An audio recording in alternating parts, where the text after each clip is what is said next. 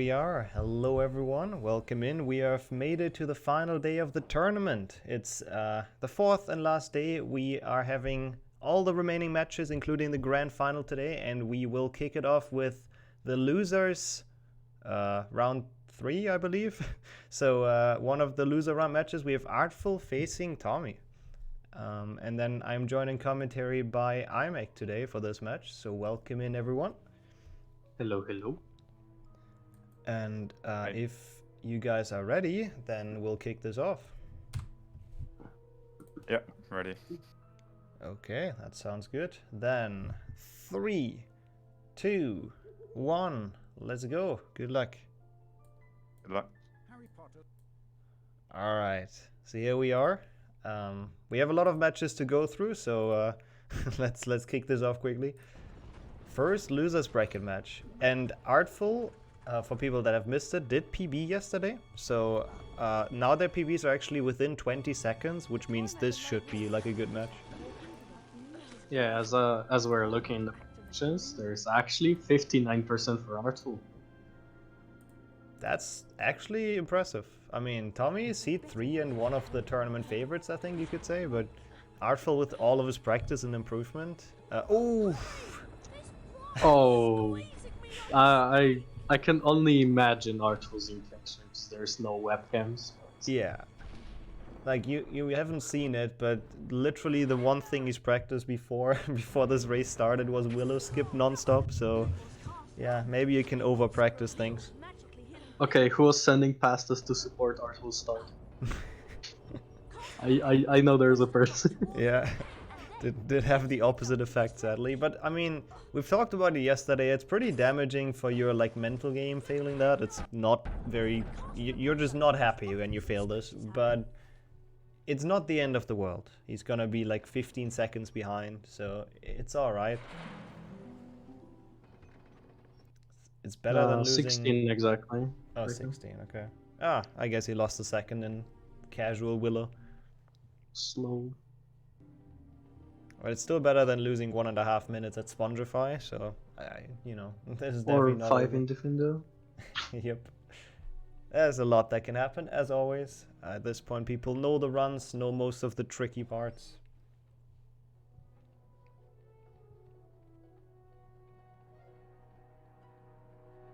But I think Artful's been really enjoying Glitchless. Yeah, I was actually about to say, like, I think he's started really liking this category with all his runs and PBs. And with all that practice, also can potentially actually win the tournament, I think. Like, I think he's at a level where he definitely can. But first has to beat Tommy, which is already hard enough. Which is as well quite fresh of a PB. Tommy also PB'd? Oh my god. Oh no. Oh. That's not a good start. It's interesting how we keep on seeing those now in the higher rounds, essentially, where you think they shouldn't happen anymore, but yeah, I don't know. Second time someone's falling off the stairs, and that's completely flipping it. And now Tommy's probably the one who's like absolutely tilted, but also nothing he can come back from, I would say. I mean, he said he didn't care at when he died in Defendo. He said like he had no reactions. So. Fair enough, I guess. Gotta keep but on that brings faith to Artful. Yeah, that's gonna give him confidence, because now he knows he has like a, I don't know, that's probably like a 25-second lead at this point. Unless Tommy didn't tell him. That's... True, but he should be watching the stream, I'd imagine. When I was playing against Tommy, he wasn't watching. So. Oh, okay. Yeah, maybe they are both unaware of the pace. I mean, it makes sense. I've tried to do that actually against Tommy as well, that I check like as little as possible just to do my own race. To not get like too pressured by his pace, essentially. So it does make sense sometimes to just kind of do your own thing. Artful is 22 ahead right now. I see. That's actually not as much. Like, I mean, he was 15 behind, so Tommy did lose more than 30 seconds on that, but yeah. 22, 23.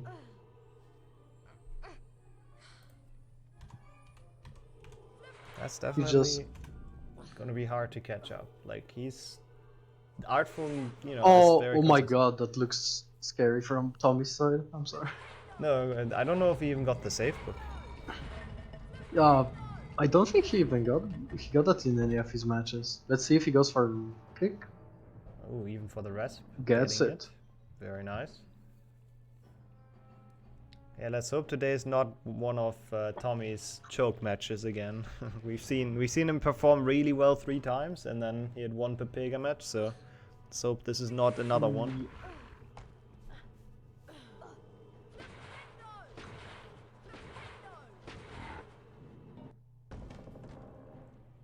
Artful nicely getting the.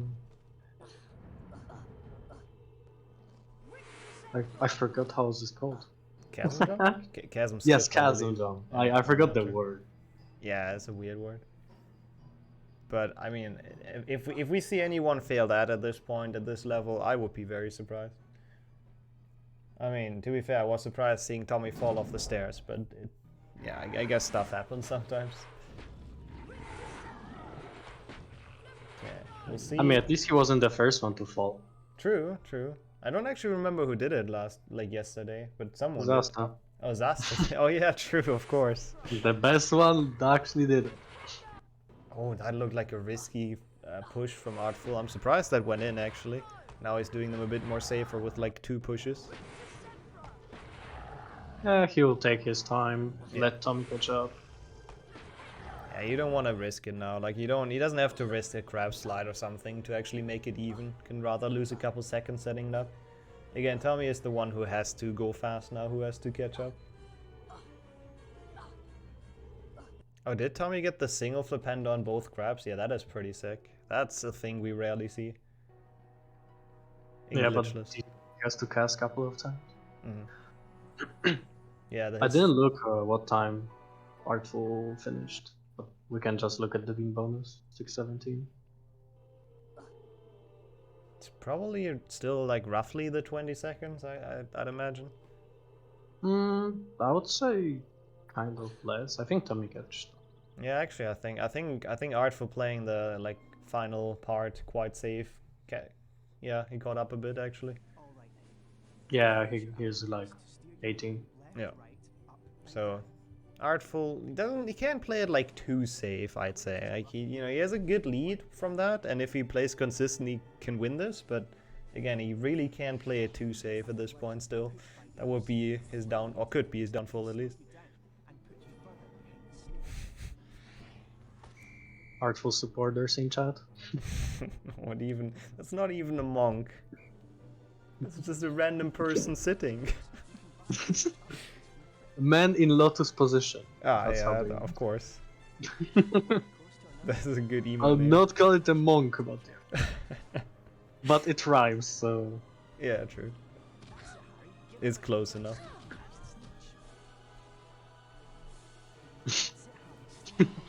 We have some haters on the other end. Yeah, Alright. yeah. There's a reason I'm not in this tournament anymore. They have a point. I mean, I didn't do better at all. We'll do better in the Warpless tournament, which is gonna be in a month, by the way. We can tease that again. Or actually less than a month. 3 weeks, I believe. Yeah. So that is gonna be a thing. And a lot of runners that you've seen in this tournament will return for it. Not everyone. And then there's also gonna be some new people that you haven't seen yet, which should be exciting. Or well, I mean, you've probably seen them, but at least not in a tournament on this channel. Artful taking that very safe as well. Like I think he's watching the stream. Like I think he knows that he has a good lead to work with. No, they're talking with each other. Like, Tommy really likes to like ask when someone finished something. Ah, I see. At least that was on my hand. Yeah, then they're probably both fairly aware of the pace. Yeah. Just a chill match. Yeah. Tommy taking this slow as well. Doesn't want a soft lock again.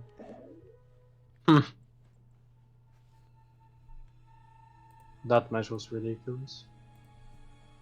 Yeah, that was quite unfortunate.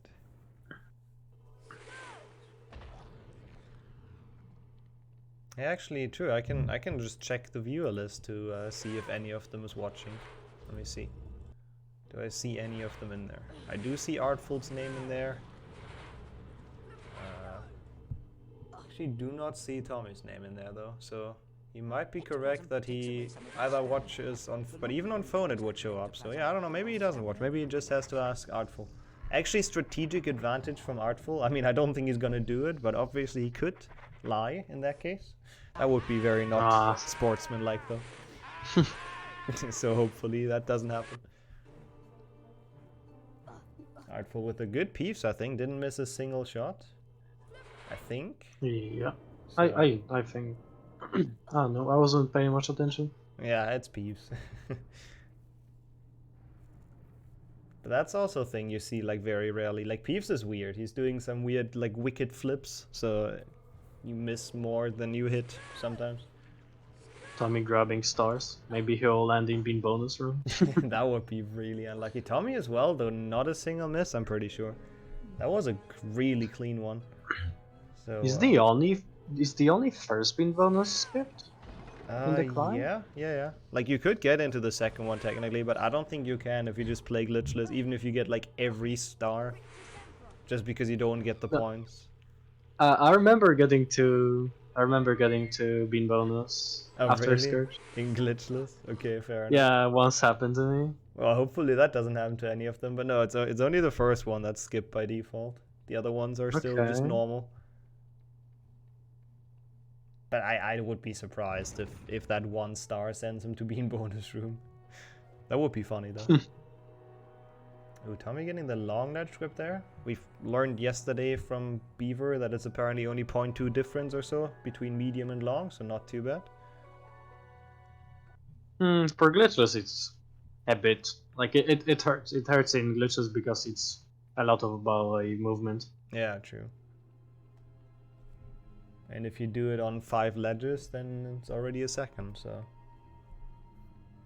it can stack and snowball. Artful entering by current 11:24. I'm actually surprised right now by the loads not being that different, by the way, because yeah, we've talked about that before the match started as well, when we were still in the transition screen, that like there's probably going to be quite a big difference RTA, but it's not actually that bad. It's like 9 seconds, so No bean bonus. sad. Tommy died on the stairs, and Artful failed Willow Skip. Those are the 2 main things right now, so not the smoothest start for any of them, to be fair. I actually forgot what time Artful entered. Oh yeah, I mean, same here. 24 Yeah, seconds. 24. Okay. So Tommy actually lost time in Scourge, which actually surprises me, because this Scourge looked very clean with that Peeves fight and all. Maybe Peeves. Yeah. Oh, Artful though. Yeah. Missing 2 footprints. That's tilting as well. And those crabs aren't in the greatest spots either, but you know, he makes it work. Easily.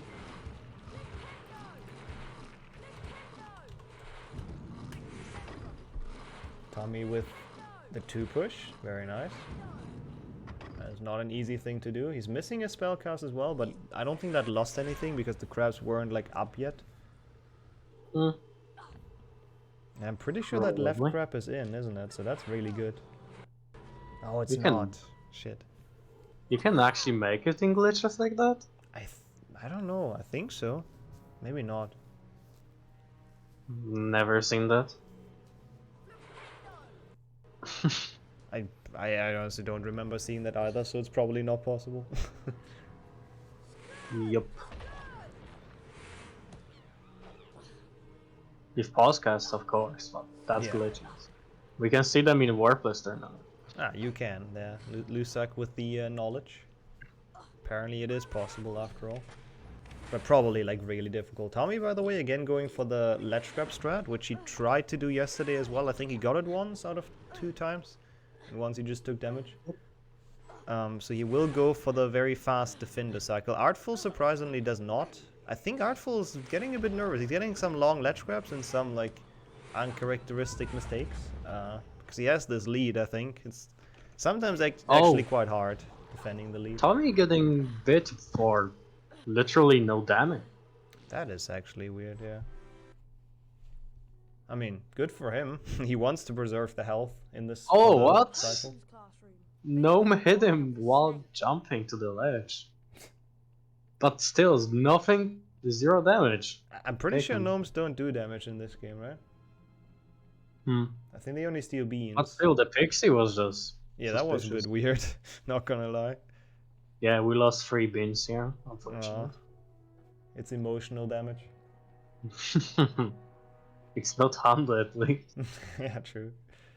Hando tournaments would be really bad. Hando Glitchless tournament would be awesome, just like 10 minutes of them dueling. Eliminate RNG for no Quidditch, no deals. Yeah, just play any percent. It's better to do AWC in my opinion. Yeah.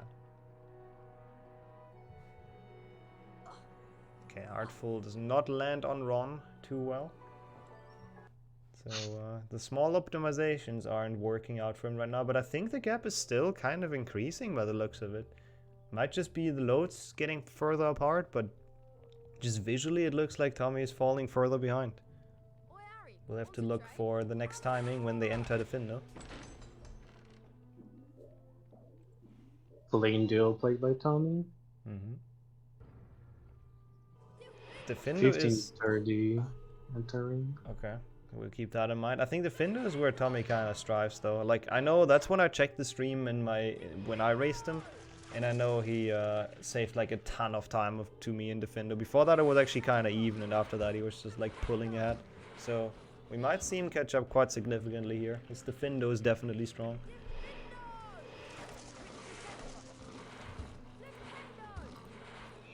Artful getting a snail past to free cast. Pretty nice. 1549 or 1550. So it's 20 seconds difference. Yeah, it's actually not that bad anymore, I guess. Yeah, the thing that after Scourge they keep even. Yeah. Artful's jump scared me, by the way. That was very optimal because he made it, like, barely made it with the long ledge grab, but that was scary. Like, if you fail that, it's so bad. So I don't know how people can stomach that, doing that so, like, close. Yeah. You can always go for shrooms though. In that room, I guess. I guess it's probably better to just cut the other rope, but that would be a cool strat. I mean, this is where you do a 5 shroom stack in bingo. Yeah, true. But not to get up on that ledge, but still. Exactly. I mean, just cutting it off second rope. Yeah. I wanted to say boosting, but If you want to be disqualified, that also works. Also interestingly, Artful not going for any frogs, so maybe he does want to go for like a fast cycle, but I don't know where he's gonna get the health back in that case that he lost in Bicorn. does it require health? Fast cycle? No, but it's like if you get the frogs, you don't really get it. Like you're too slow for the snail and it's in a bad spot. Oh, I mean, there's always a frog in Boomslide. Yeah, true. That's probably the one he's gonna go for. Yeah, that would make the most sense. And then he's like almost full. But Tommy, because he did that ledge grab in Defendo and Bicorn, does not have to go for it, so we'll catch up a little bit on that. We'll see if both runners will go. Yeah. It's always quite interesting. Like, it's surprising how much, like, routing Glitchless actually has. Artful with a... That's an interesting cycle. I can't tell if that's a good, like, a really good one or a bad one, but I think it's a really good one. That's a good one. I think it was, like, really fast up to this point. It just... I think it was just turn 8. Yeah, I think so. Like, yeah. Definitely saving time over waiting for him.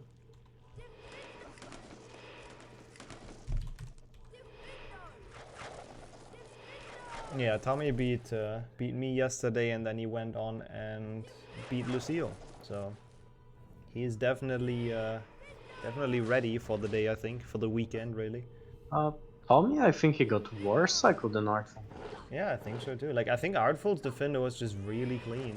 Like, he got the super early ledge trap and the snails in the first room. And he gets this frog, interesting. So he... Oh. I mean, I guess it doesn't matter too much if you get this one or the one in Boomslang. Maybe he's gonna get both for, like, just ultimate full health, just for safety. He has been playing it safe so far.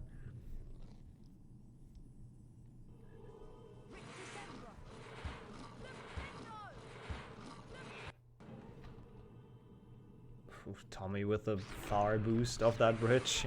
That gave him quite some speed. Quite risky though, but I mean he has to play risky to catch up. Yeah. Yeah, I would imagine that Artful like increased the lead by like 1 or 2 seconds, but I guess we'll see. I haven't paid attention when he exited, god damn it. I noticed at the cutscene with Ron, so. Okay. Then we'll compare. That was 1950. Yeah, still definitely a difference. I think it got a bit bigger, but I mean it's still definitely within reach. Yeah, I think Artful saved some good time here. Yeah, I think so. It's definitely a couple seconds.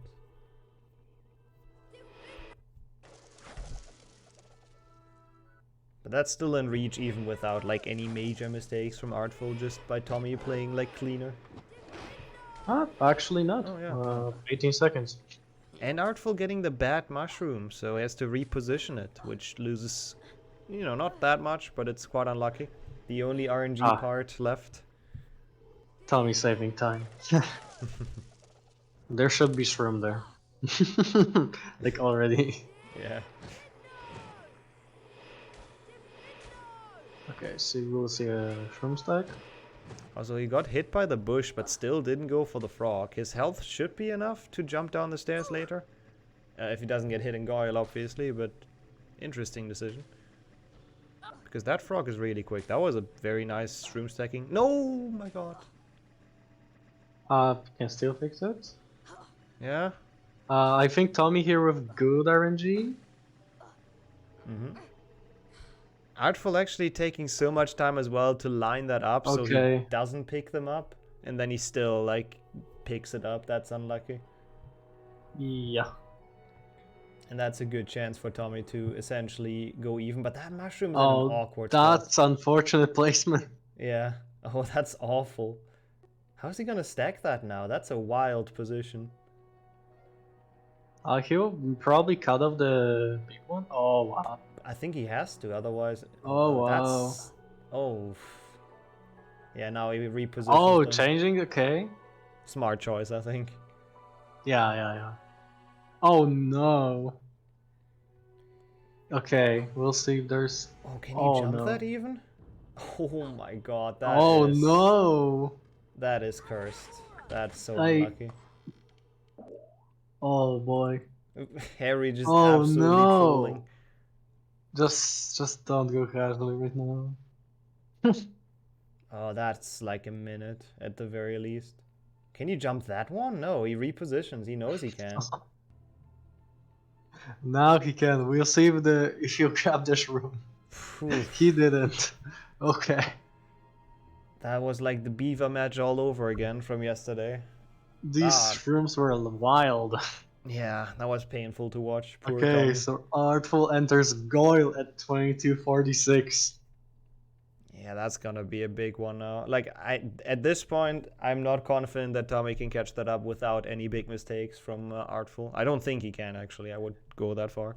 So, if Artful just plays this relatively safe, obviously he can't go too slow, then he should have this. But I feel like he's a bit nervous, like from his movement and playstyle. I feel like he's not like super confident, so we might be seeing something here. Yeah, casual would have definitely saved time over that shroom stacking, but hey, we're all speedrunners here. We don't do casual strats, right? Okay, at least both getting. I mean, trying his best. Clean movement. Saving this by choosing good lines. Yeah. Yeah, he needs every second now to have a chance. Everything matters now. Difficult position to be in for both of them, to be fair. Like, To be honest, Sonny's Artful's mistake is Willow's kill. yeah, true. Apart from some, like, you know, not super clean ledge grabs, but yeah.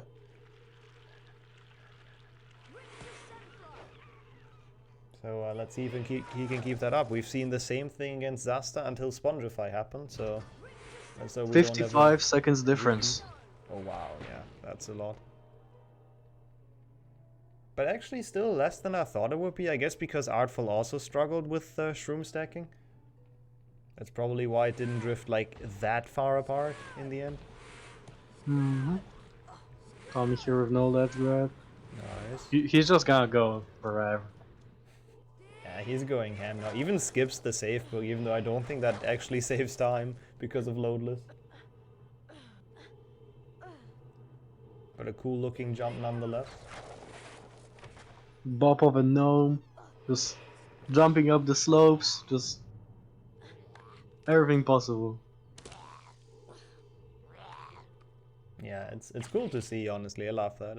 It's great to see every single small optimization.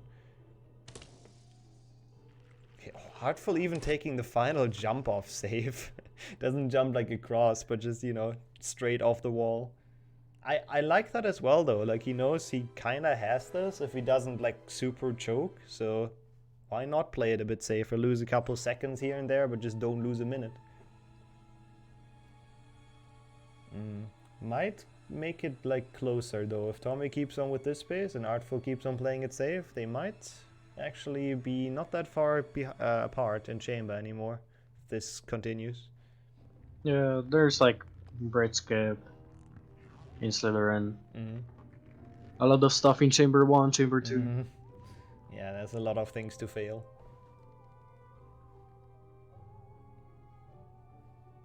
Also, we'll see both runners know Aragog properly. I remember Tommy trying. Okay, like... there we go. Oh! Sorry to cut you off there, but that's a big game changer for Artful. That is one of the worst deaths in like the hub I think you can have. And I don't know. That is like a 40 seconds. At least, maybe a 15. Yeah, I think that's pretty correct. I don't remember the length of this split in Glitchless. But in any percent it's even worse because we go from the Quidditch. Yeah, in any percent it's like super awful. In any percent like minute and a half. Yeah, I really don't know. They might just like actually be equal again, even after that. Artful tried to go for a safe strat, even though he had enough health. He could go for the like drop down where you land on like the banister on the right. That doesn't lose health and it's faster. Yeah, or he could have just lost the health. I mean, he can just get it back in Willow, in Forest, so... Yeah, next to Willow. Yeah, almost the same. So I'm actually surprised he goes for the safe way. Like, maybe...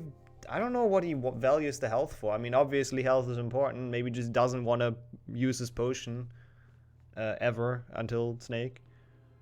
But, yeah, failing a safe strat hurts. That's unfortunate. That's not what you want. Yep.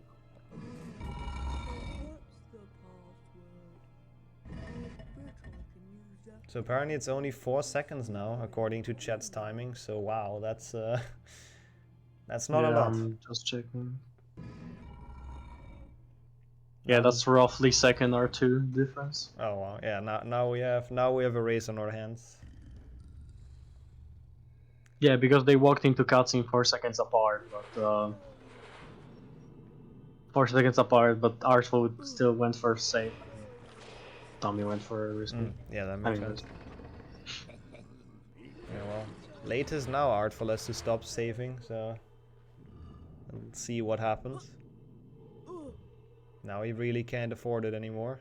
Has to go for like everything. And these small optimizations saved him. Yeah. Ooh, looked like he jumped a bit early. Yep.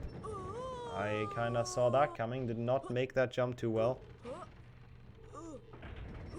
Oh Okay, that one barely made it as well. That's... yeah, it's not looking too great for Artful. He has to refocus, I think. Just failing a lot of things now at this point. But obviously it is demoralizing being a minute ahead and then just like dying in the grand staircase, on the grand staircase for apparently like no reason really. But let's see if Tommy does it any better after the 10 years of safe book loading. He does do it a lot better. That is a very nice first try. He has time to prepare while crafting the safe. Yeah, I guess unfair advantage.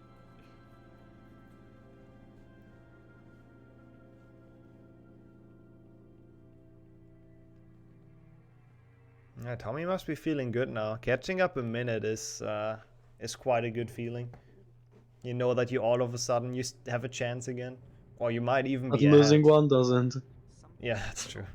So they're probably quite the opposite mindsets right now. But let's see if Artful can recover that, can come back from it, and can save himself from being eliminated. It's an elimination match after all, so it's quite important.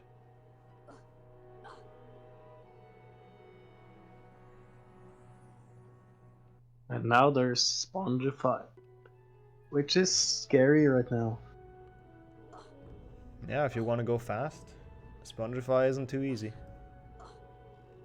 Entering Spongify when they're almost tied. Mm-hmm. Yeah, Tommy actually ahead now by 6 seconds, so that's not too bad. Or 5 seconds, I guess. That's a decent chunk in Glitchless. Artful getting the cutscene skip, which is nice. Not that it saves a lot. I don't know what happened. Why did Artful lose so much? Oh, because he failed bird skip once. So that's roughly the time, I guess. I really missed it. Okay, is Tommy gonna die Let's again? see. Oh, he jumped so early though. Like it looks scary, but this time he made it. Tommy likes to go risky. Yeah, and it's paying off right now, to be fair.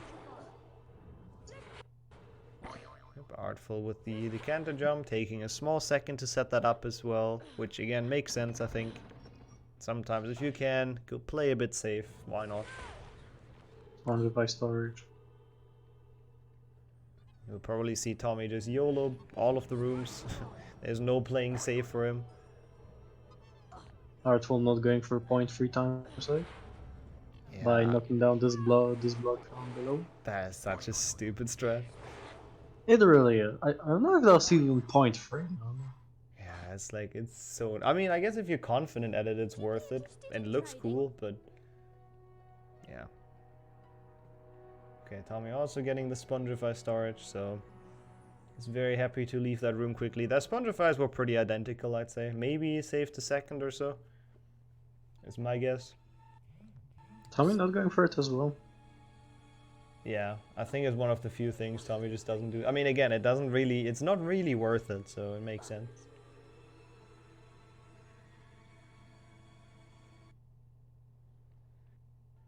Oh, you hear that? I'll put my phone away. Oh, I cannot hear that on Discord. Oh, weird. Weird that it's on stream then. Yeah, if you would be able to set up mic the same way as on Discord, it'd be perfect. Yeah. So it's Tommy's 6 seconds. 6 seconds ahead. Did save 1 second, I thought so. Like just a little bit cleaner, just a bit less hesitation on the jumps, on the skips. So I think it's gonna come down to chamber. I mean, as in so many races, but those 6 seconds, it's not gonna change much in forest. I don't think so. Like the forest should be clean, but then chamber might be interesting. Aragog saves 6 seconds. I guess, yeah, you can. It can switch, but again, I don't think there's going to be any big changes, essentially. Like, they're going to be about even after Forest. It wasn't him. He wouldn't. He never. He wouldn't. He never. Stand aside. Yummy.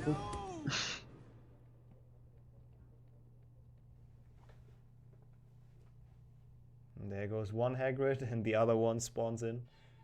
Beautiful. This one in 144p.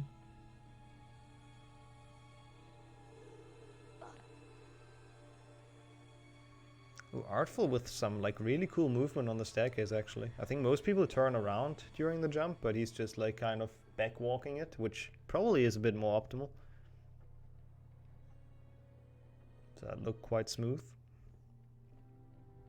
Yeah, that's like small things that people just forget to learn. Yeah. Because like who's gonna learn castle movement? That can be helpful. It's Glitchless has a lot of those like super small things. Probably the category that's like the most, you know, micro optimization heavy, I would say. Exactly. I mean, HP2 overall is based on this. Oh, Tommy doing it as well? A little bit different. He's like turning a bit to the side, but he's also not turning like fully around. Artful's frog, you're jumping right into him. To be fair, at least all of his like strats earlier lead to him having full health now, and he doesn't have to worry about the second frog either. So I guess that is a plus. But again, it's not worth dying over, but yeah, that was not the plan. Even though Artful is ahead of RTA, he still has to catch up. Yeah. And I don't know if he knows that, because that's hard to figure out if you're even if you're watching the stream, because it's like so different in lows. Like it's hard to tell from Artful's perspective how much he actually has to catch up. So if he's reading chat, that would actually help quite a bit, because chat puts it in here like every now and then, the gap. Oh, I'm sorry, it's 160p, not 144. Oh, Artful getting blocked by the spider. At least not damaged. Yeah, true. Surprisingly, actually. Oh, but there we go. There's some unfortunate wing tree bars that he couldn't really dodge without losing time. But it's not too much damage, even though those bow truckles are vicious.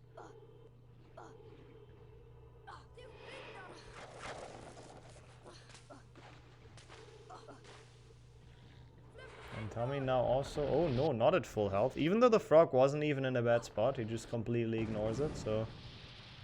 Just to not lose the second or two to catch it, makes sense. But now they're pretty much on similar health. Going into Aragog and then Chamber as well, probably. I mean, we don't need like full health exact. No. That's a really good health stain. Yeah, this is definitely good for both of them. Yeah, let's see. If Artful gets fast Aragog, he might even this out, I think. Oh! Yeah, that looks good. Looks like he's got it. Yeah. You're the expert here, but I think this is good. We'll see if he holds it. Yeah, he should get it. Behind him. And that's a kill. Yeah, that is very clean. Very picture perfect. But we've also seen Tommy be very good at that strat yesterday, so he should know what he's doing as well. I wouldn't be surprised if we see an equally good fight for him. He was frustrated when he missed it in his first match. So that probably gave him motivation to practice it again. I guess that makes sense. Yeah, he goes... Actually, he started off far away, interestingly enough, and then only got closer. I don't know if that was a mistake or intentional. But now he's setting up for it. Looks good as well, I think. Yep. As long as he can hold that, that's pretty much the same fight. So Artful not able to save time on this Aragog, even though it was pretty smooth. It's just gonna even out pretty much exactly. Exactly. Both runners with beautiful Aragog. I think Tommy's was faster because he got the last hit. Yeah. Then had to finish him one more time. Be. And now though, Chamber. Those are the important tricks. First try missed. Second try missed. Okay. Third try. Oh, that doesn't help Artful at all. Yeah, I mean, it's not a disaster, but it's not great. And I think Tommy is very good at Scourge Snap from what I've seen. Like, he usually gets it very fast. Let's see how Chamber Jump goes before Tommy enters. That looks good, though. That was really smooth. I really have to look into this setup. Yeah, I think it's pretty so good. Interesting. Yeah. But the thing is, which is you're gonna see it on Tommy's end, he's not even going for a setup on that. He just YOLOs that, and he actually gets it so often. I'm surprised that didn't work for Artful. Oh, that's unfortunate though. That's not helping him anymore. Nope. I did not think that Pixie would be like too low. That looked good for me, but I guess the game had different plans. Now he gets it though, but that might be too much damage. Tommy in the meantime has done Scourge Snipe, I believe, first try. So he's cruising through it as I kind of predicted. And now he's gonna do his no setup, just completely YOLOing it. My god, that looks... Yeah. That looks silly. That's insane. That's just not much you can do against that chamber one. We'll see. We'll see how he gets the Pixie proxy. Pixie looks good. Oh! Oh, you. Oh, that's really unfortunate. Yeah, that's unlucky. That hurts. What the weird cycle. And it happens... Oh, he saved that. Okay, wow. Like, of course it was the same cycle because they reset when you die. That was a nice save. I mean, this time it was ready for it, but that still almost didn't work. If there will be second death, this would really be a turn. Yeah. I think now their chambers are like maybe... I think Tommy's is still a bit better though, to be fair. Definitely. So he will extend his lead, I think, like a little bit further, but it's gonna come down to Snake, really. God, what a good race to kick this off with, like, can't be any closer. Tommy got punished for playing well. Yeah. That's so sad. Cycle he was played through us perfectly. Yeah. There's not gonna be any, like, top times in this, but it's a very good race, regardless.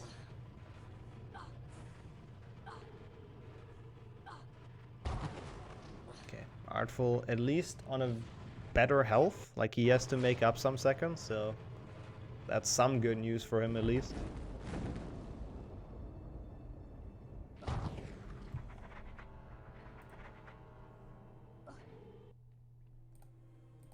Oh no.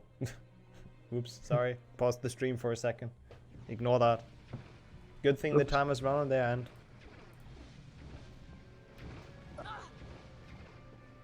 Artful getting through the fire with a hit, but that's not too bad. 1.5 health bars to work with. Tommy is gonna be a lot lower, like he's gonna be almost on like 1 flat.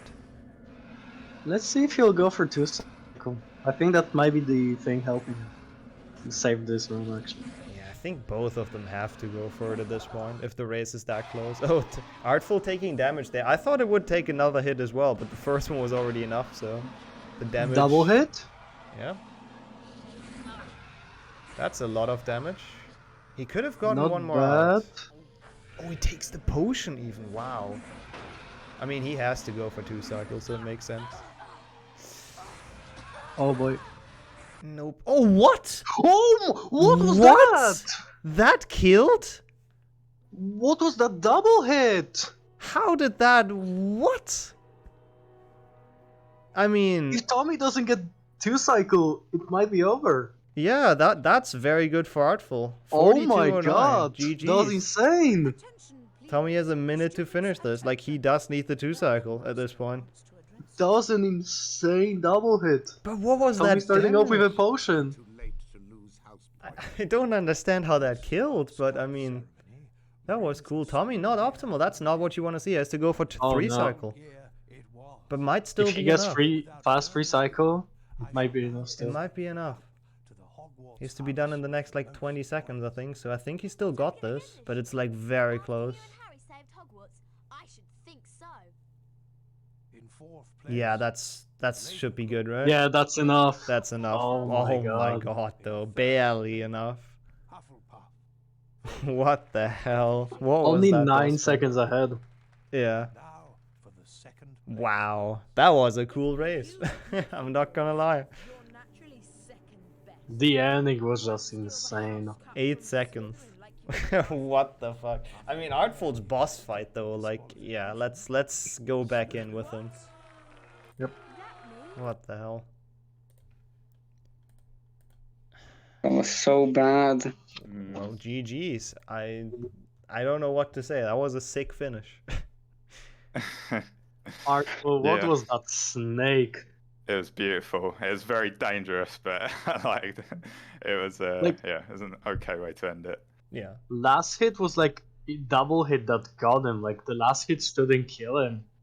Like, I've he never had- done that before in a normal run, so yeah, that was as much a surprise to me as it was you. That made it really close though. Like, what a finish. Yeah, I was so low health as well. I don't know, I'm sure everyone was like sweating as well, but yeah, it was a good match anyway. I mean, I think we both made a few mistakes. So, but yeah, GG Tommy. You too. Yeah, GG's indeed. It was a very nice back and forth. Yeah, I mean, I probably both not overly happy with the times, I'd imagine, but honestly should be very happy with this race because that was very fun to watch. Yeah. Also, can I just say, I promise I jumped. I Yeah. promise.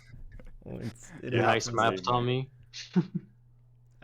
Also, while we see the GG, let's quickly switch to the bracket. There isn't too much, obviously, that has changed, but we have our first losers round complete. So Tommy is going to advance against Artful, or over Artful, and he's going to go to losers round 5, where he's going to meet the winner of Lusak versus Ami, which we're going to see next, after a short break, of course. And then the winner of that match will have to face the Beaver in the losers final, which is going to be a best of 3 as well. So there's still a lot of matches potentially that await Tommy here, but for now we go into a quick transition, I think, if nobody has to add something. And then we'll see everyone around. Also, thanks for racing, obviously, to both of them. Sadly, the last time we'll see Artful in this tournament, but very, very, very good showing. So should be very happy with that performance, I think, hopefully. Yeah, cheers. It's been a lot of fun. Thanks for having me. And yeah, with that, we'll be right back.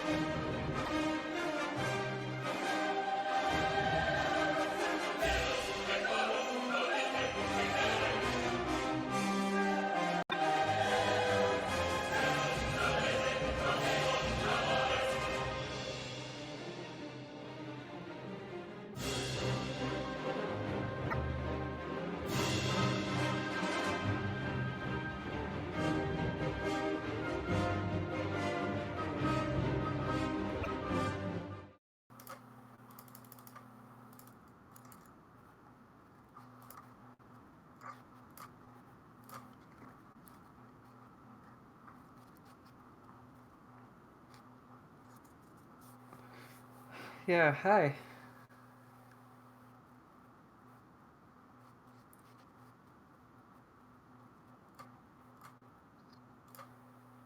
Thanks for letting me commentate with you. Oh, sorry. Nix, there's no sound. I have muted myself. I don't know what I thought I unmuted myself. Well, in that case, I do the introduction again. Hello, everyone. We are on high professional level back on losers round number 2. We have Lusak facing Emmy, and I was just mentioning Emmy had to wake up at 8 a.m. for this, so you know, shout outs for that. And I'm joined by Gary, who you've already heard as well. He's back from the first weekend. So there we go. Sorry, I was speedrunning the introduction now, but we're good to go, I think, if you guys are ready. Yeah, I think so. Okay, so 3, 2, 1, let's go. Good luck. Okay, there we are. Yeah, Gare Jinx is back, exactly. Yeah, Jinx, yep. So who are you gonna jinx today? It depends on how they play.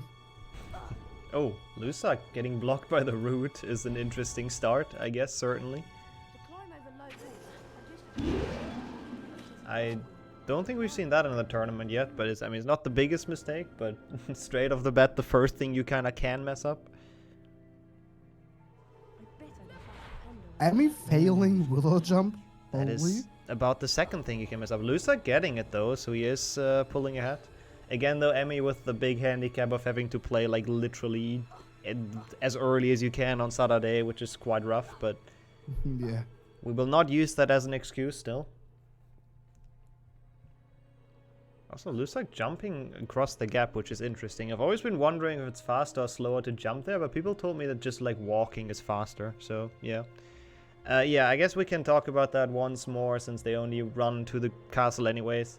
We will have RTA timing for this match because of Linux on Emmy's side, which, or is it Linux in English? I actually don't know. But yeah, loadless. Linux. Okay, thank you.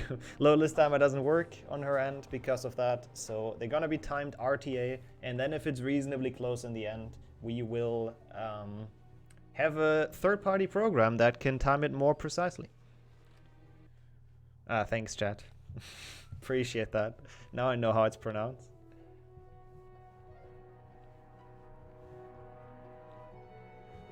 So it's the first one I said, as Gertie also corrected me. Good.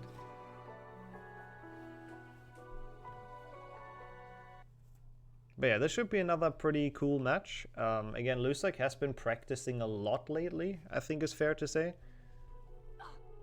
Yeah, it's a different, I don't know why, like Emmy has a different font. I'm not sure how that happened because I gave out like a template for the timer, so I really don't understand either, I'm not gonna lie. Well, apparently the font is wrong for many people, if I recall correct. Yeah, I think someone else said that as well. And then Tommy has the like 160p font, so I don't know. But hey, timer is timer, I guess. Oh, that would make sense, Lucille, yeah. It might not be a Linux available font. Does he have loadless enabled? I actually haven't checked. Yeah, oh, he yeah, has. He does. He does, yeah. I mean, yeah, that's gonna be a bit hard to compare then. I guess, should I go and tell him? Yeah, feel free to pop in and just, you know, let them know that he can switch it in like Quidditch maybe, if that's possible for him.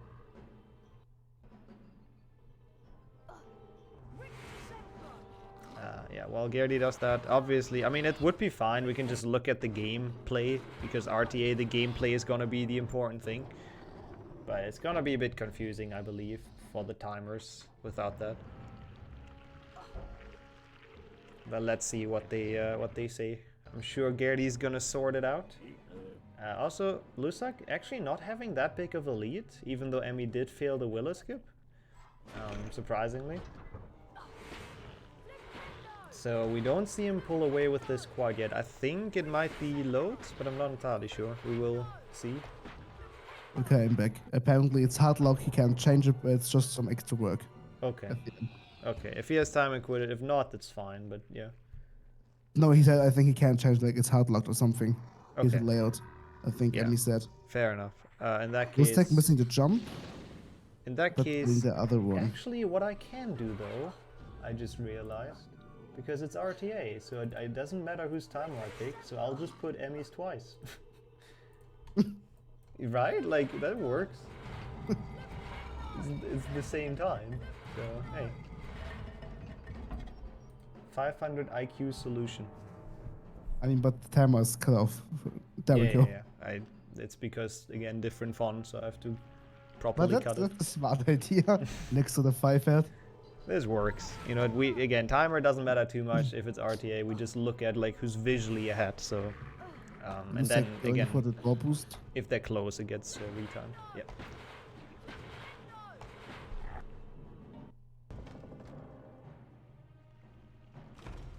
Okay. So yeah, did he get the painting boost? It's a cool strat to watch. Yeah, he got it. Nice. It's a tiny time save, but it helps.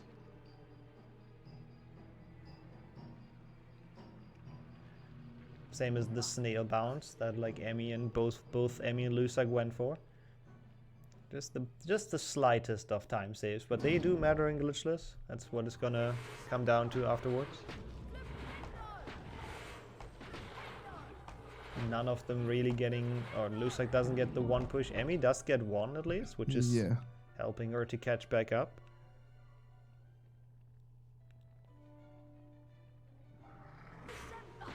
Oh. Let's hope the crabs won't troll now. Yeah, Lusak's doing it safe, using 2 flipendos, which makes sense. Yeah. It's especially just in tournament.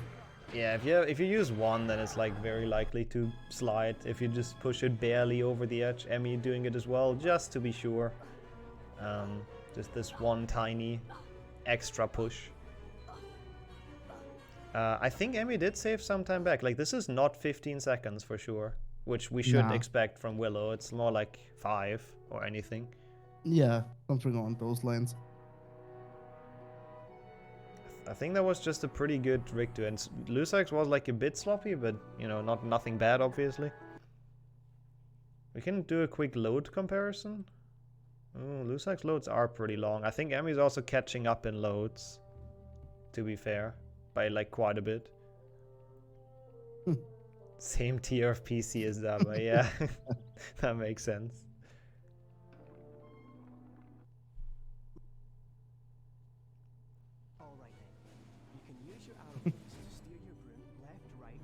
Okay, let's see. They actually synced in Quidditch now. Yeah, you can tell that's a load thing then for sure. Because now they're like literally on the same level again. Which means that, you know, if Lusak should win RTA, we don't actually have to retime it, because then he's definitely faster. But if not, then we might have to put it through the loadless. But Lusak being slightly ahead, if my players are right. I think ever so slightly, like a couple of frames on the snitch thing.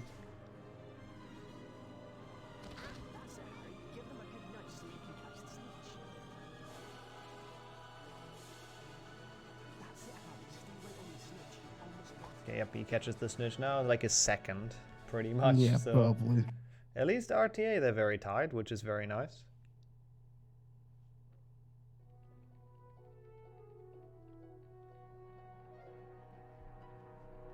So they're gonna now be pretty much even. Again, another second saved on that load. So that's, I mean, it's not all the reason why Emmy caught up, but probably definitely like part of it. There are a couple of loading screens from Willow to Richter. But Emmy right now, I think, being slightly ahead. Yes. Yeah. Just very slightly though. But again, it looks different loadless, which we always have to kind of imagine as well. Ooh, they were both taking that very risky, it looked like. Yeah. But none of them soft locking, so we're good. Thankfully.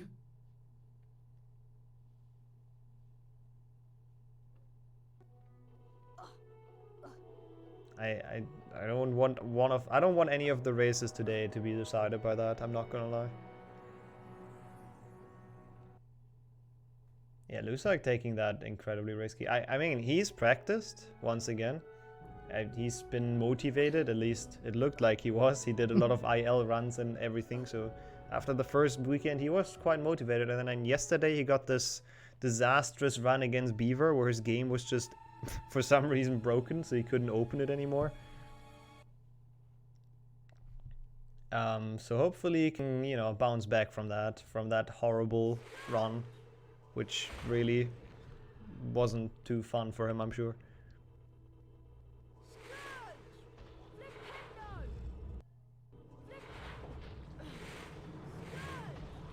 Okay, there we go. They both... Oh, Lusa getting a small ledge grab on the lock. That is not optimal, I think, is fair to say. And those small things might again be important. Let's hope Peeves won't troll. He usually does. It's Peeves after all. Oh god, he's loud. Oh god, sorry, yeah. Jen. Oh, I just god. did the same thing. He was I'm sorry. Wait, Jen. that was an interesting last cast, a piece from Lusek there. That was a cool cast, like kind Oh of... my god, no! Oh my god, Emmy. Oh, but What's first his try name? with the backup as well. Holy. That's the second time I we've seen that didn't even first know try. that's possible. I didn't even know that, holy. Yeah, Lucille has done it yesterday as well. Also first try, sniping that. So that's a cool Nice. backup. And honestly, barely lost Yeah, time. definitely. Yeah. But unfortunate how it didn't stop. Yeah, it's a weird thing. Like sometimes it just doesn't want to work. But it's still funny, it even works without jumping, so... It's possible on jumpless, technically.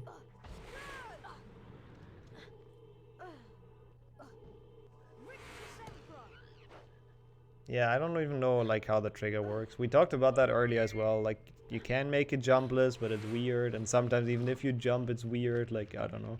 Yeah. It's kind of cursed.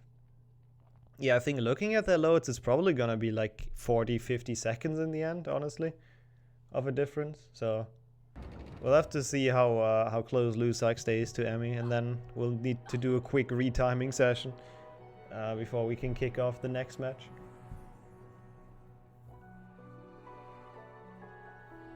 So that's gonna be interesting.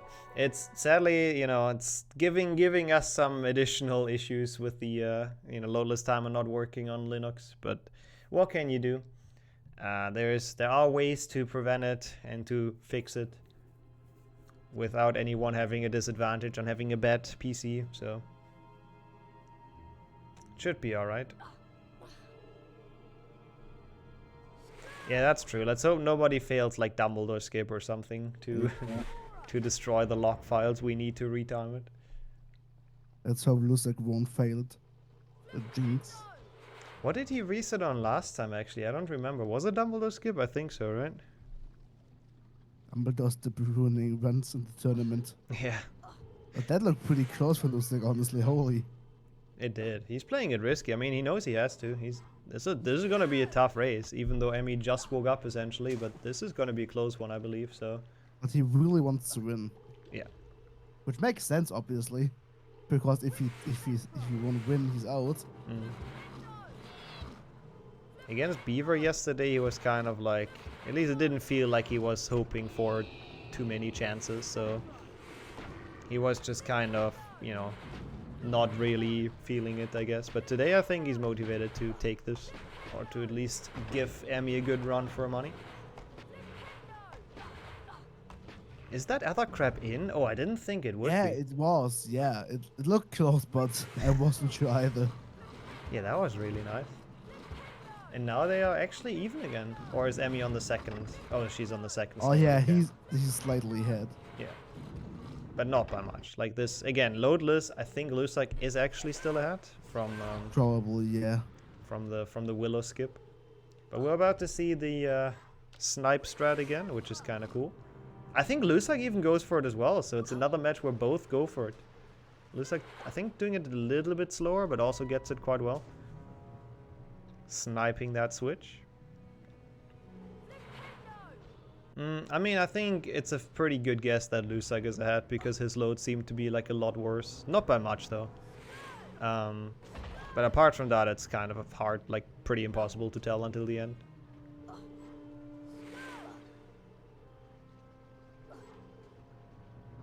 Oh, Lusak failing Willow skip. Oh my not god, no. Wheel skip. Nixer, where are you? I don't know. It's too early for me as well. Early? It's Can like, we just notice that it's like 2 p.m.? yeah, that's early on a Sunday. Don't know what you're saying. Okay. Okay. Okay. We can agree Nixon needs some help. It's a Sunday. But yeah, it looks like failing that, the wheel skip, which is not Gives Emmy a the good worst. advantage. Yeah, I think now it's definitely like now Emmy should be in the lead with that small mistake. Again, the safe Yeah. book being there is fortunate.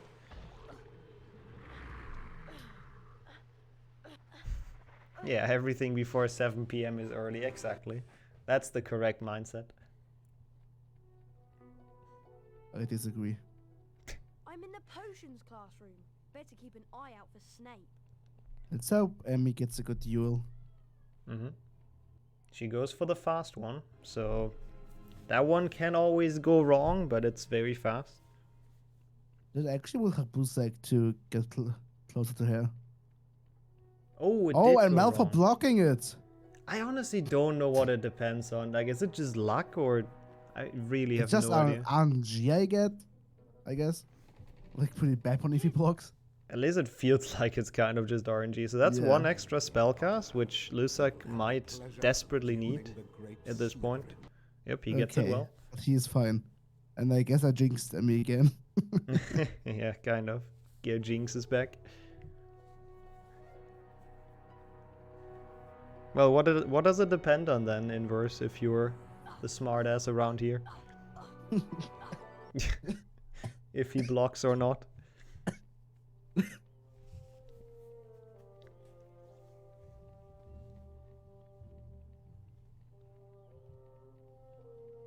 But they have entered the Findo, which we'll see some different routes probably, like we've seen throughout the day. Emmy stunning that snail is interesting. Probably just doesn't want to get like ambushed by it. Doesn't want to lose some extra health. Did that go in? I didn't see the cutscene. I looked away for a second, but I guess it went in. Otherwise, Emmy would have probably gone back. Luring the snail in, which is an interesting strat. That's kind of cool.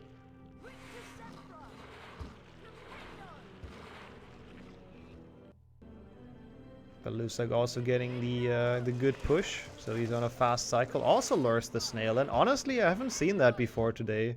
People actually like. I mean, it makes a lot of sense, but It can save you like one cast. If you're on a good cycle, it can save you one cast.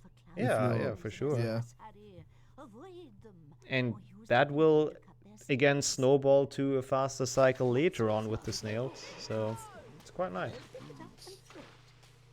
And Lusak medium as well. I thought that would for sure be a long. He jumped like early, but Oh my god. Oh, lose that. That was quite close, honestly. I wasn't sure if he falls down the void. yeah, that looked pretty sketchy. I'm not gonna lie.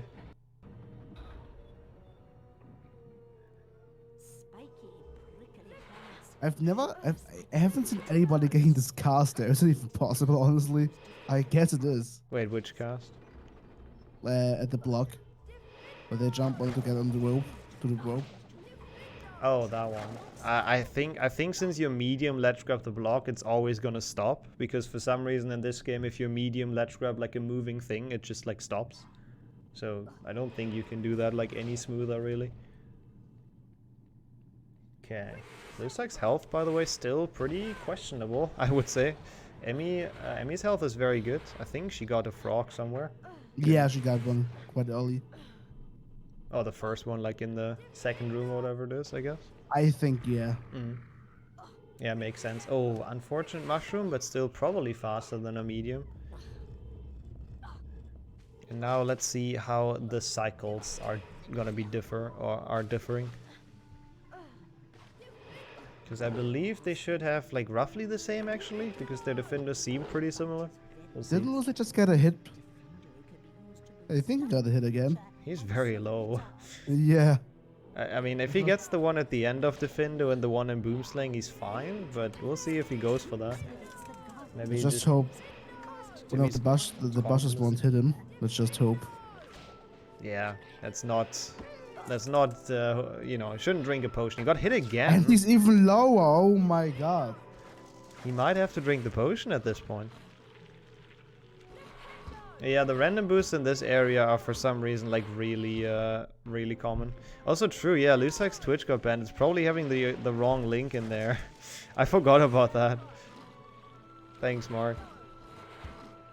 Let me put that into the bot actually real quick. I don't even know what he got banned for, but I don't think it was anything bad. There you go, that's the correct link.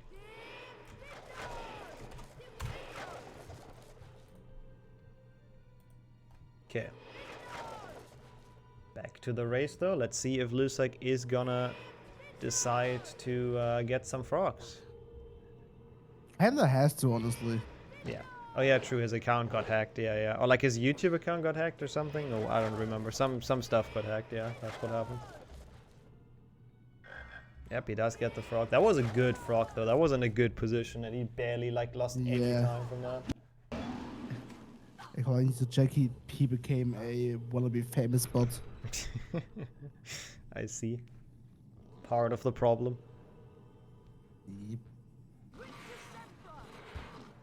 Emmy is now done with Defendo in the meanwhile. Lusak still has 2 more snails to push, but he also again has the worst loads.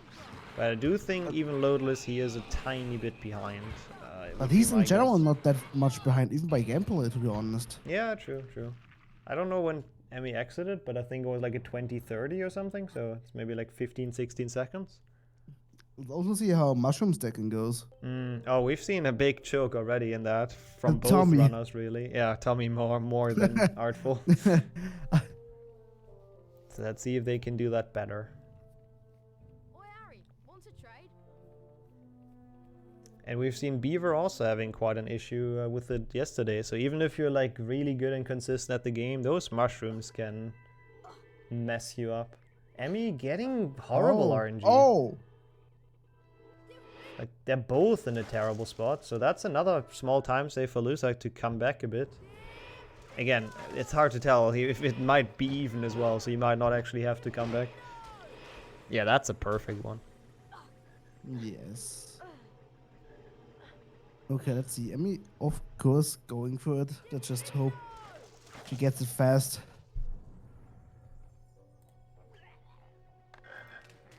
It is looking pretty okay so far. Now the final one. Oh, Ooh. having some issue with the last one. Another thing we've seen today. Lusak Bouncing though having... on it again. Yep, that looks Oh. good. Oh no, it doesn't look good. Not going well. Meanwhile, Oh, Lusak has Lusak got built it. his tower. But looks like falling down. Oh my god, guys, both having issues. I mean, yeah, they both were a bit scuffed. Emmy's definitely was more scuffed. Yeah. But Lusak does Definitely get good it. for Lusak getting close to him, like getting closer to her. Mm-hmm. That definitely like puts him ahead, I think, considering the load difference. Like, I would be surprised if that doesn't actually put him ahead, but we're on for another one of the trick. worst parts in the game. God, I just hope none of them fails it, because it just... Please. It's just a pain to restart the game restart, Yeah. honestly. Or if they fail it, you know, I hope they just fall honestly, down. I don't want to jinx anything for them because that would be terrible to fail next skip. Yeah. Oh, Lusak apparently cutting Having his feet some- off. yeah. Nope, we're fine. Emmy getting it? Okay, Emmy's fine so far. Come on, Lusak. Please Come on, just get Lusak, you it. got this. No, oh god. Oh my god, he got that. It was safe. Oh my god. That looked awful. I'm not gonna lie, but it made it, so we're good It to seemed go. close, but it was fine. Good to hear. Good to see. Nobody has to restart the game. You know, we will not have any Thankfully. cursed tech stuff. Yeah, but it wasn't that close, to be honest. I had one way closer today for Yeah, the commentary. Fair, I guess. But it looks quite scary, I have to agree, yeah. As long as they don't trigger the cutscene, that's all they need. That's the only thing that matters, not triggering the cutscene. Now let's hope nobody fails to jump.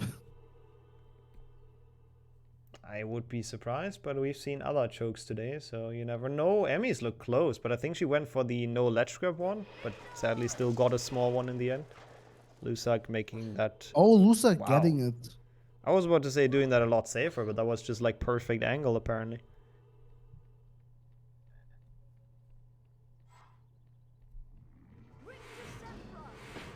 And now they are pretty much one room apart once again. There's been quite a few fails of Dumbledore skip actually, surprisingly, because they're like actually kinda... It's not the hardest skip usually, but I guess if you're in tournament pressure, stuff happens. And it's actually killed 2 races as well, because I pressed new game once, and Lusak actually just couldn't start his game anymore for some reason yesterday, after he failed it. Nick is a curse. Yeah. So I'm glad we got past that. Yeah.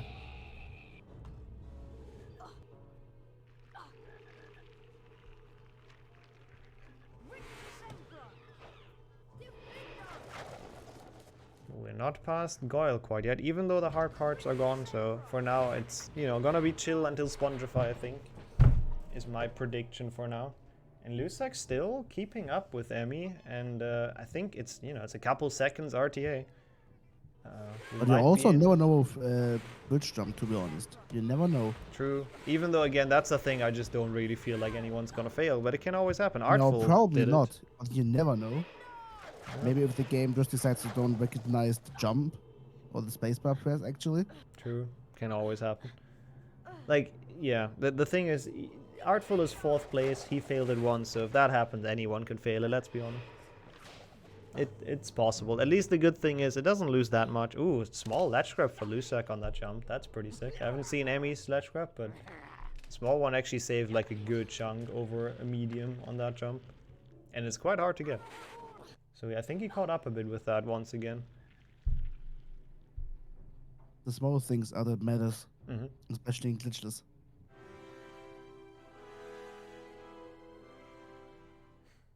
And they both... Oh, actually, no. Emmy not having enough health, actually. For the drop down, right? Maybe she gets a frog. Well, that's just barely enough. I'm not entirely sure if that's enough. That's going to be interesting to see what she decides on doing. Doesn't even cast on the Cauldron, which potentially has the chance of an RNG frog, but... Maybe she goes for the lamp. Yeah. Oh, yeah, true. I guess if she lands on the lamp, it's enough, but that's risky. I'm not too sure if she technically would have enough health, but maybe barely. I think the lamp should definitely work, but anything else she's probably not going doesn't. for it, okay. She just go... Oh, no! No! Oh, no. Just when I was talking about the game not recognizing a spacebar press, that happens. Pulling an my Artful. God. Oh my god. Oh my god. Well, it was definitely not enough for that drop. Yeah. That's... Nah, I think it's the same if you dare you there another one too, I think. Oh, that's rough. That really sucks. Oh my god, yeah. But that's a good lead for looks like no, definitely. Yeah, it's probably like 40 seconds now or something. Oh, Lusak going to the wrong place though. Wait, where's he going? Lusak. Okay. God damn it. Not that much time himself. Lusak, what's wrong? That's why beam bonus room? Can Honestly, I think at that point he should have taken the secret. He even opened it. I think that would have been faster. Oh no! And me getting some damage again. Oh my god. But at least she can show the cool backup. Wait. Is that actually... No, that doesn't work. No, she can't. Oh my god. She's so bad. Yeah. Oh my god. That was an unfortunate hop god. for Emmy. Looks like got time save. Messed up time save. Got time save back because the game didn't jump again. He's so lucky. Holy. Yeah, I think that's fair to say. That was... Let's hope he won't fail the jump. Yeah, this can still definitely very much change, but that is... I'm surprised we saw that twice now, someone falling off the grand staircase. It seems like the safe route is more difficult than the actual route for people. It can be. It can be. Maybe because you're just not practiced in it, I guess. Like walking around, so you don't quite know the hitboxes, you don't quite know when to jump, and, you know... Actually, I think the hitbox of the stairs is like so big you can just just jump. Yeah, And like I the think so. hitbox, you just stay on the staircase. The Like only you- thing that can happen there is you just don't jump. Yeah, I That's really sick. think people underestimate how big the Getting it. staircase hitbox is, and as you said, it's like really big. So I think you don't even need to jump like last frame, but people kind of try to jump late because it looks sketchy, and then just Yeah. don't make it. But I think in the video I've seen how big the collision is, and it's just way too big, to be honest. Yeah, the staircases are super messed up. Like I don't know what the devs were doing with those. I mean, just look at the staircase we jump on in the beginning. Like we jump in nothing. We just jump and there's air. Yeah, you just stand, you're hovering like a true wizard.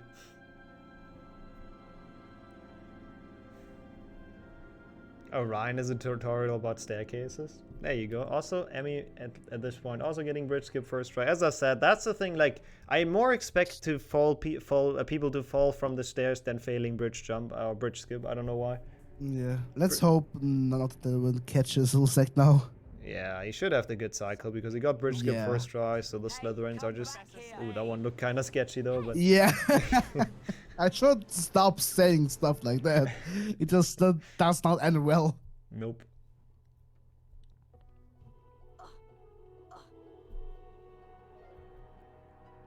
Yeah, that's gonna Also be hope it's none gonna of be them gets a hard. random crash. Oh yeah, hopefully not. I really like crashes and stuff like that. Would be just the worst. That is a bad jinx. Please don't. It will be a lot of work for Emmy though to catch back up.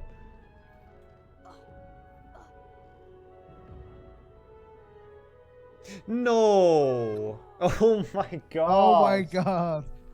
Not a game crash, but again, but did he miss it? I actually didn't see it this time. He just didn't jump off the big staircase, so that's the second staircase right. death.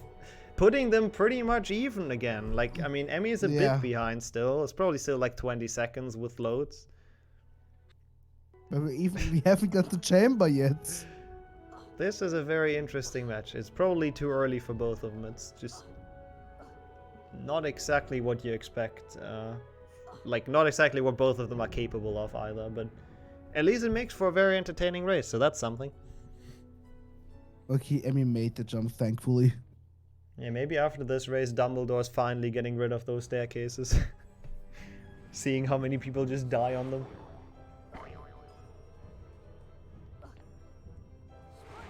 We didn't even jinx that really. Gary talked about game crashes. Actually, I talked about people dying on the staircase, to be fair.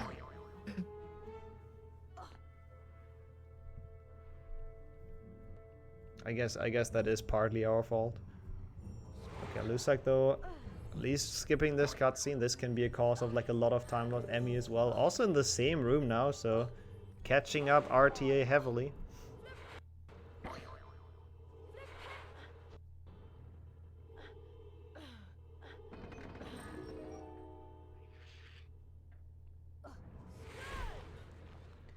And they're both now done with this room. I think in loads, if they play consistent, Emmy will still catch up until chamber. Oh, Lusak going for the block snipe. He was mentioning it yesterday that he goes for it. Or that he will go for it. And I don't know how people can get consistent at it. I don't get it. I got a first try ever did it. Oh, you've done this well with first try? like when people told me you can skip the like half of a Spongify, I think the first time I did it, I did the shortcut. I just got the shitty cask first try.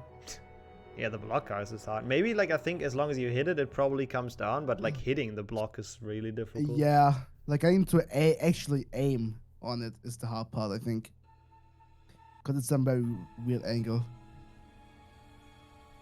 Would you be interested in trading?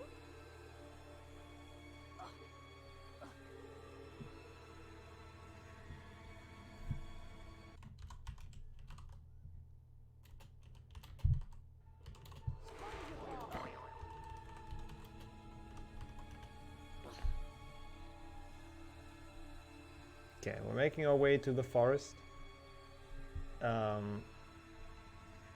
Which again, I've said that every race, and it's not always true, but probably won't change too much.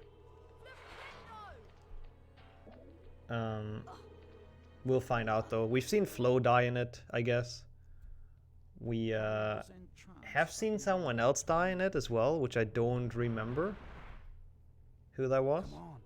Gotta get you out of here. Come on now. In the box. It's alright. Come on out. There you go. Evening, Rubeus. What are you doing down here, Tom? It's all over. I really can't remember. I'm actually trying to think hard, but I think someone died there yesterday. It never killed Oh, no Beaver, one. yeah. Yeah, I think it was The least Beaver, yeah. Hogwarts can do is That make wasn't sure yesterday, I think that was everyone earlier, but knows yeah, it's there's sometimes stuff It wasn't happens him. in Forest. He wouldn't. He never. It's very rare though, so I'm not stand entirely sure. aside. No. And No. as we know though, Chamber, like there's always stuff happening, so that's gonna be the big one. It's Chamber after all. Yeah, it's glitchless Chamber. Oh, Lusak holding the wrong inputs in the common room. Interestingly enough, I think he like, oops. I think he pretty much practiced a lot of ILs, so he's like very good at a lot of the strats, but then he didn't do much hub movement is my guess. So he like got lost and like held the wrong inputs and stuff like that. So I'm not entirely sure.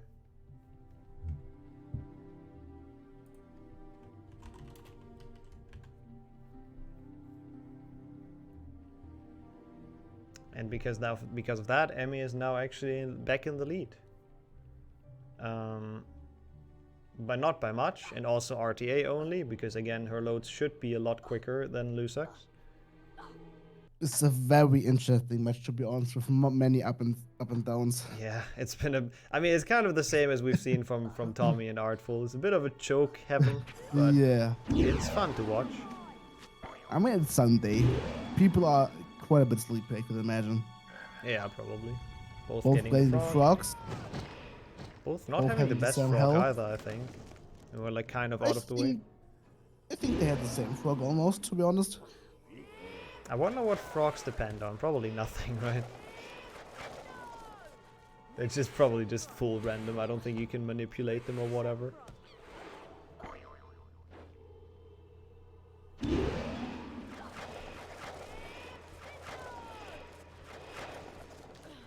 They're both pretty in sync climbing up here. One ledge grab between them. Oh, nice frog for Lusak though. That was very smooth. Emmy losing a bit of time collecting that, but I guess it's still a smart choice getting that frog. Having full health for the boss fight in the chamber makes a lot of sense. Yeah, Lusak is definitely ahead by like a bit here. It looks like they're virtually even, which is cool to see. But yeah, they're definitely ahead. That's how both get fast overclock, honestly. Yeah, I don't know if Emmy has practiced. I can't remember. I think she's done it yesterday. I'm fairly certain. I think almost everyone has done it yesterday, except Lusak because his race didn't go that far.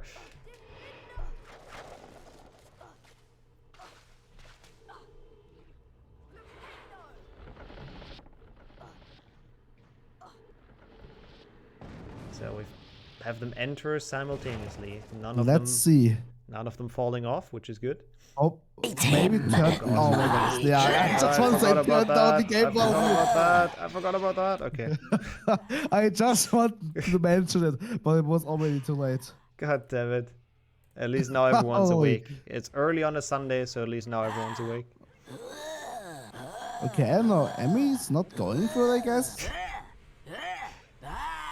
Yep, loud. I don't know. I think going. Oh no, she's not. She's doing the classic one. So I guess she didn't do it Yeah. yesterday then either. For some reason I Okay, remember she who's did. that going for it? That is not looking. Oh no, he saved it. It didn't look great, That but he looks well. got It it. looks fine. Yep, no, it's definitely good.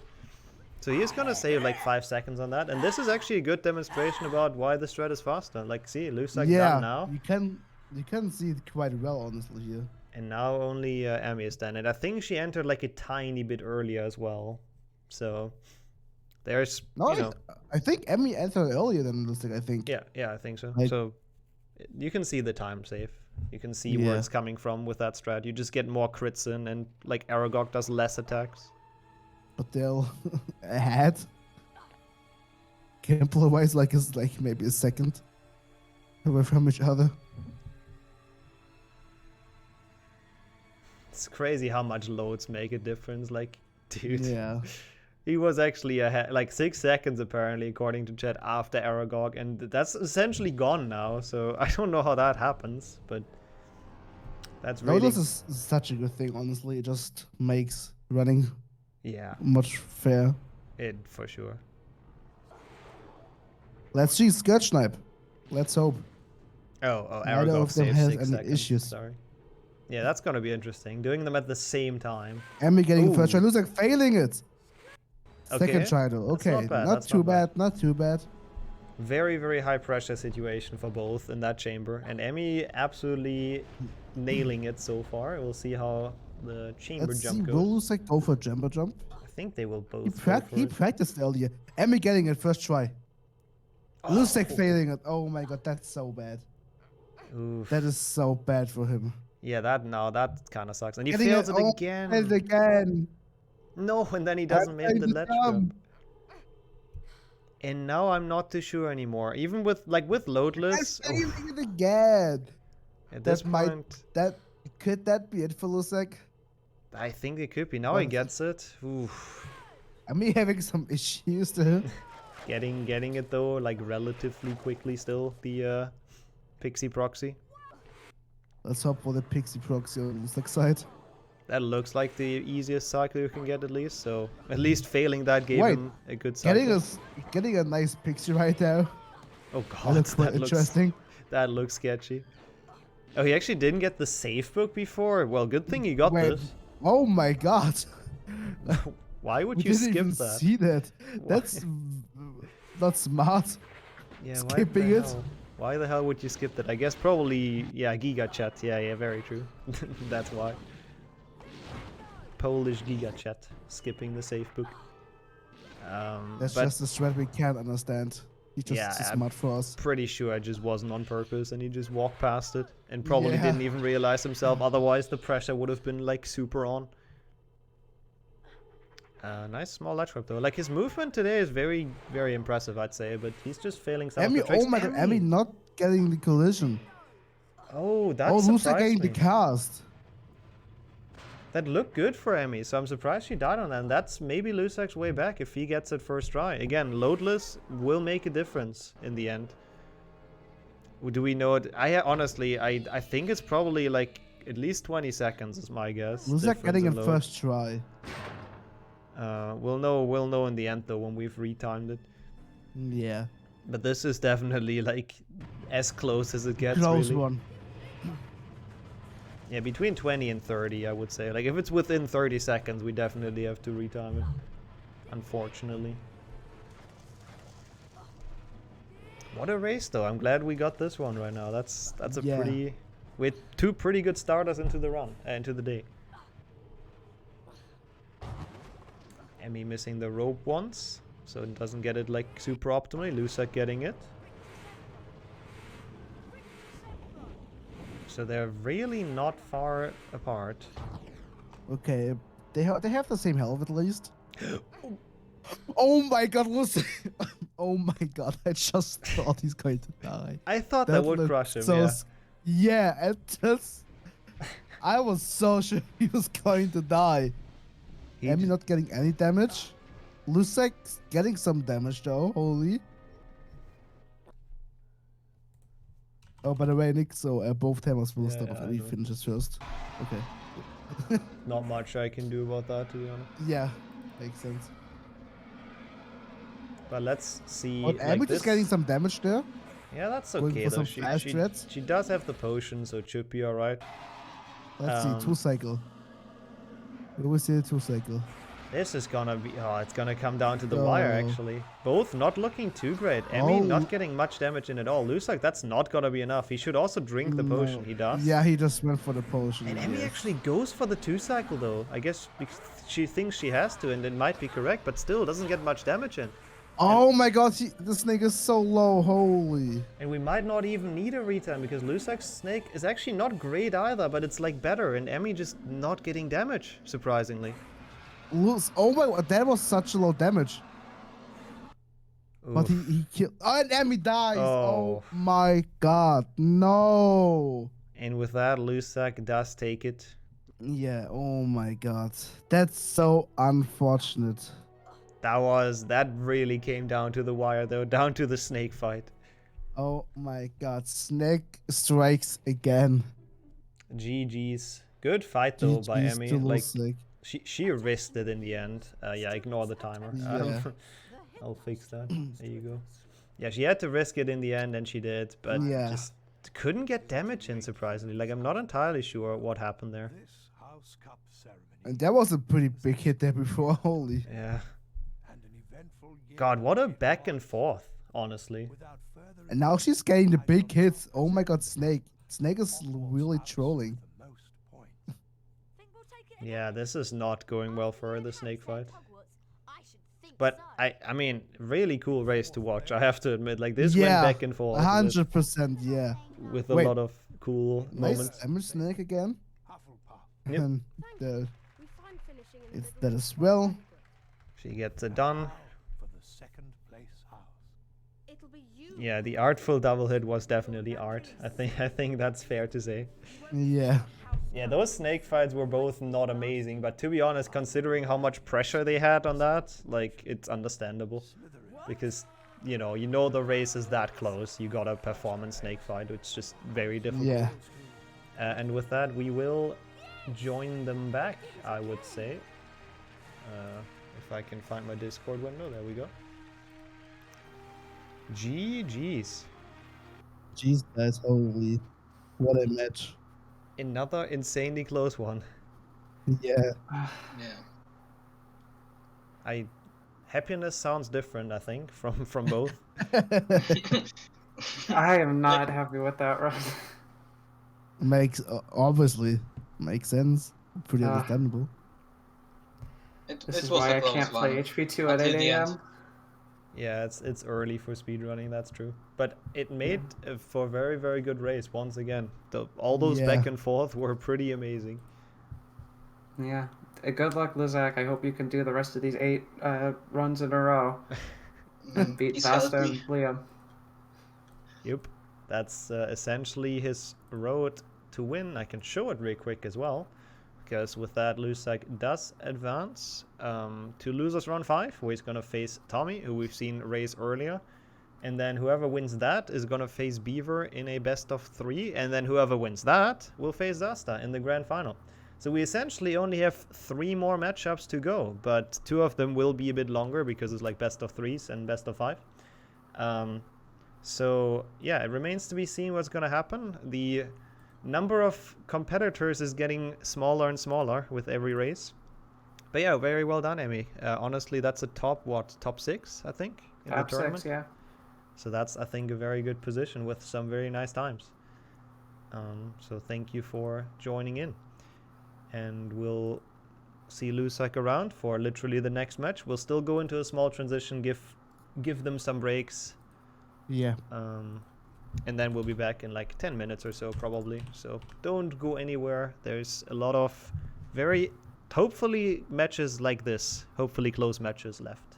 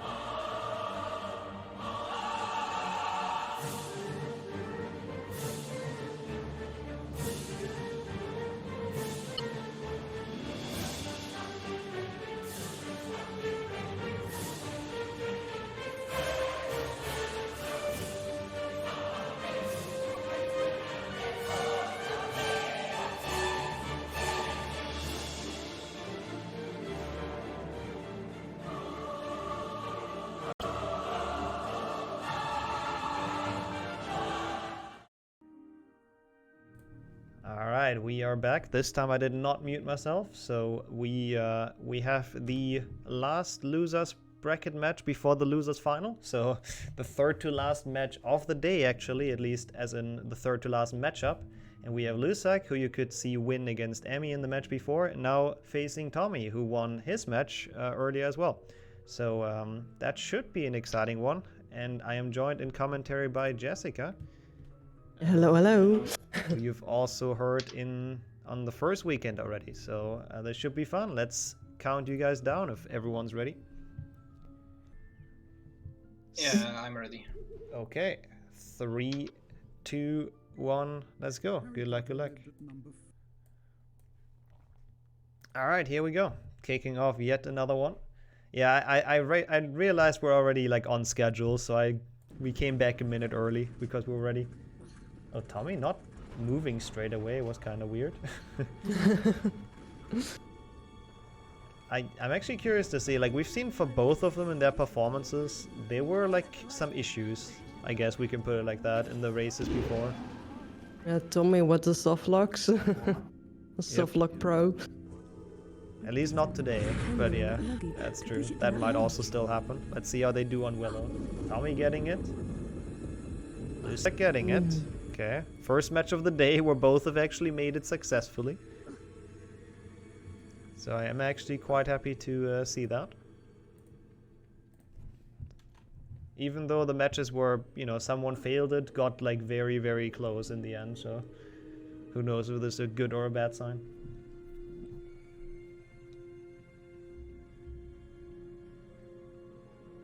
Yeah, pretty much even. Tommy's Willows are just like so good. It's just hard to beat. And it's like actually like 3 seconds behind after the Willow. It just shows how insane Tommy is at them. Is he really behind? This timer is also like 3 seconds slower. Am I actually showing the wrong timer then? Give me a second. Because for me the timers are synced. Wait, I'm showing the wrong for Tommy's. It's not pixelated enough. That's the issue, I think. Tommy is 4 seconds. There's 4 seconds difference in the timers for me. Yeah, I got it. That's a good point. Thank you for pointing that out. I, for some reason, had Lusak's timer twice. That explains it then. That's just a load thing then in that case. Then it makes sense that he lost 3 seconds. It's not actually just that insane of a Willow. There you go. We have the actual timers now. Apologies for that. That's a big difference in loads actually at that point. I think Lusak started a couple of seconds later. Oh, that would make sense. Makes sense. Yeah. The difference is getting bigger. Is Tommy running RTA or is he loadless? Oh, he better not be RTA. I mean, to be fair, he can maybe even pull it off RTA if he gets like a sick run, but we'll see. We'll see on the next load. No, that definitely stopped. The good thing is for their loads, you can tell if it stops or not, so that's nice. Oh wait, why is that not updated? I updated that. Yeah. Re.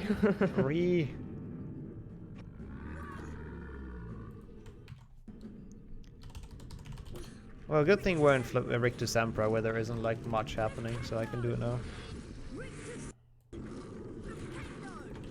Yeah, this first part, the only thing about the first part is the softlock that can happen, what is really unfortunate. But I'm wondering if they both get the save books or not. I think we've seen Tommy definitely skip them traditionally, but maybe now as he gets closer... Nope. Nope. So maybe as he gets closer to like, you know, the final rounds, he might go for it, but yeah. Lusak also not going for it. Interesting. He played it full risky. Ooh. Gotta respect it. Looks like he was failing, but he got it in the end. Yeah, the bridge barely like closing below him. I guess they're going, you know, go hard or go home kind of deal. Tommy getting the rest. He's really good at that today. We've seen him fail it a couple times yesterday, but now he's just like absolutely nailing it. Lusak as well though. Wow, okay. Nice. Proof that they belong in this like position right now in this round. Yeah, losing half a second for a safe book that can save your run is definitely not an option, apparently.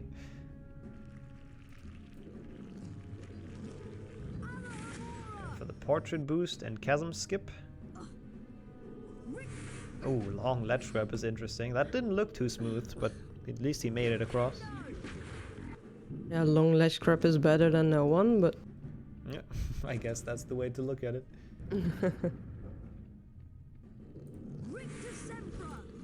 But yeah, also interesting I think about this match to note, it's like seeds 1, 2 and 3 are still in the tournament, and then Lusak going into this was seed 11. So probably the biggest upset so far that he's gotten into this round. So it's the 3 favorites and then Lusak kind of in the underdog position, but he's been doing it very well. So he has a good chance to maybe go even further beyond, further than this. I guess we'll find out. Thing can happen in such long run. Mm-hmm.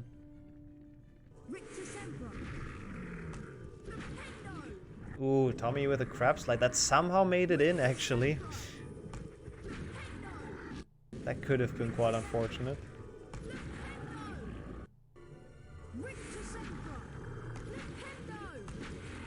Just don't, yeah. Hopefully he doesn't get lost again as Goyle. Very true.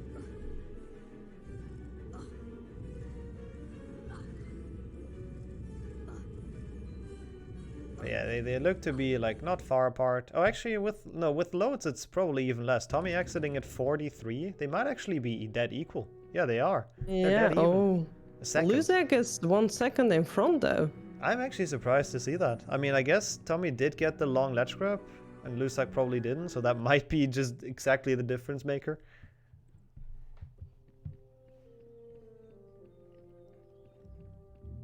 That is actually very surprising though. Lusak having a good Richter, good movement, looking strong here. So this is definitely not a decided match from the start at all. Like this can be a fight.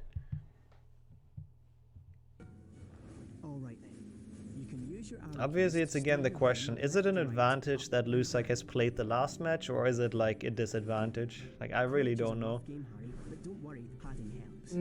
I don't know either. If you have enough beans, you can buy Quidditch. At least he's practiced, but it's also like getting tiring eventually, of course. That's it, Harry. You've almost got it. Yeah, there goes Tommy catching the first snitch. This is such a boring level. Yeah, Quidditch doesn't really have much to it. There's not even like anything to explain. There's just nothing happening in Quidditch. You'll automatically close in on the snitch. Remember, Harry, you'll not put your hand out to the enemy seekers. It's not even fun to play casually. Even though as a kid I kinda enjoyed this for some reason. I thought it was quite fun. But you realize it's really just like the game forces you onto a specific path and you just don't really do much.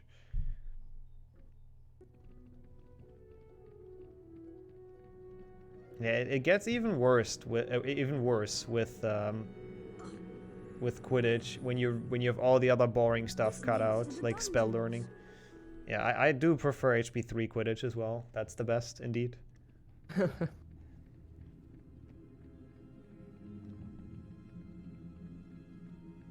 Also true, yeah. At least they only play it in this run for like a minute or whatever, and not, I don't know how long you played in Hundo. You have to do all 6 matches plus practice, so yeah. Tommy taking that one very safe, waiting for the voice line to fully pop up. Does not want a soft lock against Lusak again. Actually, a thing we haven't talked about yet. Oh god, Lusak. Whoa. That was really close. That was not safe at all for Lusak. But I think Lusak needs to take risks if he wants to win from Tommy. Yeah, that's a good point. His PB is a bit worse than Tommy's, so he does have to go like full ham. But as we said, everything can happen in a race, so yeah. Your PB doesn't really matter. Yeah, it's a good indicator of what you can do, but you gotta be consistent with it as well. And it's actually kind of interesting to point out that this is, I think, the first rematch of the tournament, because Lusak Tommy happened before in round 2. where Lusak won, which was the match where Tommy got like 2 soft locks and like a death in Defendo, so where he played like very not up to his level, I think is fair to say. Ectoplasm takes away some of your stamina, Harry. So hopefully we get a bit more like of a close match this time and a bit more of an even match. The first room in this Scourge wasn't smooth for Tommy as well. Lusak Struggled also a little. getting a medium ledge grab, so they probably both losing about the same amount of time.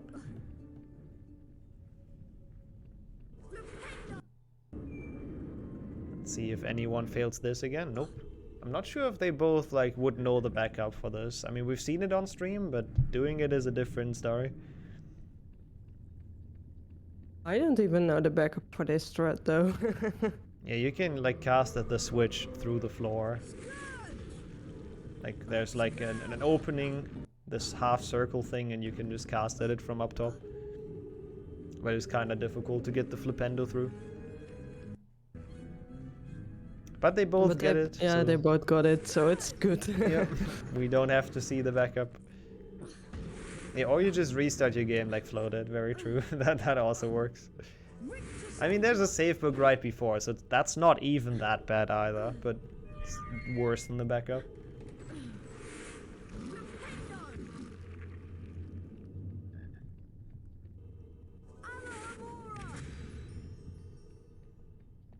Okay, Tommy now finishing at 10:30 on the load, so I think they're pretty much still even, like 10 seconds until the end for Lusak. I can see that work. Crazy how far the loads differ already though, not gonna lie. Oh yeah, actually Lusak is 3 seconds behind. lost some time in Scourge, which is usually a fairly consistent level, but I guess it's just a couple of ledge grabs too many that Tommy didn't really get, and a couple of movement things. So Tommy with a clean Scourge, actually, saving quite some good time.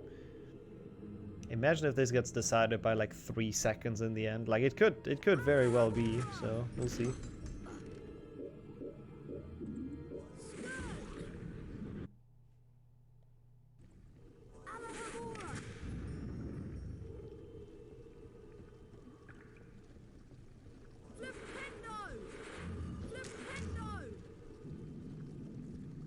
Yeah, I think I'm actually really curious where this race falls apart for one of them.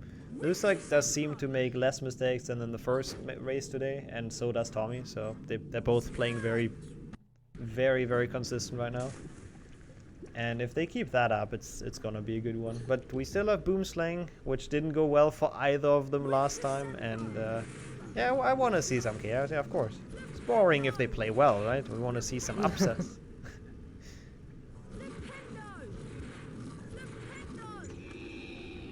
Tommy's snails not optimal. Like optimally you want to get a 2 push on both of them, but not too bad. Let's see if Lusak gets them. He misses the first Rick too. That's also not great. So that's definitely not going to be a 2 push on the other snail, I'm pretty sure. Nope. Pretty good crabs though for Tommy at least, so that's something. Makes up for the snails a bit. Yeah, Tommy is really fast. Yeah. It's just the small like optimizations and adjustments that, you know, put the top runners like apart from the rest really. Oh, that save book. Taking 5 hours. Potato PC. Okay, will he save the fall damage? Looks like he won't. So interesting. I'm not sure if he just like takes whatever happens, or if he has a strat, or like if he has something to go for, because sometimes he skips the fall damage and gets the ledge grab, and sometimes he doesn't. So I'm really not sure. Lusak going for the other strat in the maze, where you cast at the switch when you're already down. Mm-hmm. Oh, and he fails. Oh, that's Tommy actually failing it. I was about to say Lusak failing it again like last race, but Tommy on the last jump failing the wheel skip. Oh, and that was close again, I think, but he makes it this time. I think Lusak is in front now. He should be, because failing that is like 10, at least 10 seconds, right? I think it's... yeah, 10 seconds.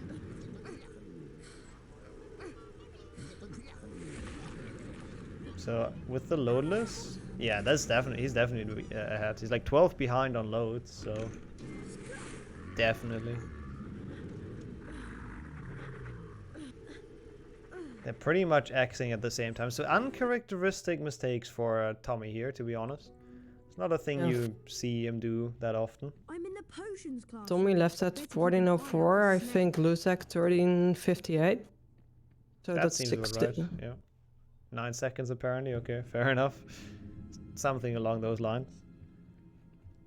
Which obviously is nothing, you know, that can swing in any direction at any point. Just Tommy can easily catch that up with just movement, for sure. But yeah. If they keep this up, it's gonna be like a photo finish, but I don't know if they can keep that consistency through Chamber. Like, I trust them to keep that until Chamber, but then I think we're gonna see some differences. Luzak's Chamber in the last race was very not great, so don't know how confident he's about it either, so we'll see. And Tommy's, on the other hand, his Chamber was absolutely, like, godlike, so he should feel confident about the late game. So if I would be Luzak, I would want to have at least a decent lead going into Chamber.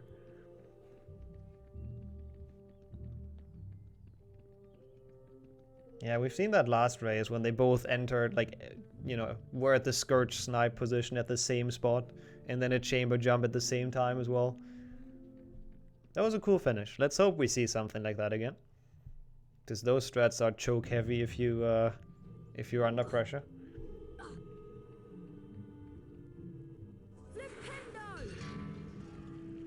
Tommy going for the frog doesn't get it.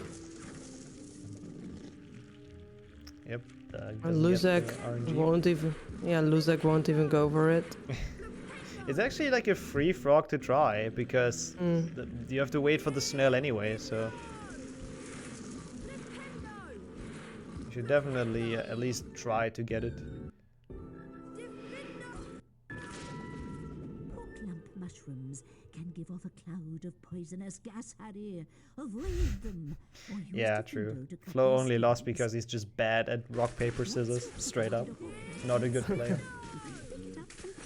Yeah, oh no! I knew that would happen at some point. I knew it. Jumping early like that is so scary, and it's optimal because you know, you jump off early, you get a long ledge grab. It's the best, but it had to happen at some point. And Tommy missing it has to go for the backup rope, which is just like really slow. It takes so long. Oh, and he has to take the potion. No way. This is going to be a really interesting race now. Yeah, Tommy, like, again, probably the slight favorite, but it's kind of not going well for him. He lost some time and the potion, so that's gonna be a rough snake fight. I don't know if he can two-cycle it with that help. Backup rope. Sorry, talking is hard. Yeah, looks like even, like, RTA ahead now, visually. And he's, like, his loads are way worse, so I don't know, looks like it's just absolutely going mental in this tournament, absolutely overperforming like crazy. Like, nobody would have expected him to go this far, I think, and now he has a good shot at beating Tommy even. So, huge respect, for sure.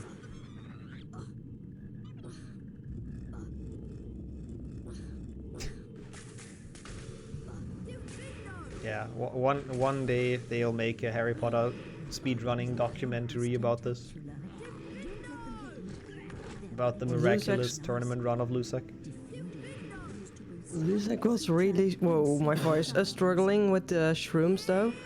But I don't think it loses any time because you have to wait for the snail cycle. Yeah, it shouldn't at least. I mean, I don't know, snail cycles are so weird in this, but yeah.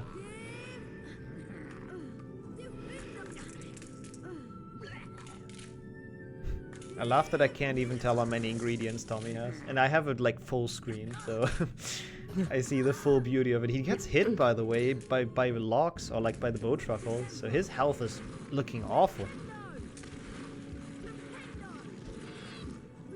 Oh, and then he... Oh my god, Tommy's health is just a disaster. Lusak, though, also struggling with the snail, so at least he didn't lose time to that. Like, it looks like they're both on the same health, but Tommy used his potion, so he's, like, almost dead, essentially, to anything. Need some frogs at the end of Defendo and Boomslang, like, definitely.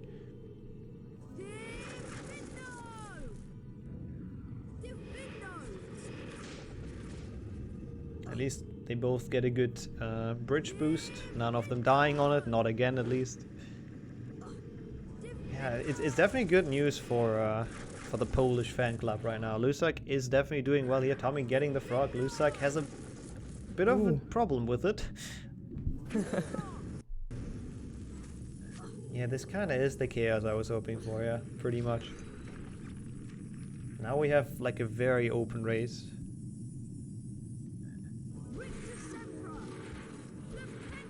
Yeah, his big snail room was weird, like him not casting on the Defender straight away. I don't know, I don't really know what happened there, I didn't fully see it, but looked like it didn't go as planned for him in that room for sure.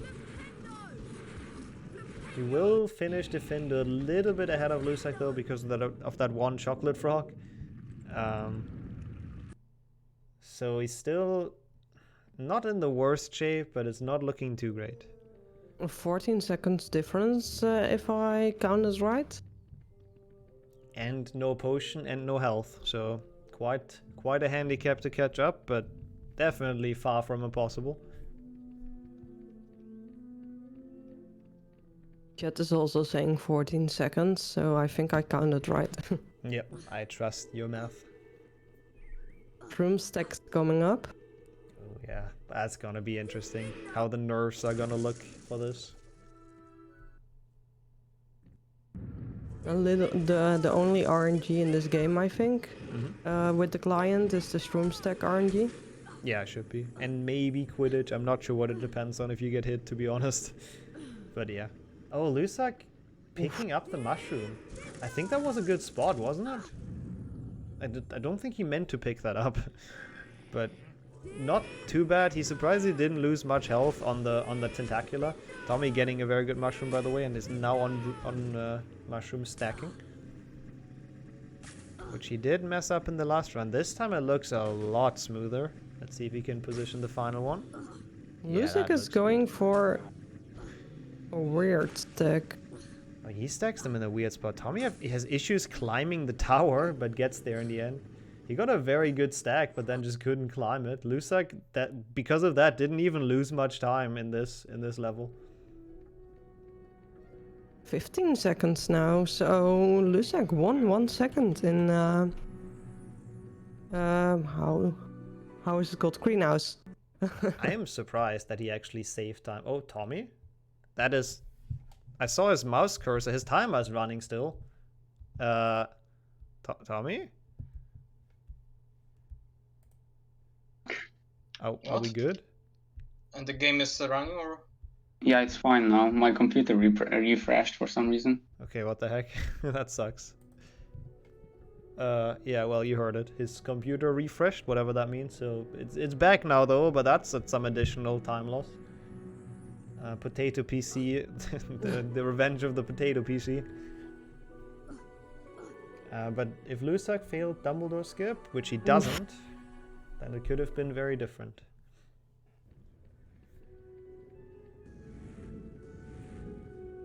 Oof, Tommy having some issues getting on it. I'm actually surprised he does like the fairly slow setup. Oh no! It doesn't look good for Tommy. His health is just so non-existent. And this is probably now in the back of his head though as well, the computer stuff, and you're like a bit annoyed because tech problems are always terrible, and you just like, I'm so far behind already. Oh no. Oh, he died. Oh no. This is now gonna be hard to come back from. It's not the final of the finals, by the way. I saw that question in chat. It is the losers semi-final, so the winner of this will go to the losers final. Lusak is waiting. Hell. Huh? Huh? Maybe he waited a couple of seconds because of the PC problems. Oh, I guess, yeah. Probably. So it's even now? Now Tommy's waiting. I'm so confused. What are they doing? Do we have to join back in again?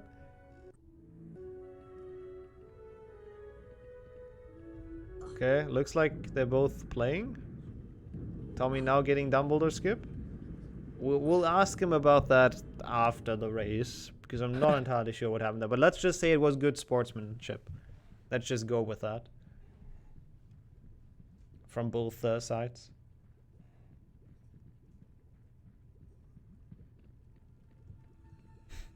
Giga chat, yeah, that's what it was.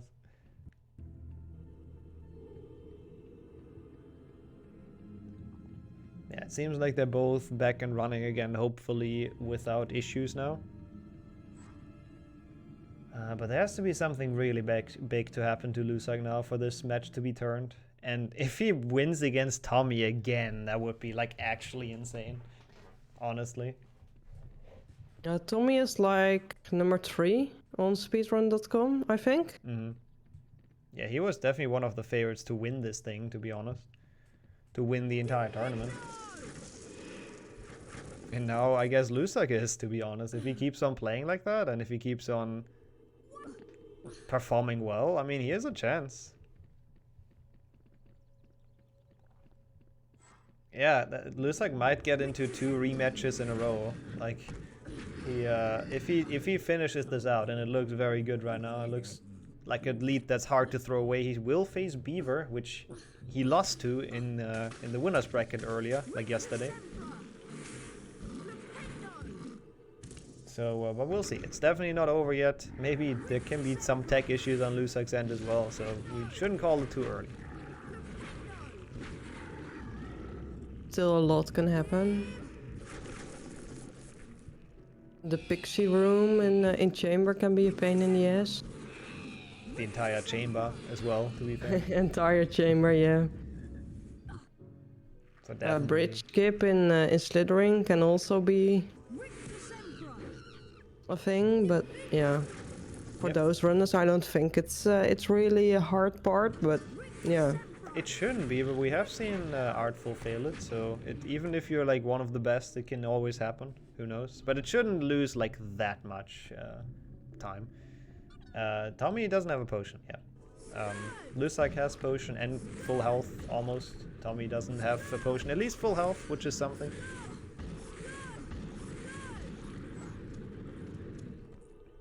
So I think he's not gonna be super unhappy with it. Like, I think it's gonna be fine for Tommy. Like, he can 2-cycle Snake with 1 health bar. He's definitely good enough for that, but not the nicest feeling going into Snake without health. Okay, Lusak does not die on the staircase, I guess. Oh, or does he? Oh my god. What the hell happened? That was the weirdest way to get down there I've seen in like ever, to be honest. But he didn't even take fall damage, at least. So hey, the first run when people didn't die on like jumping down there.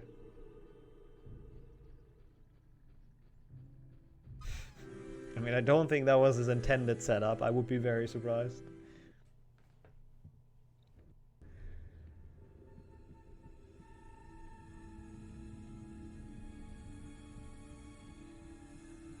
Yeah, now Lusak already off to Slytherin common room.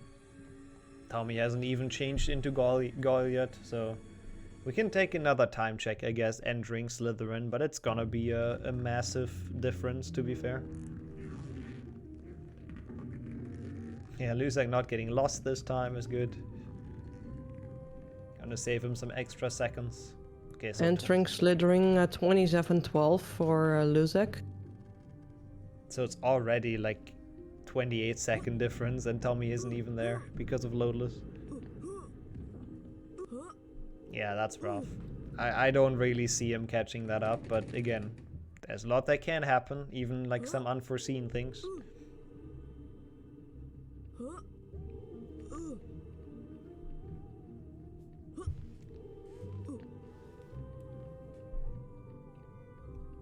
Also, we have the Goy theme, which is a banger.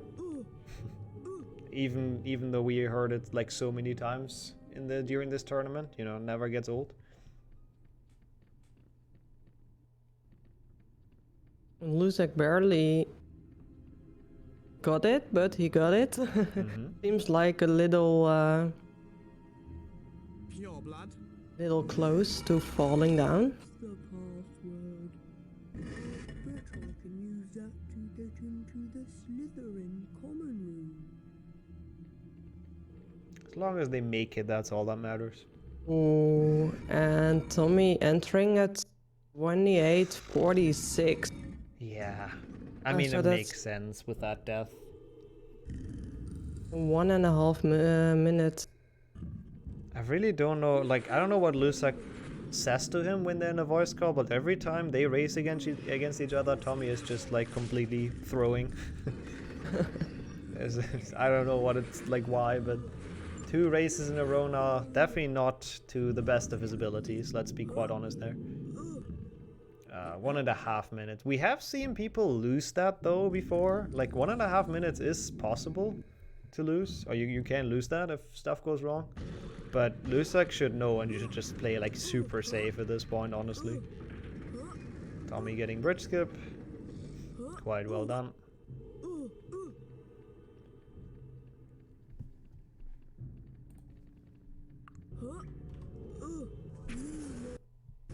Yeah, Tommy making little mistakes as well. Yeah, maybe the game, the break was an issue in that case.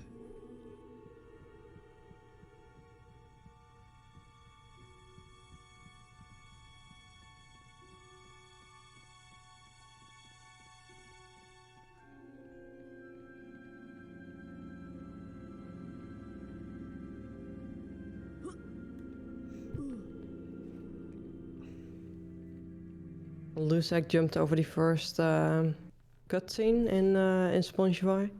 I think it only saves like 1 second, but still, or even less than 1 second. Yeah, it's not much, but it's a cool thing to point out because it's like a thing that changed with the new timer. With the way loadless works, it used to not matter. Like, I think it used to be faster to just trigger it, but now skipping over it because cutscenes are not loadless anymore, cutscene skips, actually saves a tiny bit of time. Lusak getting the canter as well, having a pretty good Spongify. Again, I feel like he's actually practiced all the individual levels like a lot, is my guess. I feel like he's confident at all the level. Like the hub movement is what he doesn't excel at right now, but everything else looks pretty fine. Yeah, and Tommy just like, I don't know. I think he lost hope a bit looking at his gameplay, but it's just hard to stay motivated being 1.5 minutes behind. That's like tough.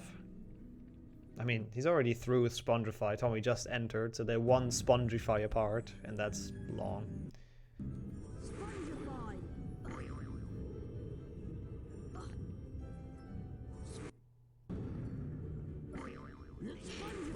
Yeah, you know, we had 2 very close games to the start. Now we have one that at least looks like it's not going to be that close, but I'm sure our best of 3 and best of 5 series is going to be a lot closer in that case, but we'll see. Also true, it's still definitely not over, so we shouldn't call it too early. Oh, Tommy with an interesting small mistake. Doesn't matter too much, but just doesn't land on the decanter, on the flask. And triggers the cutscene with the crabs and, you know, falls down. And those small things are making the difference. It's a little bit longer. Tries to go for the snipe as well, does not quite get it, showing that it's actually like a very difficult strat, even though everyone makes it seem easy somehow. Ooh, he misses the cast. Yeah, at this point it's just like you're gotta be so depressed mentally. You just, you know, just those mistakes will just keep on happening. And Lusak must be feeling great. Going in as 11th seed, kind of like a very big underdog, and now he's in a good shot at getting into losers final, so that is quite the performance in this tournament, I'm not gonna lie.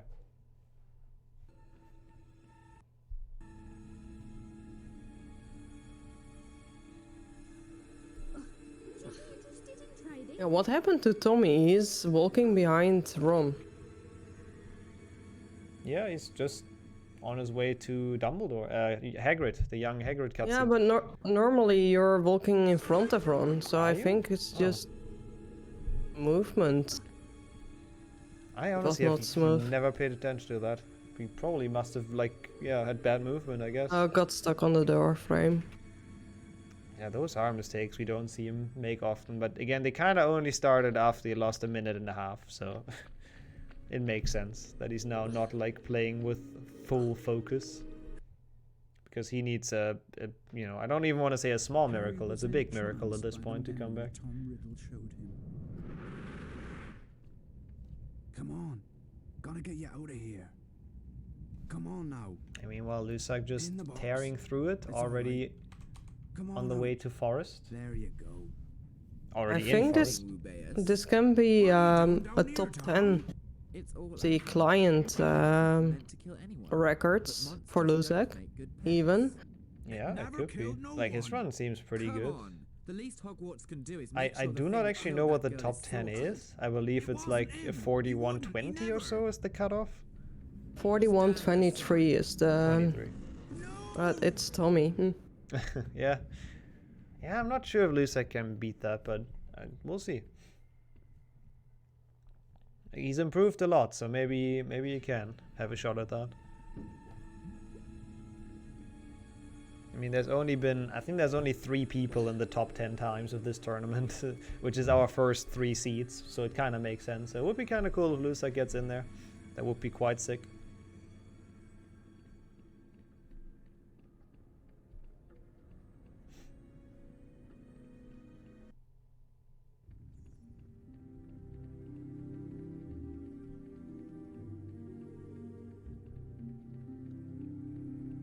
Also, looking at the health, they look they look very good, but we can't forget that Tommy also doesn't have the potion anymore, so yeah, it's looking very grim. Lusak just cruising, full health, full potion, very far ahead, very good pace. Hopefully he doesn't, like, now has a really good run now and then performs poorly in the winner and the losers bracket final, but we'll see.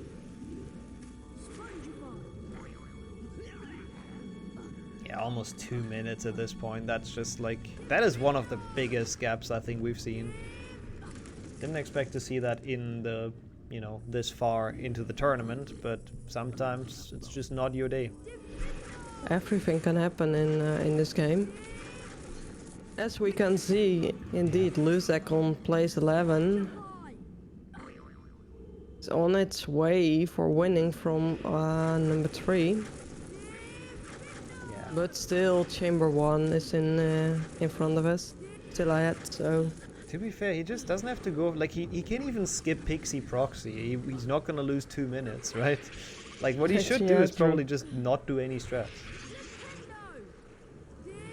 Lusak was going for the fast error code though, and he got it.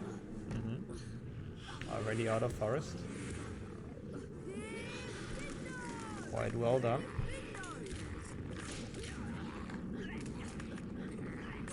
Oof, Tommy getting hit again as well. His health again not looking the best. And Lusak normally it doesn't matter. Yeah. But yeah, when you don't have a potion, it does matter. Yeah, for sure.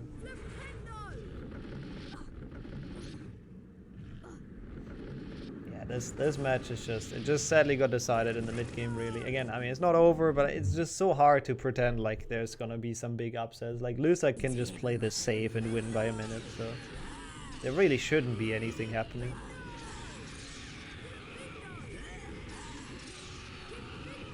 Except if, for some reason, Lusak just risks it like crazy and just fails everything. He even goes for Chamber Snipe, okay, or Scourge Snipe. I'm surprised. I would just not do it, but he still saves time on it, so I guess worth it. Maybe now he wants the good PV, or like the good time on the client. Also, Tommy, meanwhile, good Aragog as well. Should be the fast one. Well, I just remember Lusak stopped for some time in this run, maybe due to difficulties from Tommy. Could be. Yeah, we'll definitely have to ask them what happened there. Oh, Lusak, the chamber jump struggles again. He really has to get that one, like, going if he wants a chance against Beaver later on. Gets it now, though.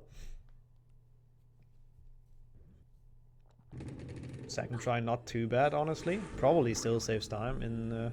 Oh, he doesn't got the save book. Again? I wonder if that's intentional, or if he just, like, if he's just that confident, or if he just doesn't realize.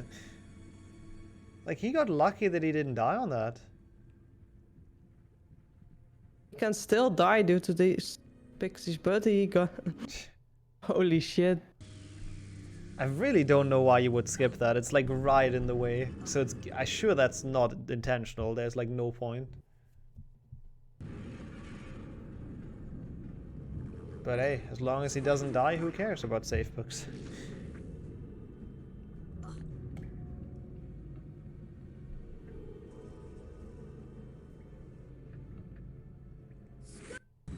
Tommy also going for a skirt snipe and he got it. Don't know if it was the first try or not, but... Yeah, I'm pretty sure it was. Tommy's consistency on that is just like something else. I think that trick in like all of his, 5 races, I think he's always gotten it first try. At least that's how it feels to me. And the chamber jump as well. His chamber is insane. Like, it's actually so sick. Probably not gonna help him much, but... We talked about that earlier, actually, how you want to go into chamber with a big lead against Tommy, and Lusak has done exactly that, so... Doing quite well for himself. Good pixie proxy as well. And he got hit by the crab. There's no way he beats the snake without a potion, right? Yeah, or just a slow and safe snake, but... Oof, I guess. Like, he has to make a potion, I think. That crab was sad. Did not quite go in. Yep, gets hit again. Gets hit again. Whoa, he's so low on health. Oh, and he gets sniped again. Oh, wow. He's like 1 or 2 hits away from death. Lusa can really just save this. He can even make another potion if he wants to, even though he has one, so he really shouldn't, but... Like, he has the time. Oh, that pixie not biting him is huge, because sometimes it does. And that would have been deadly.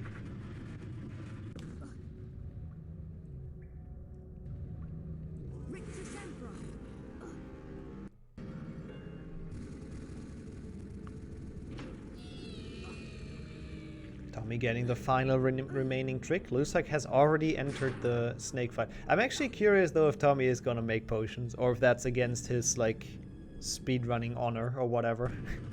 Because with that health I don't see him beating the snake. Like, even with safe strats that's difficult. I don't even see him getting past the fire. Oh, huh? Dies. Yeah, I think he's just, you know, I mean, he's obviously kind of given up. Wait, what is Lusak doing? What? Is he soft locked? No. Huh? I think he got, like, animation locked, but then the snake hit him. Like, I think he wanted to suicide in the vent, but the snake hit him and he got freed. I honestly didn't really see what happened there. That was cursed. Good thing that's not deciding the race. Because Lusak is done now. I would be surprised if Tommy actually even finishes, looking at like how he's playing right now. We'll see. We'll see what he decides to do. Yeah, honestly, not wrong, Katashi. I think he might still actually have some tech issues for some reason. Like, sometimes it looks weird what he's doing. Like, it's either that he's given up and doesn't care, or like actually some tech issues. I don't disagree. It does look weird sometimes. And there goes Lusak. Not the cleanest snake fight, but, you know, making his way to the end. 40, low 42. And that's with a small, like, pause in the middle. That's very good. Yeah, Tommy has to make the potion.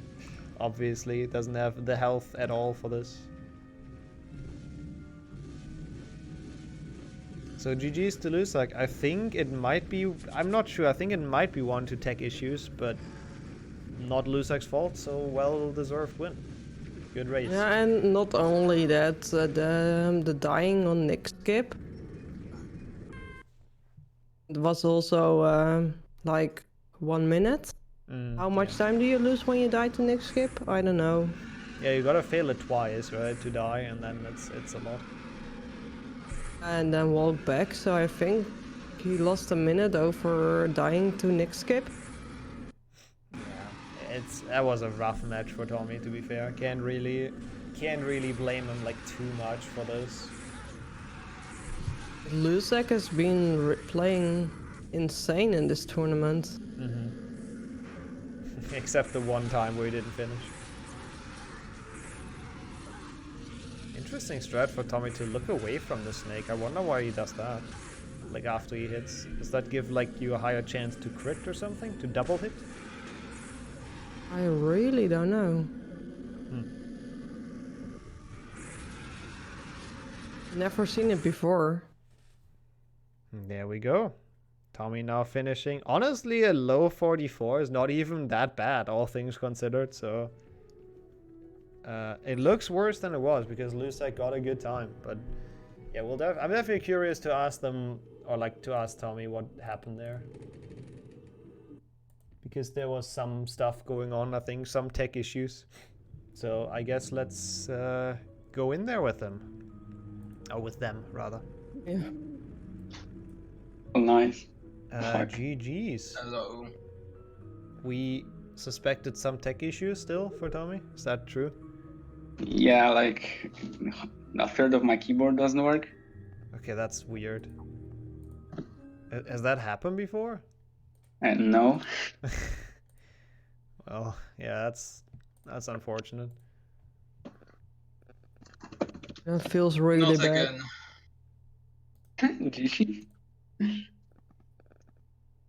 Yeah, that is. It looked like people thought in chat that that's probably the reason, because it looked very weird sometimes. Yeah, I couldn't press left at all. Oh wow. Yeah, that's a big handicap. Sad ending for the race. Tech issues, ending it is always like the worst. So can't really blame you for that. And still GG's to Luzak though. Good time regardless. 42:03 is pretty good. Yeah, this weird glitch on the basilisk was Yeah. cost me like 10 seconds. Yeah, that was a I weird thought thing. I would have to die, but fortunately, after getting hit, it was fine. Yeah, it's actually a glitch I don't think I've seen at least, but chat knew about it. Well, of course, there's Mark on the chat, so I guess. Yeah, he knows I guess. about everything. True. I'm gonna go to the brackets real quick. Glitch equals disqualification. Yeah, actually, good point. Yeah, because with that, now our 11th seed going into this, Lusak, with another upset, I guess, if you can call it, even though, you know, the circumstances were a bit unfortunate with the tech issues, but he's now going to be joining Beaver in the losers round 6, so the losers final. Gonna make the 9 wins in a row dream happen, right? No, please no. Please Beaver win. Yeah, we'll go into a break, into its transition. Might be a bit more than 10 minutes if Lusak needs a bit of a longer break, because he's been playing the last 2. So we'll be back in a bit, chat. If we're a bit late, don't go crazy. We'll be back.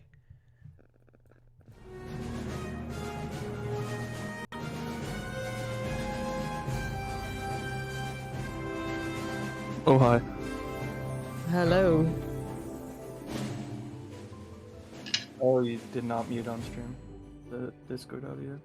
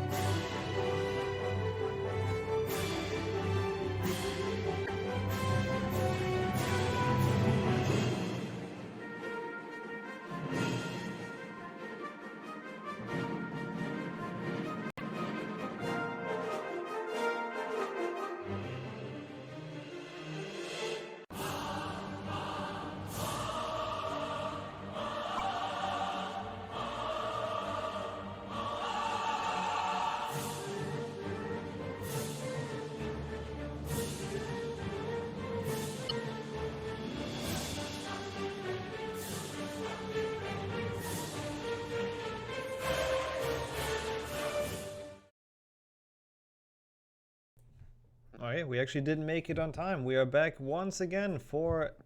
Oh god. That's okay. That looked very cursed on my end.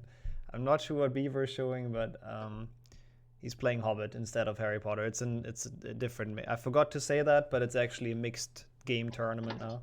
But anyways, we have Lusak and Beaver in the losers final. And it's gonna be a best of 3, so it means you know, someone has to win 2 of 3 races, and it should be quite fun to watch. Beaver's first entrance today, first appearance today, and Lusak, you've seen him beat his previous 2 opponents, so we'll see how this one goes. I'm joined in commentary by Mark this time, who should... Yep, hello. Still around in the call. I thought you left for some reason because I saw you in chat. But yeah, let's get this on the way. I have debug still. 1 second. Okay, yeah. I'm ready. Once the game's back up. Liam, unprepared. Imagine changing the brightness slider, by the way, in Glitchless. It's habit, okay? Leave me alone. Alright, so 3, 2, 1. Let's go. Good luck, good luck. Good luck. Alright, here we are in the commentator booth. Another one, I mean, obviously people will probably say Beaver's the favorite in this, but they've said that for most of Lusak's races, so I'm curious how this one's gonna go. Yeah, Lusak already got the good charm. Getting hit by the root. Oh, again? Yes. Yeah, that's like, I don't know why. Yeah, we don't need to worry. He's done that today, and right now Liam is gonna fail the willow jump. Okay. That's actually okay. That wasn't planned. What I meant to say, if Lusak is getting hit by the roots, the enemy racer is actually feels immense pressure and instantly fails willow jump. Yeah, that would be a good tactic if Lusak wouldn't have failed it himself. Yes, exactly. So the immense pressure tactic did not work out too well, unfortunately. I mean, it wasn't so bad, right? Yeah, at least now nobody's losing time, really, so that's something. I don't know if you noticed, but Lusak actually went for pretty controversial strats, which was believed to be a glitch for quite a while. Recently it was found it's actually not a glitch. Basically, he turned on the Lumos while standing inside the block. Lumos is kind of revealing. It actually pushed him up upwards. I honestly didn't know that's allowed now, but fair enough. Yeah, like it wasn't allowed because it was believed it's a clip. However, it's straight up not. It's not a clip. The thing with Lumos thingies is those are movers, and they are placed out of bounds. And when the Lumos statue is triggered, they get pushed in bounds. So, like either this way or the other way. If the walls are getting revealed, like the secret entrances and stuff, the movers, these walls, are getting pushed out of bounds. In this case, there was a block just pushed inbounds, and this block, this block being moved inbounds pushed Lusak upward. Yeah, so that's everything was legal. That's why we allowed. Apparently, I totally knew that. I think it came out in very recent discussions. That would make sense. With the newest tech, by the way. Sorry, what? I said Lusak just came out with the newest tech. Oh, yeah. So far. Yeah, Lusak is definitely prepared. We've seen that in this tournament. Like he knows his things. Yes. So far pretty sloppy willow from both runners, but the first important level is actually Ritu Sempra. Yeah, I mean Willow is important, but not if both fail it, so it's fine for them. Yeah, exactly. I mean, as we can see, they're pretty much head-to-head. It's 10 seconds in loads already. Like, we've seen it be a lot between Tommy and Lusak, and now Beaver with, like, he's a really good PC, so I don't want to see the load difference at the end, but it's probably going to be quite a big one. It's probably something we can look out for, maybe new record in load differences. Yeah, it could be. Could be a record match in that. We've seen already Liam versus Lusak, right? But it didn't finish back then. It didn't finish. That's correct. That's Yeah. right. That's right. So hopefully this was time they about manage to finish at least 2 runs for this best of 3. I was about to ask about exactly that. If I recall correct, Lusa's game just like didn't open again for some reason.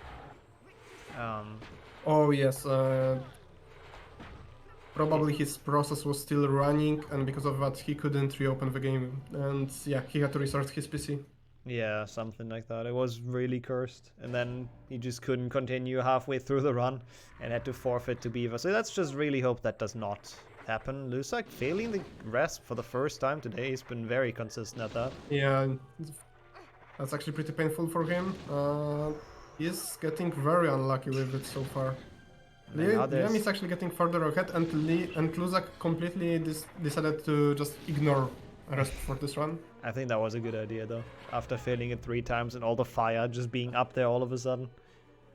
Okay, since Liam is on the one of the parts where you have to push the crap, there was a question in the chat about pause casting. Pause casting is a glitch.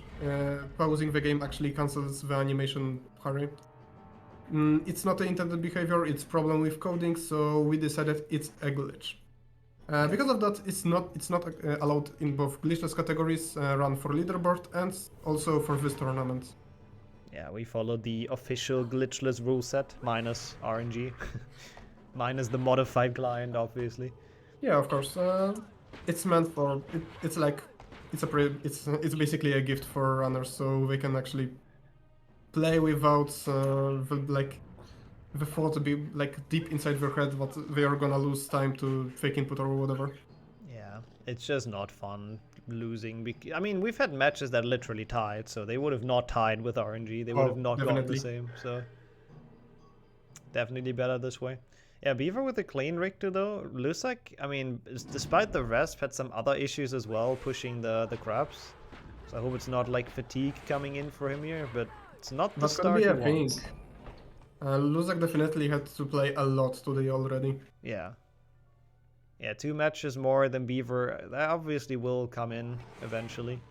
And we have to remember Beaver is actually amazing in tournament settings. Yeah, that's true. He's always been very consistent in whatever he's playing. Yeah, whoever wins this, like they're probably gonna hope that they win 2 matches and that this doesn't have to go to a 3rd match. Because the winner will have to play Zasta in the grand final, and that's another couple of matches, so yeah.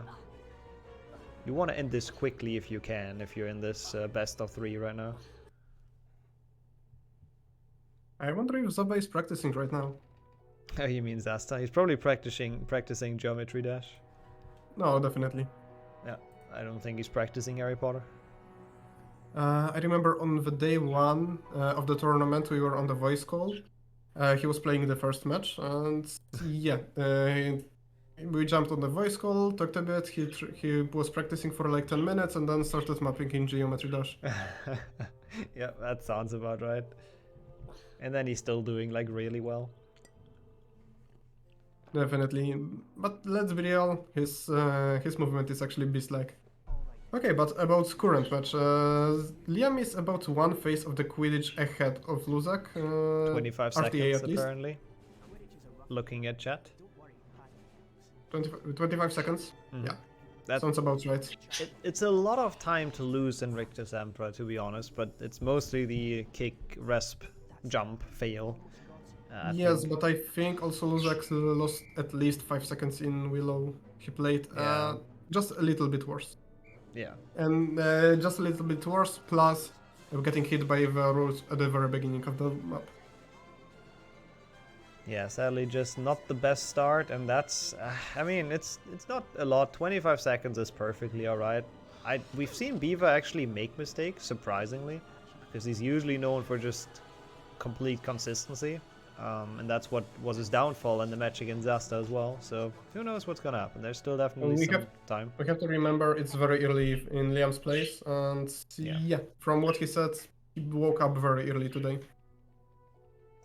The resp is like a jump in Richter's Emperor. It's like the backwards left jump in the one room. It's named after the person who found it, or at least popularized it, or both. We've seen Liam going for the potion, and now let's see how Luzak does it, because we have to remember Luzak is actually a huge fan of doing it extremely risky. Yeah, he's gotten like I think he almost soft locked in the match before. It looked that close. Yeah, it was almost a soft lock. He does it again. What? Oh. Okay, this time it was just a little bit too early. So to explain what just happened, Luzak. Okay, Liam is being good sportsman. That's fun. And Wow. and Luzak sadly triggered the potion brewing too early. Because of that, the game soft locked because Snape's voice line got cancelled. And sadly, it's a soft lock. It's a completely soft lock because the cutscene doesn't play, and you have to restart the game to continue. Okay, his game seems to start though. Does it? Yeah, that's yes, it did. It did. I don't see it yet. Yeah. Oh yeah. Okay. Whew. I mean, I didn't see it yet either, but I've seen the cursor blinking and stuff. Yeah. Okay. Okay. Good. At least we can continue this. Beaver's still waiting, by the way, which is great. Is he actually gonna wait until Luzak brews the potion? That is some confidence. Also very good sportsmanship. Yeah, there's a fine line between overconfidence and good sportsmanship, but I guess fair enough. To be fair, I don't really get why you would risk the potion. Like, I'm not gonna lie, I don't see the benefit in saving a couple of frames over this potentially happening. I see some benefits. First of all, it looks cool, and second of all, if he gets it, chat is spamming Giga Chat. I guess. I think that's a very fair trade. Mm-hmm. Hey, you can see on the chat. Mental benefits, I guess. Of course. I guess that's the that's the only thing you can justify it with, really. And yep, Liam started running as soon as Luzak started brewing the potion. Mm-hmm. Yeah. Those crabs are in actually unusual cycle because of it. Liam didn't expect the third crab to be this close, so he couldn't get the bounce of it. Yeah, you don't really see people wait in any level, so a lot of stuff changes, weirdly enough. It will be actually interesting to see if Liam has to just wait for Luzak for some reason. Okay, not have to. Just decides to wait for Luzak for some reason. Inside the Findo. To just watch Liam adapt to the new cycles. I don't know. Like, I mean, if he actually waits even further, even beyond just like letting him catch up the soft lock, that would be. No. Yeah, he's not gonna wait anymore. Probably probably he's gonna decide if Luzak just has to reload the game or whatever again. It's probably too much for him. Yeah, probably. I mean, yeah, this is already like hard to catch up, to be quite honest. Yeah, it's hard to catch up, but still not impossible. Like I remember the stream right before the tournament. Liam did. Mm-hmm. I think it was on this Friday, not the previous one. Mm-hmm. He decided to just practice Glitchless a bit, So he started the run and said, "Yeah, when this run is gonna finish, I'm just gonna go play a bit because that's what you do the day before tournament, right?" Yeah. So he started Glitchless run. Got to Dumbledore's Keep. Failed it. Went upstairs. Failed it again. And then opened Hobbit instead of HP. So yeah, I saw that. That's what can happen on this match as well. Maybe without opening the Hobbit part. I mean, he's already done that before, so yeah, he did open the Hobbit before, but yeah. Do you think he prepared it in the background? I hope not. I hope it's not his rage quit game to play when something goes wrong. Well, I guess we'll see if anything will go wrong. Maybe he's just gonna play the cleanest rounds of the tournament. Who knows? I guess we're about to see. Nice Lumos, as always. Yep.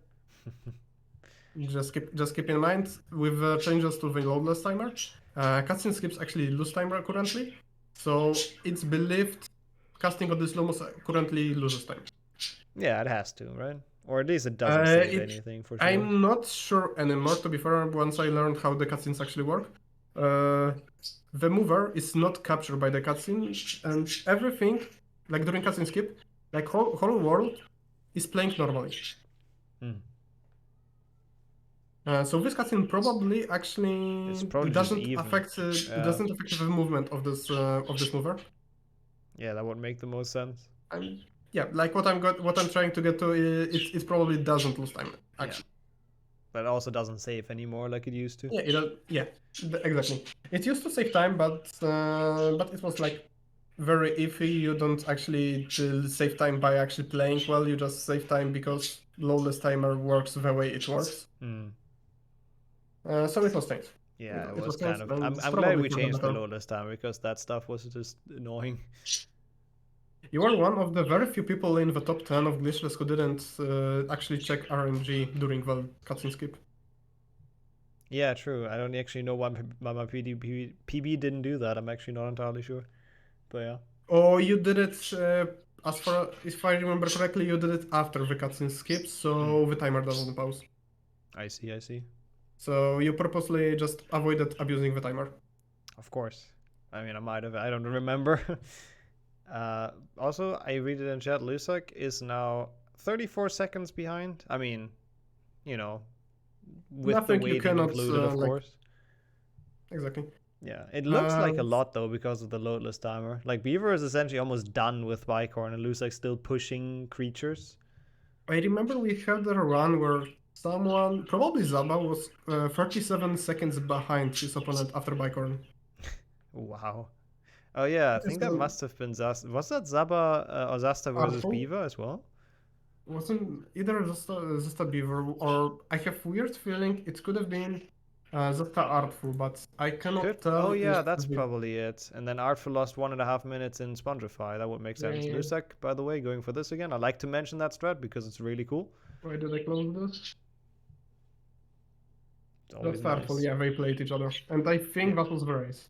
Yeah, that makes sense if that's the one.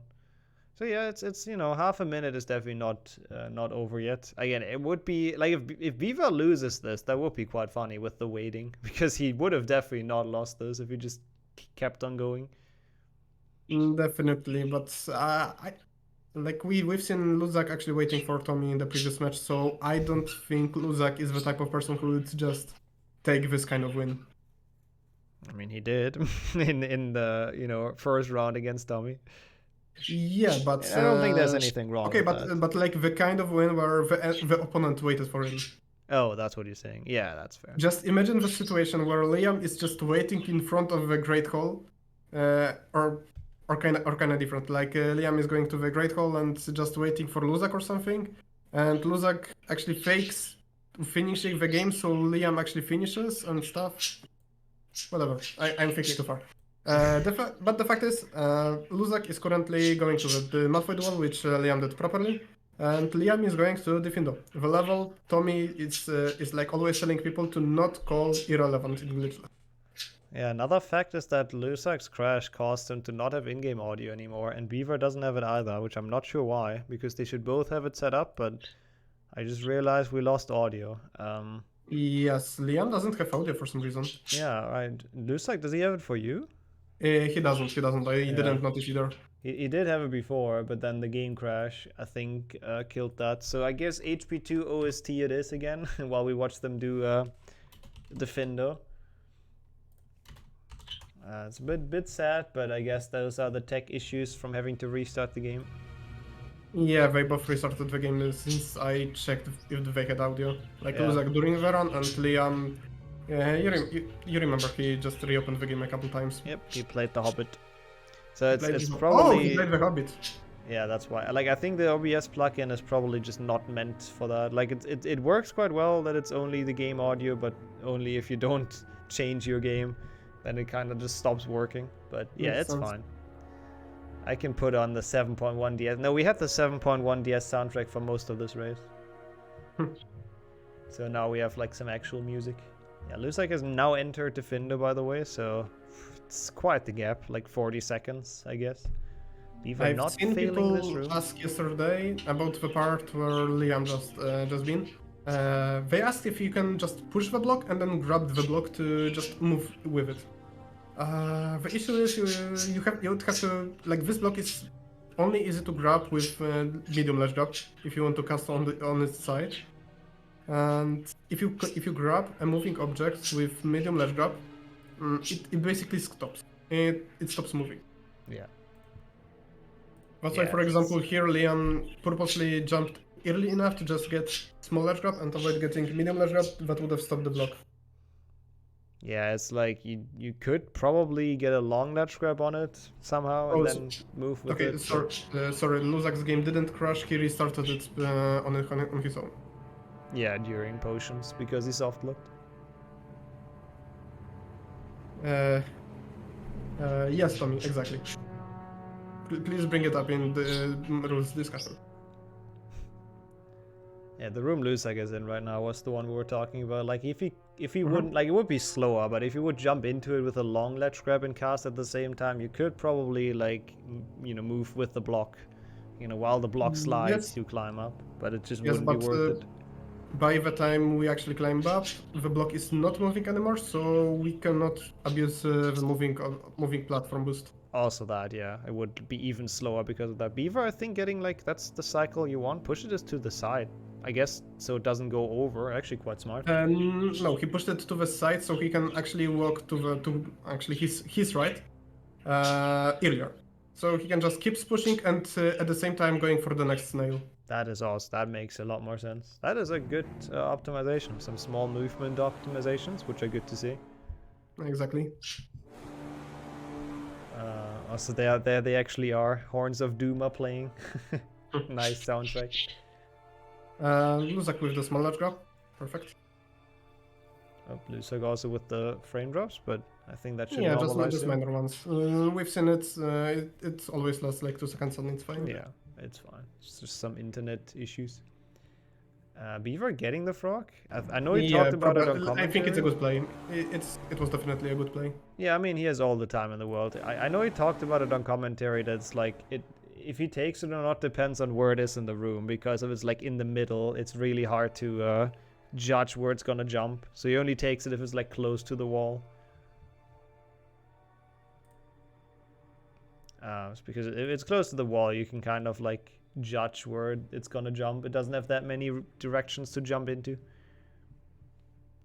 Luzak also opted to push the first nail and pushes the second.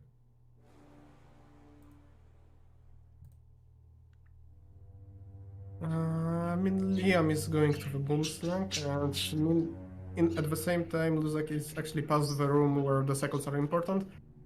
His health is actually pretty low, so I would expect him to go for the same frog as Liam did. I think he usually doesn't get it, if I recall correct, from the other races. I think he only gets the one in Boomslang, right? But his health is like lower than usual, so I expected him to get one more bonus frog, but he opted not to go for it. Yeah, he got some actually, hits he goes for this one, okay. Yeah, okay, that makes sense. Yeah, with that health, you don't want to lose your potion. It makes a lot of sense. Let's see how the mushrooms behave. And he lost his health because the snail rammed into him. Ooh, Beaver, absolute worst possible RNG with the mushrooms, to be fair. Okay, I'm gonna patch it, catch. Yeah, I mean, I don't know how much that actually loses, but I think that's hard to patch. Okay, so we have only one potion in the race. Oh wow, I didn't know those snails do that much damage, but that was quite vicious. I think it was a misclick actually. Oh, that's what happened, okay. It looked like a misclick actually. Yeah, I was looking at Leon's tower is very steep. He can climb it. He can climb it. Perfect. He did the exact same thing before, and then he couldn't climb it, but this one like barely gives him a hitbox that he can jump on. Yes, barely. Way too close. Probably not gonna be too happy with it. He doesn't look too happy with it. No, he does. Never mind. Yeah, Luzak drinking the potion, you're probably correct that it was a misclick, because, why else would he do it? It's not like he wasn't in any danger. At least now he doesn't have to go for the frog anymore, so that's something.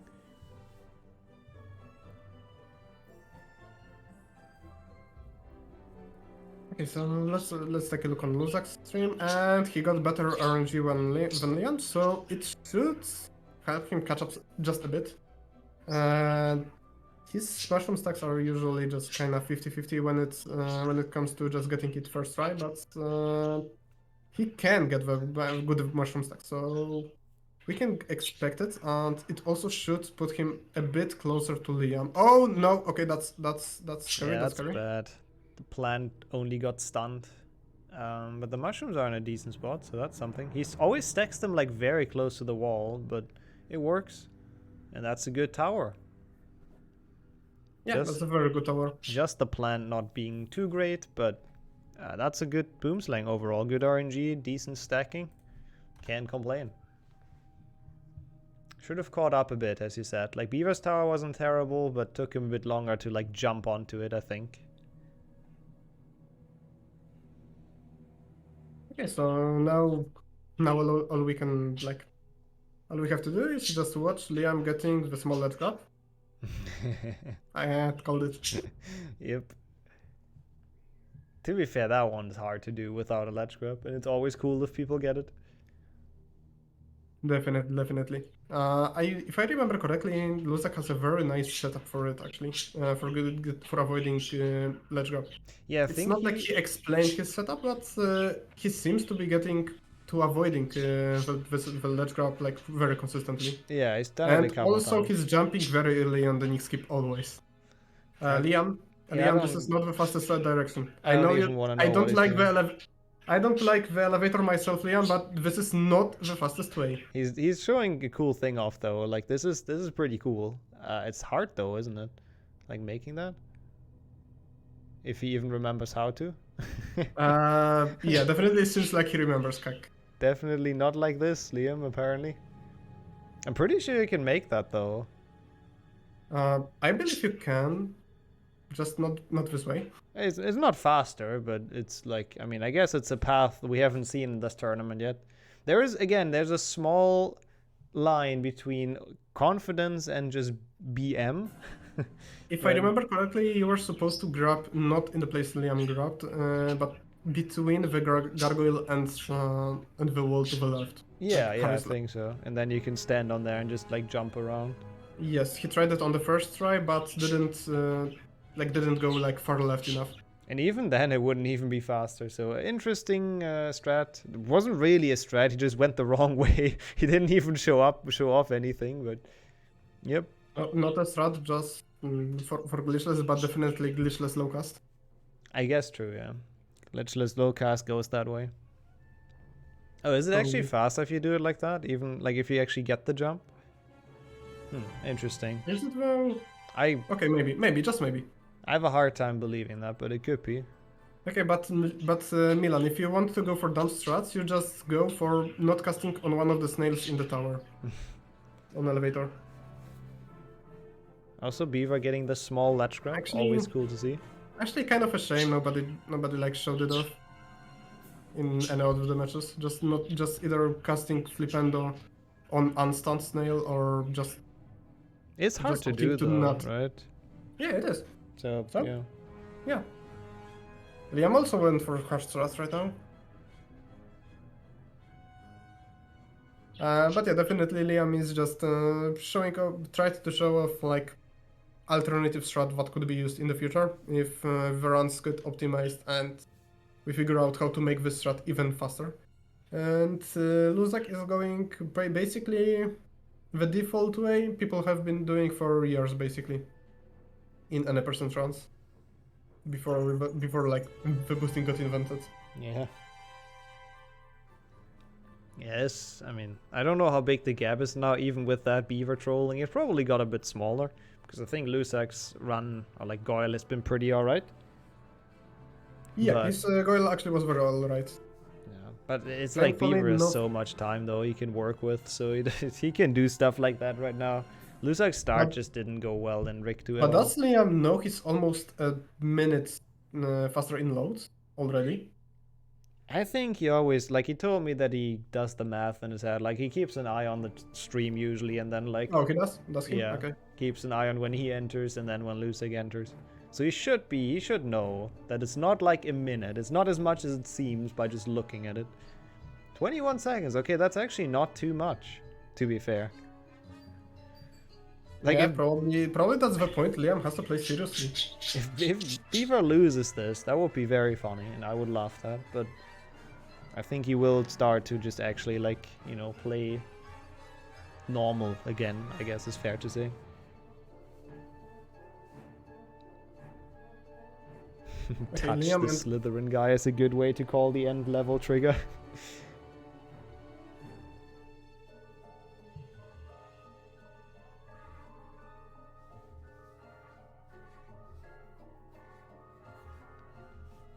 Okay, we're getting closer to bridge skip though, which again shouldn't be an issue for Liam, who doesn't have much health. Oh yeah, because he jumped off the stair already.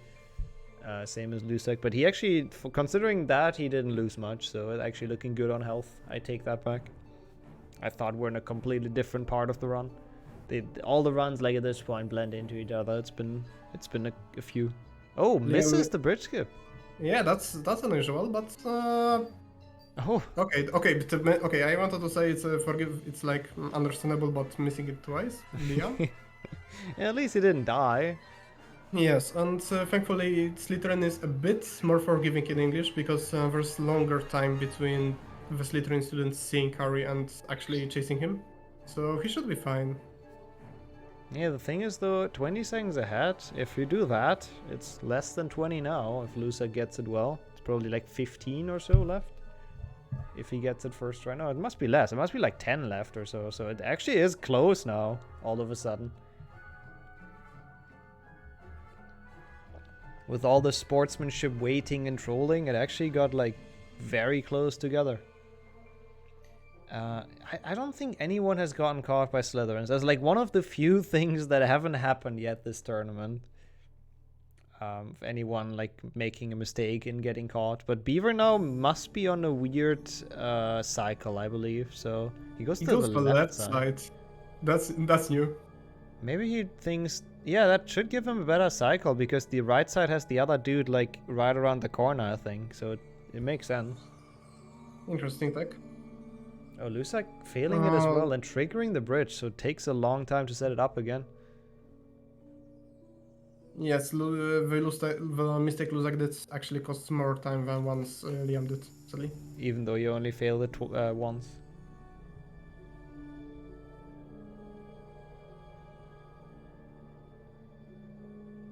At this point, both runners are basically on just go and jump part. Also, have we talked about jumping off slopes today? I think not today, no. Because that's one of the things Luzak did just right there. People could have noticed. Most of the time, people just don't. People don't jump. People don't. Yeah, basically that's all the movements there is in this game: walking and jumping. So basically, jumping is just slightly slower than walking. That's why people avoid jumping most of the time. However, if you jump off up the slopes or down the slopes, jumping is actually a bit faster than walking. It's because basically the movement vector is not like straight forward. It's a bit more higher or a bit lower than just the straight. Oh my god, it's so hard to explain. Basically, it's faster. It's faster to jump up and down the slopes. Yep. But not upstairs. So we've talked about that at some point. There's some, like the one Lusek is on now, you don't want to jump up that because some coder or like some dev actually did his job properly, or his or her job, and coded that well. And some other devs were lazy and they made staircases actually build like slopes. So they're not actual staircases and you can jump up on them and it's faster. So I don't know why, but some stairs are actually slopes and it's just kind of messed up. You just have to learn it. Without the developers fixing the stairs, like you mentioned, each stair would have worked like kinda like you can remember you can clip on some of the ledges, right? Mm-hmm. Just imagine it in HP1. Basically, all those ledges where you can jump, super jump from. Yeah. Imagine each of the stairs in HP2 working like this. Yeah, they would be like very unsmooth. I mean, they have some stairs in this though that are like working properly, so they did make it work. It just probably took them like a lot of work, so they just didn't want to spend that on every staircase in the run or in the game. Probably. And basically this behavior can actually, like this mechanic can actually cause some weird behaviors. We can remember. I don't know if you remember the escalators from the last Zabas map. Oh yeah, you can have some weird physics happening. Lusak going for the snipe again, by the way. So did Beaver, Yes. but everyone keeps on pushing it forward. Yeah, that's actually funny. It's like it feels like getting the snipe is the hard part, and then pushing it to the right is the easy part. But that seems to be what just everyone fails. It's not center. Move camera bit right. Yeah, let's see if he at least this time like stays inside the thing until Aragog moves past. I want to have that as cinematic camera, or if he runs out again, we'll see. I think he's gonna stay this time. Oh, there it is. Oh, look at that cinematic Aragog escape. I like that. It's a camera angle you don't see too often in that segment. Definitely. Liam has pretty, let's say, unique camera angles. Let's see what Lusak looks at. The most interesting part in the run. What are they gonna look at? Exactly.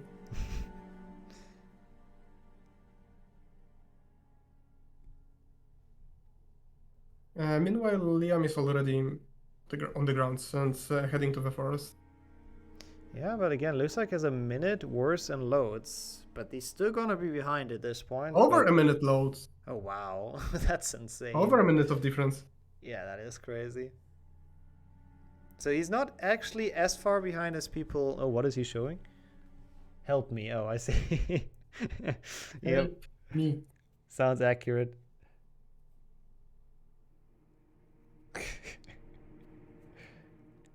They're actually both in my basement right now. That's where they have to race. They can't leave until they're done with their races. But yeah, don't pay any attention to the message. They're fine. They're doing well. Okay, Beaver getting the bridge skip in forest. No issues there, and I think he's gonna probably take this. I mean, this race sadly kind of ended in the early game a bit, not gonna lie. When Lusak fell like 30 seconds behind after Riktu. But we'll see. It's still not fully over. Again, the loadless timers are quite different, obviously. Definitely. At the time, Liam is heading to the Aragog stage, and yeah. Before the race, we've seen Liam actually practicing Aragog. He said he wants to actually get it good, so he's not being bullied by the chat. Yeah, he wants to redeem himself. And yes, basically.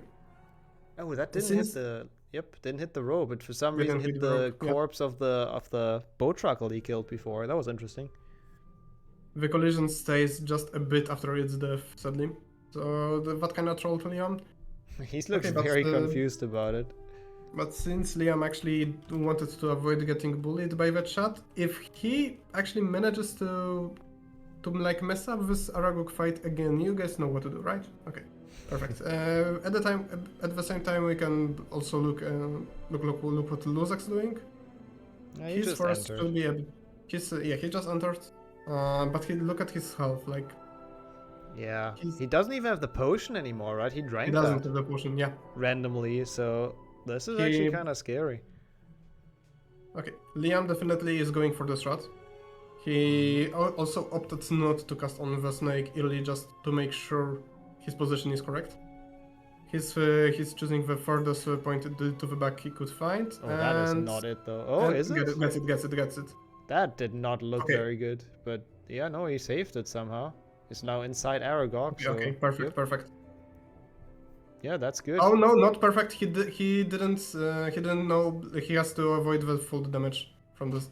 Oh, he did take damage. Yeah, that's a bit unfortunate, but that's still a pretty good snake overall. That's definitely okay. I like his. This is definitely better than just playing it normally. Nice. However, he made some mistakes. Basically, the Aragog spun way too much for him. Yeah, it wasn't as fast as it can be. Like, the more you move, Aragog is also moving, just to face you. This is why you don't want to move too much. Liam sadly just moved a bit too much, so sometimes Aragog was actually skipping a phase. Yeah, we've seen some wild Aragogs this tournament of like Aragog just flipping 90 degrees and all of that. So it's like Definitely. there's a lot of This weird strat- stuff that can happen with that. This strat brings so many good clips as well. Yeah.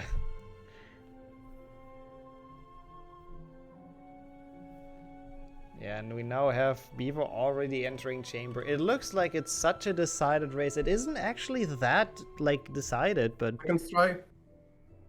I'm calling it. Never mind. Okay. He's better than me. He's better than I thought.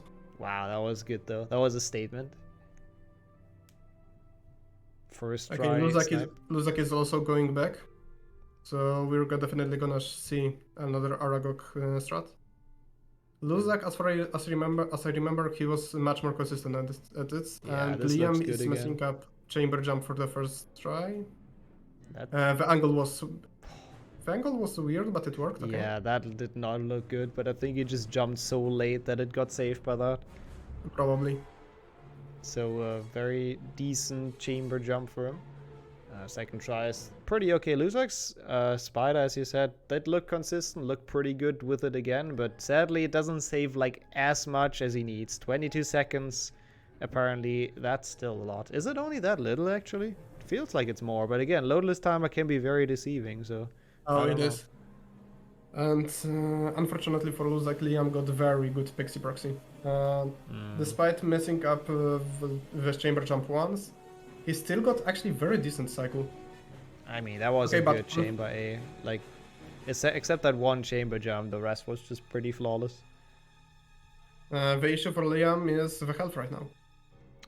But he has a potion, so he's not looking worse than Luzak. Luzak's looking very dangerous there without potion. Definitely. At least the potion didn't, the pixie didn't bite him for Beaver, so he didn't lose it quite yet. Oh, it's only 21 seconds. That is actually not much, and he actually gets the frog in here. Is that? I mean, I guess it's a fairly fast one if you need health. It's also the last one I think you can get, so it makes you can sense. also get one before Pixie Proxy Room, technically. Oh, Liam!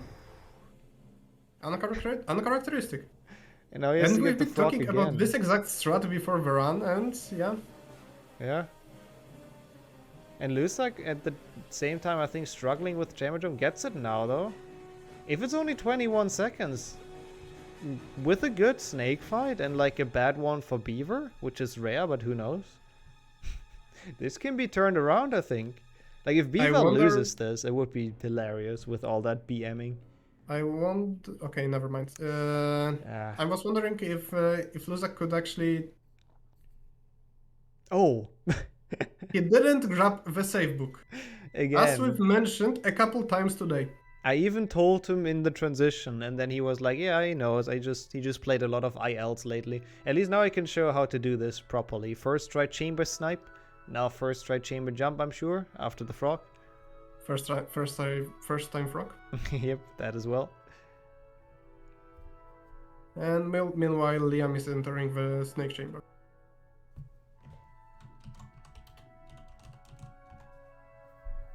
Oh. Yep. Yeah, I mean, this is now decided. It just as it gotten close, it's now decided. There's just no way to come back from that failed pixie proxy. Oh, and again, did he get the save book this time? Do you know? I didn't pay attention, sorry. Yeah, but what I wanted to say is that it's not actually decided for Liam yet. Or for Luzak, for that matter. Oh no, because it's a best of 3, so he has... Exactly. But taking 2 matches from Beaver is difficult, so we'll see how he does on that. However, we like the stories where the tournament starts off someone just losing a match and then doing a reverse swipe, right? True. That happened it didn't happen this tournament, but it happens quite often. Liam misses the 2 cycle wildly, but at least he went for it. Gotta respect it. Luzak now done with the Pixie Proxy Room. That was quite a disaster, to be fair. I would have called it a journey. Yeah, that's a good way to call it. And there goes Beaver being done with the first race. He is gonna take that one. I do not see really. I mean, there's no chance to make that up. Even if you would have cheats, Not after this death. Yeah. Yeah, I'm not sure what happened to the audios. They had it both, and then now none of them has it. It somehow broke on both ends, so we have game music. But big GG's. Probably just because the games were reopened. Mm. I can't explain why it happened, but that has to be the reason it caused. Yeah, it would make the most sense. Lusek has a minute, yeah, but like a good snake fight is like a minute, right? So if he somehow pulls that off in the next 48 seconds, I would be very impressed. But yeah, Beaver taking the first round. I mean, I will call it now. If I'm wrong, then I look like an idiot, but I will give him the one already on the layout. Because I would actually have to do an entire snake fight skip. Yeah, there's no way he wins that. But we'll watch him finish. Why not? He can get some free snake practice in, I guess. The grand final is best of 5, yeah.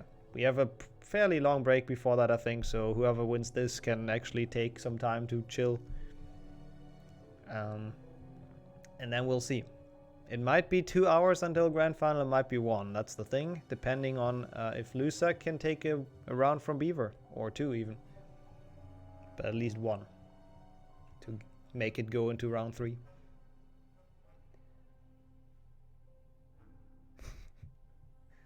Okay.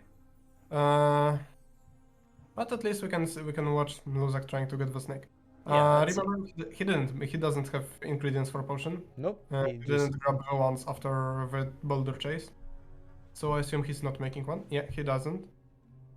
He's not avoiding the damage on the second on the second row of the fire, like Emi showed. Who needs health anyways in the in the boss fight? Sure. It's easy fight. I mean, it's actually quite funny how it's easy casually because you just have so many potions and health, but in speedruns it's actually kind of difficult.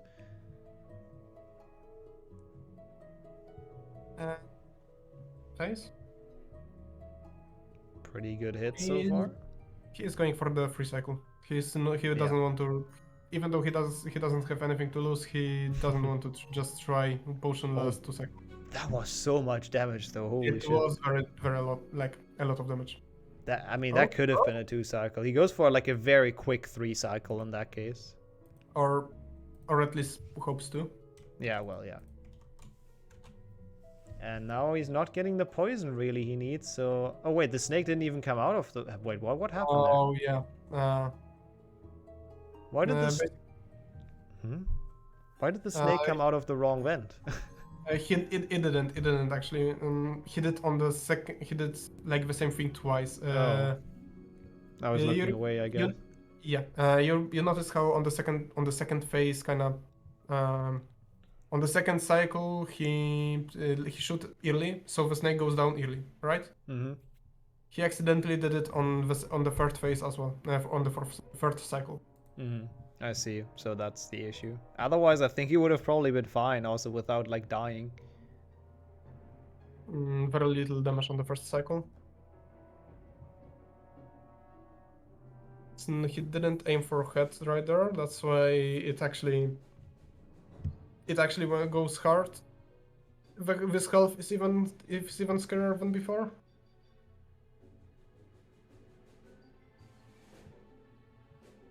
Oh my god, okay, he tried his best to avoid everything. That's what I try to say, yes? I mean, we can also join in and like relieve him of the pain. do we go back in with him? Or do we watch him have fun with the snake? Let's give him like one more try, we'll see. If he dies again, then I guess I'll join in. Oh, he's pause casting now. Yeah, we've seen Flo do that as well. Yeah, Beaver's doing credits %. He might actually get to the end of the credits at this point. Before Lusak's done. Oh, now he's getting some good damage in. Actually, that's probably not going to be enough for a 2 cycle.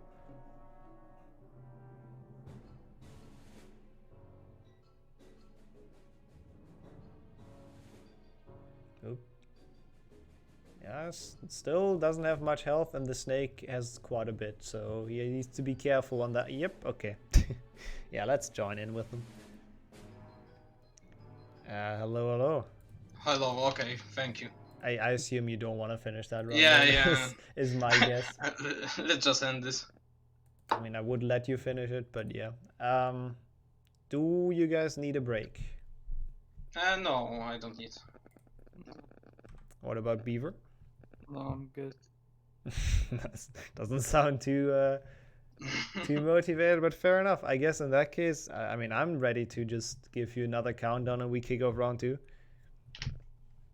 Okay, I reopened the game. Mm-hmm. And I just opened the wrong one. The wrong shortcut. Oh yeah, actually one thing, none of you actually had audio anymore at some point after you restarted your game, so we need to fix that real quick. If that's anyhow possible. I didn't restart my game though. No, but you played Brother Bear and then it was gone. I didn't play anything. Hobbit. Oh, before? Yeah, sorry, yeah. That Yeah, like doesn't it make worked before, that's when I checked, and then after you opened Hobbit it was gone, and then I used Lusak's audio, and then he had to reopen the game and it was gone as well, but it's fine. I was hoping you were gonna get the Do you hear mine? I don't. Nope.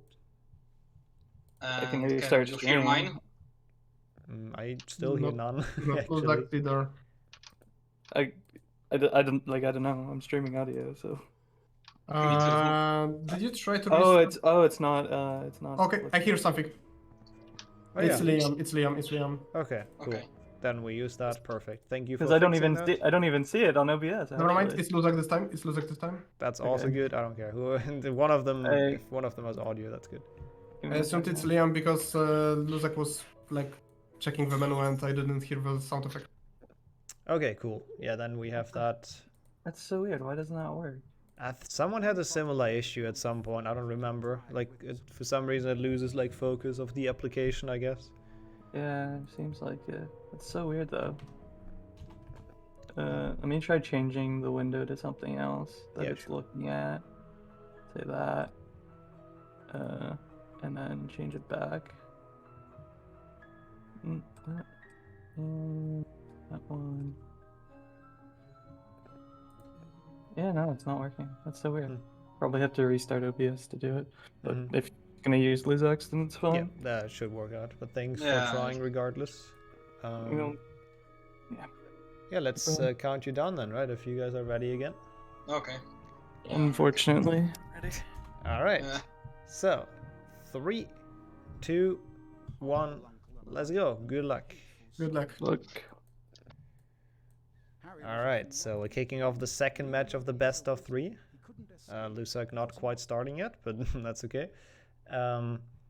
Potentially the last race actually for Lusak in this tournament, if he does lose this. He was actually making a very good win streak, actually, right? Yeah, he's only lost to Beaver yet. He's beaten everyone else. And losing to the second seed, honestly, is definitely not a shame. He actually beats third seed, being an 11th seed. That's amazing. That's actually amazing performance. Yeah, that was definitely quite a good tournament already, no matter how this best of 3 is gonna end, failing will skip. Saved. The surprise on his face as well, though. And then gets it second try. That's some mental strength. Almost failing it and then with the backup. That's pretty sick. I gotta give him that. And with that, he's actually not really far behind. He's 9 seconds in loadless, but that's just because he started a lot later, I think. So it looks a lot worse once again than it actually is. He's not really like actually behind. I don't think. Probably a bit, couple seconds. 5 behind. Yeah, okay. That's actually quite okay, quite a decent chunk, but because like he had to retry the willow skip. Yeah, he had to do it twice. Amazing, but he actually had a chance to retry it. It's better than 15 behind from just failing it. Definitely. You probably can be quite happy with that, but yeah, beating Beaver as always is gonna be a hard feat. I'm really curious to see like whoever gets into the grand final, how they're gonna match up against Asta, who definitely will be the more rested one. I don't know if he's even awake yet. Probably is, but yeah. He is. Like I talked with him earlier today. Just one quick question. He responded, so I guess he's alright. Yeah, that's good then. But yeah, he should definitely be the more refreshed runner, not having to do the matches before. Especially if Lusak wins, like he actually has like the 5 matches back to back. Then that's quite rough. Yeah, if Lusak wins this one, it's actually 5 matches back to back. Yeah, That's pretty crazy. But I guess that's what you get if you come from the losers bracket, sadly. That's the kind of bracket you need to do. And yeah, that's benefit of starting of winners bracket. You actually play kind of refreshed. Yeah. Well, and he gets like a a round win for free. Oh no. Oh.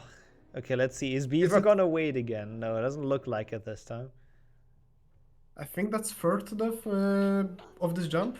Yeah, I don't know what's going on with that today. In this tournament or this weekend? Probably just this weekend, right? Yeah, I think before this weekend, nobody has failed that jump. In the entire first weekend, I don't think anybody has died on that, so people probably just trying to go too fast, trying to save every second and go take it too risky, I guess. That's the only real explanation I have for that. Among other things people could lose time on. Have we seen anyone softlock on this room where Liam is currently? Yeah, 2 people, I think. Ryan in the race against me, and I know Lucille against Emmy. Like, Lucille softlocked on it. It's actually so rare in Glitchless, so it's kind of crazy it happened twice. Yeah, the first week then I might have not seen it. Yeah, that was both first week, yeah. Okay, Beaver with the resp, very smooth. Let's see if Lusa can redeem his own resp jump. Like from the match of you versus Ryan, I only know one thing that happens. Yeah, I wonder what. Yeah, looks like Lusak is just like engulfed in smoke, but I think that's the webcam, is my guess. Yeah, that's webcam and probably just sunlight rising. Yeah. Just shining close to it. Oh, also he really doesn't like taking safe books, does he? Looks like just absolute risk taker. Either just light or actually the webcam's lens is kind of foggy.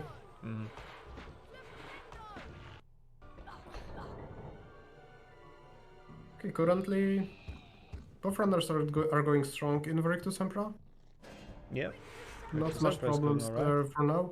Only Liam just shook his head just a bit after failing the door boost. Yeah, I mean that's normal. You don't like losing even fractions of a second on that level. No, look who woke up. Grand finalist participant is here. Yeah, looking at the skill level of his opponents, potential opponents. Yep. I mean, one of them will be his opponent.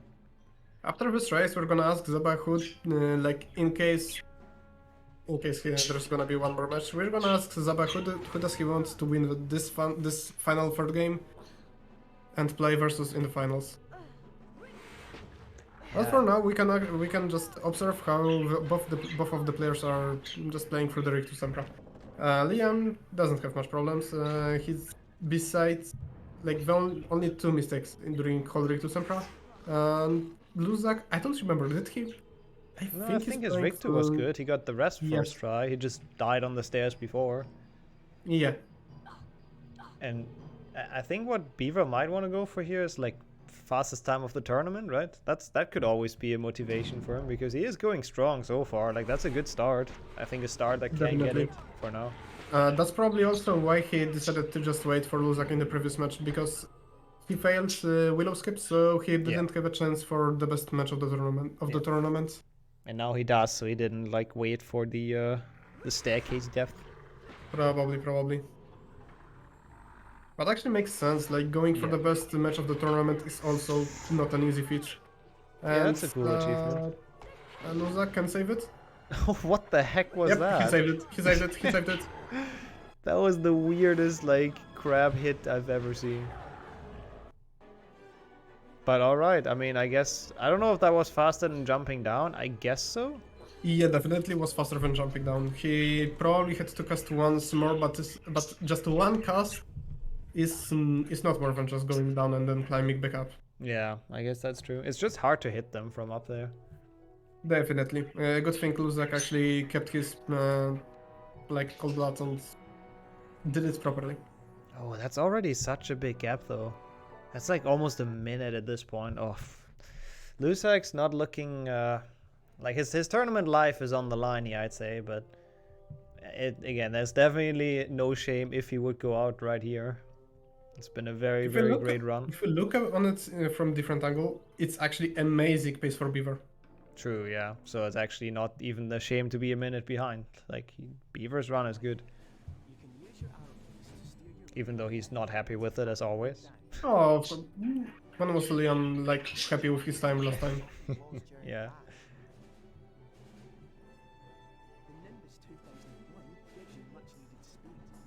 Can actually add, like, I just realized. So the numbers actually make sense. Maybe I should add, like, a best of 3 info on the stream. Yeah, why not? Currently, I like this. Liam on the way to Scorch. Scorch and Glitchless.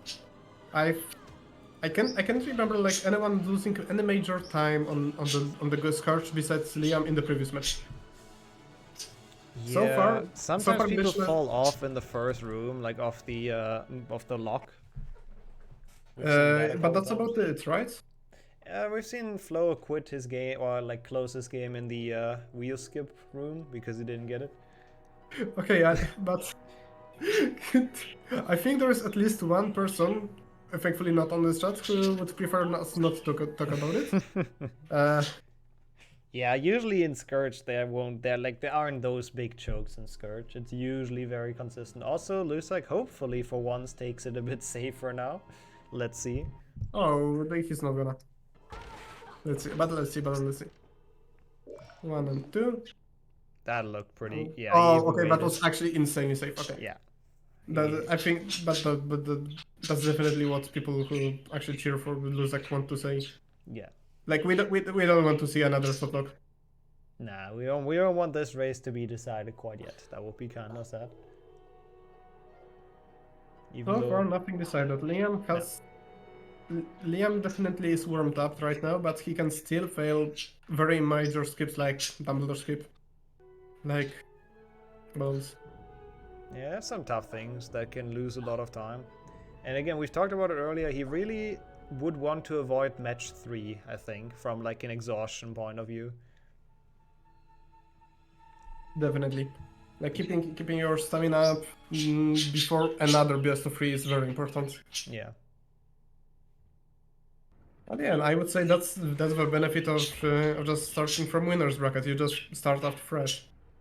Oh, Beaver hitting the cutscene almost.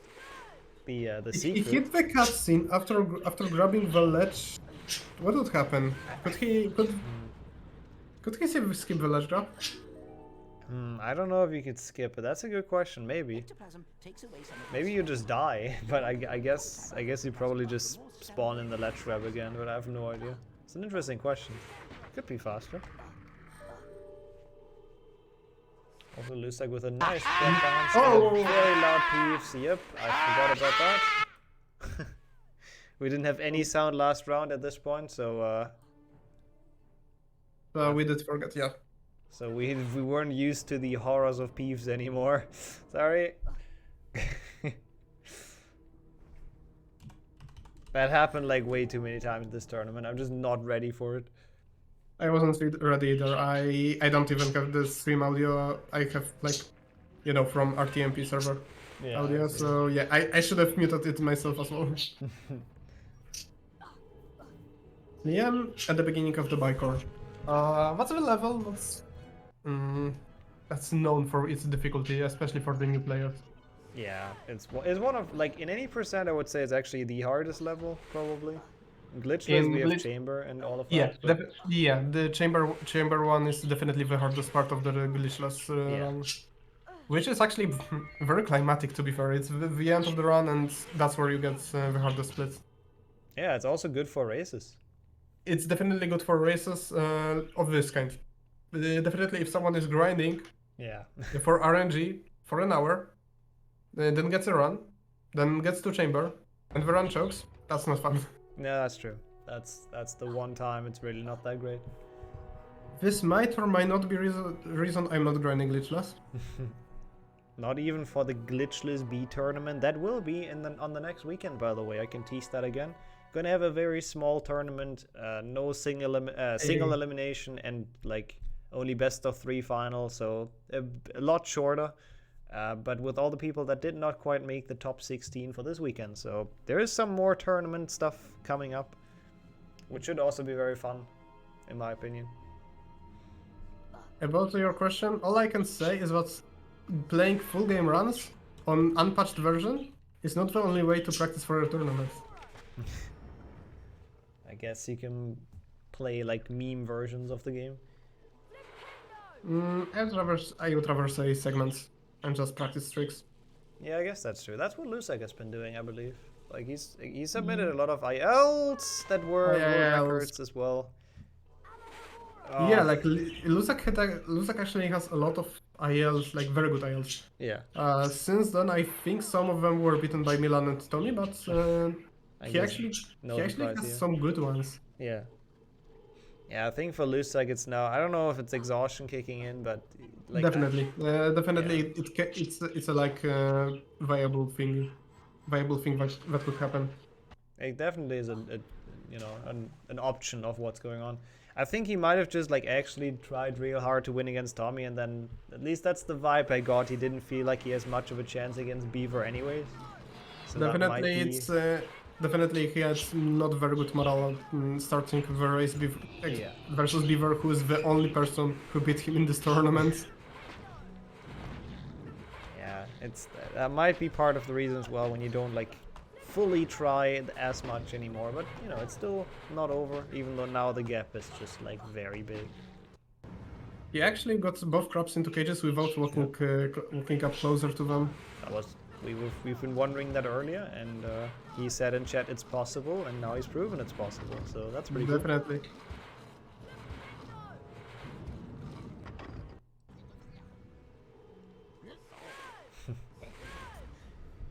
Yeah, this is, I mean, it's gonna be very hard to turn this for Lusek. Winning this race and then another against Beaver, who does look rock solid right now, as always. Ooh, he's going for the better than dry storage number X. Yep, he's been doing that all tournament as well. Same as the block snipe and Spongify. It's just, I like that. I like seeing some more exotic strats, I guess you can say. That's actually a very nice word for this. Stuff that is like we called them swag strats yesterday, I believe. Stuff that just doesn't save much, but it's just kind of cool. Also, this time didn't fail the wheel skip, so that's good. Gets a very smooth one without ledge grabs as well, so that's quite nice. Oh, hello. Meanwhile, Liam is entering Defender. Depends on his cycle, he can either extend his lead and actually get closer to the best run of the tournament, or he can just make a couple small mistakes, which would cause him to lose even more time. I would actually be curious how this compares to like the best run right now, like when the best run entered Defender. I don't think we have that metric, but yeah. Lusek drinking the potion again. What is up with that? I believe it's just keybind way too close to movement keys. Yeah, what is this keybind for that? Is it like middle mouse button? No, like you wouldn't press that. Like, but it's gotta something be like a F maybe while trying to walk sideways or something. Well, F would be fitting at least. Now close enough to press during a run, but far enough to just not press it accidentally or not. Yeah, I mean, he's lucky that he's doing it in runs. Well, lucky is maybe the wrong word, but at least it's in runs where he's not ahead, because that could ruin your race. Like, you're 30 seconds ahead, and then you just can't beat the snake because you have no potion.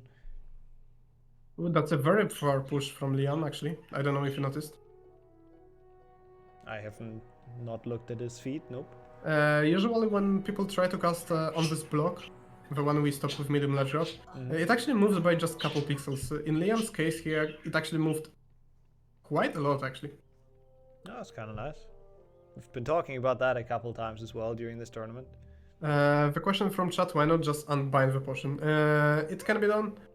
However, during the snake fight, sometimes it's more optimal to actually drink the potion manually.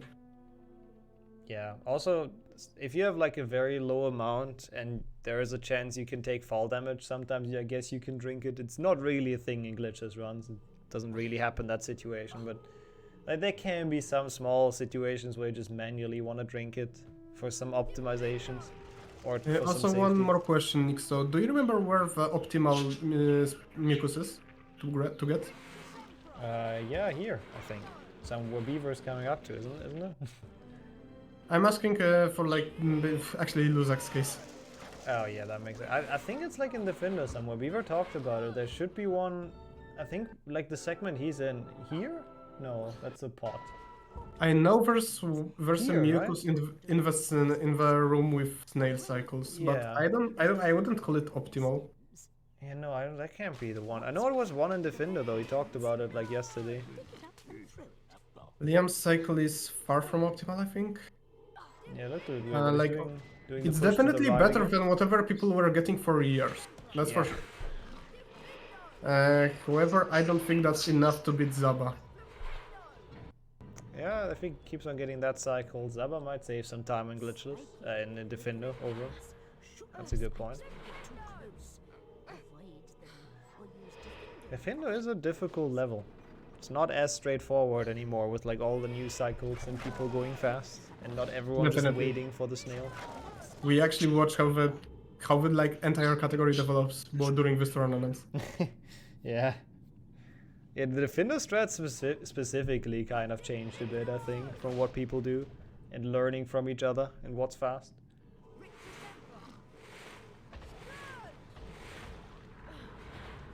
Just like with a nice block, and I had that same thing, and I'm not sure why it happens. Maybe it just wasn't straight or facing the wall straight enough, but just couldn't grab it for some reason. There's a chance he was holding double left during the airtime. Yeah, it could be. Because that's where he was facing jumping off the block, and he didn't switch to forward fast enough after turning the camera. Yeah, it could be something like that actually. Beaver meanwhile is done now with the Defendo. 1925. I think I've seen a mucus just on the table before the room with final star. Yeah, that could be the one. That might be the one you want to take. Yeah. Because I think it's actually very beneficial in Luzak's case to actually get in grabs.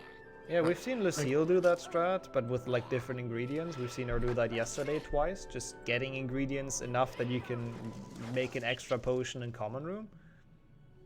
Which, yeah, in this case, since he doubt he will go for it. Okay, meanwhile, in this case, it would have been like very good for Luzak. Yeah, it would be good, I agree. Would be the strat to go for. And now he also has to wait for the snails, it's not on the great cycle. Beaver with a good mushroom, having good RNG. Let's see how the stacking goes. Again, he's been shaky with that yesterday, so needs some confidence in that, I think, before the potential Zasta race, which now kinda seems...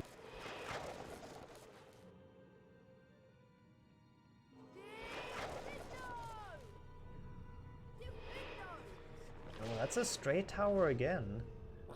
Like, that's a... I don't know, he always builds them so high, but this one works. Yeah, this one works, thankfully.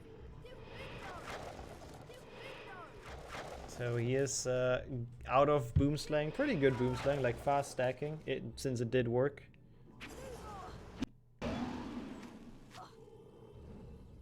Okay, but Liam is done with the, let's say... It's done with the easy part. Boomslack is actually the easier part of the run. It's just a bit random, and now he's going for Dumbledore skip. And straight after that, he has actually one difficult level, which is going, and then one, let's say, semi-difficult because of the bridge skip level. So later in. Yeah. But yeah, definitely Dumbledore skip is one thing that can give the lead back to Luzak. It does not though, he does make it like very cleanly. Absolutely no problem on that by the looks of it. I feel like all of those level, the entire mid game, it's hard to learn if you start out with the run, but I feel like on this level it should be fairly consistent for them. Like Goya, Slytherin, Dumbledore skip, Spongify, so I It usually definitely don't should, but expect- we've seen mistakes throughout the tournament, though. Oh yeah, yeah. Oh, definitely. It can always happen, for sure. I mean, we've seen people just fall off staircases, so... And that's the kind of mistakes Luzak is definitely hoping for right now. Yeah, he needs those. I mean, he's so far behind at this point. It's probably like, I don't know, 1.5 minutes, I think. Let's see how Luzak does it. That looks he good. got the shroom. It's definitely close enough. Yeah, 124. Thanks for keeping track. That is a bunch of time. Like, he needs a big death or something. And a frog. Yep.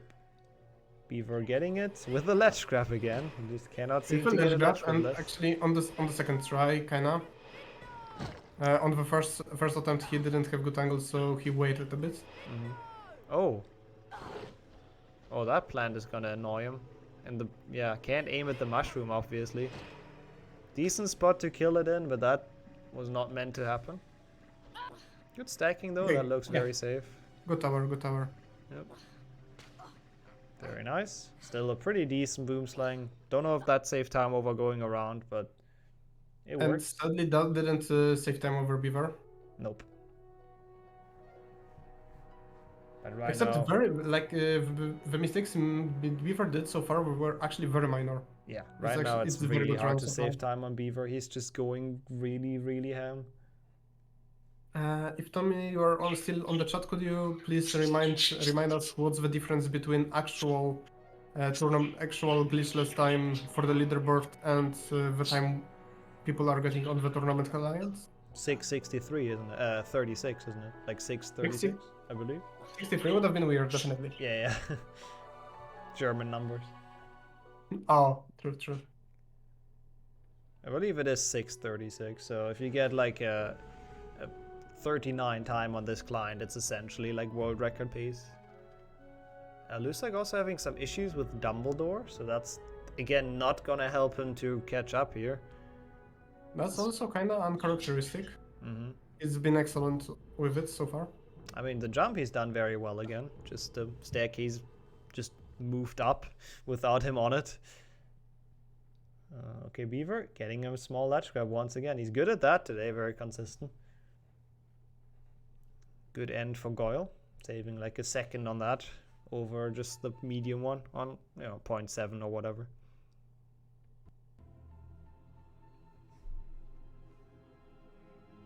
Also, have I actually updated the bracket so it says this match? Oh, I have not. Oops.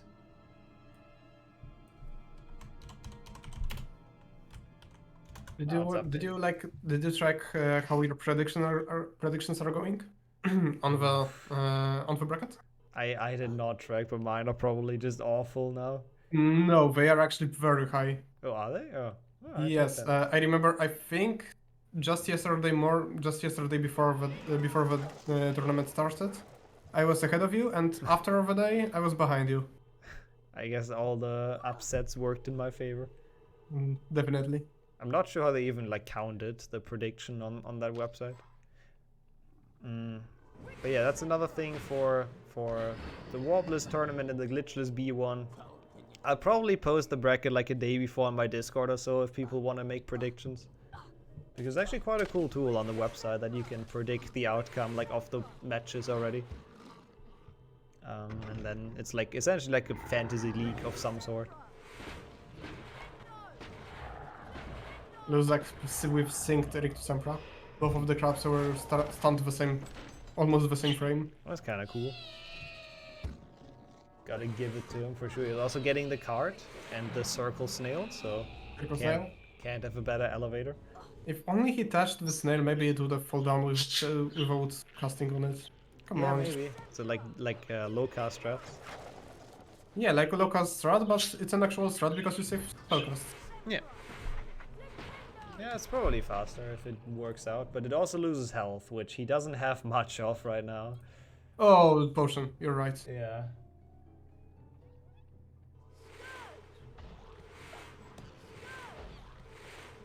It's 11 people, by the way, in the Glitchless B tournament, which makes the bracket quite awkward, but it worked out, so that's something. Was the bracket generated automatically, or? Yeah, the website does it. so I don't have to worry about making it fair with the seeding and whatnot. In the meantime, Liam is heading to the bridge skip. Yep. We've seen, you said it's something runners should be already familiar with and have no problem with it. However, in the previous run, Liam failed it twice. Mm-hmm. This looks very good though. Oh, actually it didn't look that good in the end, but he got it. Yes, I think Liam slowed down at the end of the first jump. That's why it looks kinda close. Lusak with the 360 into Goyle and then misses him, but gets it in the end. Yeah, I don't know how much this is of a gap now, but it's just, I think, too much at this point already. Oh yeah, it's like almost 2 minutes. Oh wow. Lusak really, yeah, I think he's just kind of done with Glitchless at this point. Been playing for a while, didn't really have the highest morale going into this, so... Yeah, right now it's just Liam's race with himself. Yeah, it's just Liam trying to get the fastest time of the tournament. Actually, with himself or with Zaba? Liam has the fastest time of 40 minutes, 17 seconds. That's the time he wants to beat. Yeah. I'm still curious if we're gonna see a sub 40 this tournament, maybe in the grand final or maybe in this match if Beaver gets it now. I think the pace That's one of the things we are hoping for. Like, to be fair, it would be kind of wasted if he gets it now though. He kind of wants the sub 40 against Zasta in the grand final. One thing people have been mentioning in the chat, in various chats throughout the tournament. What would you think about category extensions where players can grind glitchless on this exact patch? Yeah, I like it as a category extension. I don't see why not. Liam, yep, with a first major mistake. Yeah, that's gonna kill probably the chance of a tournament PB, unfortunately. Definitely sub 40. We'll see about the tournament PB. Yeah, true. That might that's a lot of time loss though. An interesting segment to fail as well, because he didn't have any like reason to take it that risky, to be honest. Like, he could have just jumped up the banister, like it would have been perfectly fine. There's no cutscene there, you have to jump around or anything, so... Yeah, that was the moment Liam actually tried to go for the best time possible. I guess he tried to go for all the optimizations, that's a fair point. And it's not like it really matters too much, like Lusak is probably gonna catch up a bit, but yeah, like the 2 minutes is just too much. Yes, about 40 minutes, 0 seconds on this client should be equivalent of 46 minutes, 36 seconds on... Yeah, on like normal. Yeah. On normal run. Something along those lines. Which is pretty good.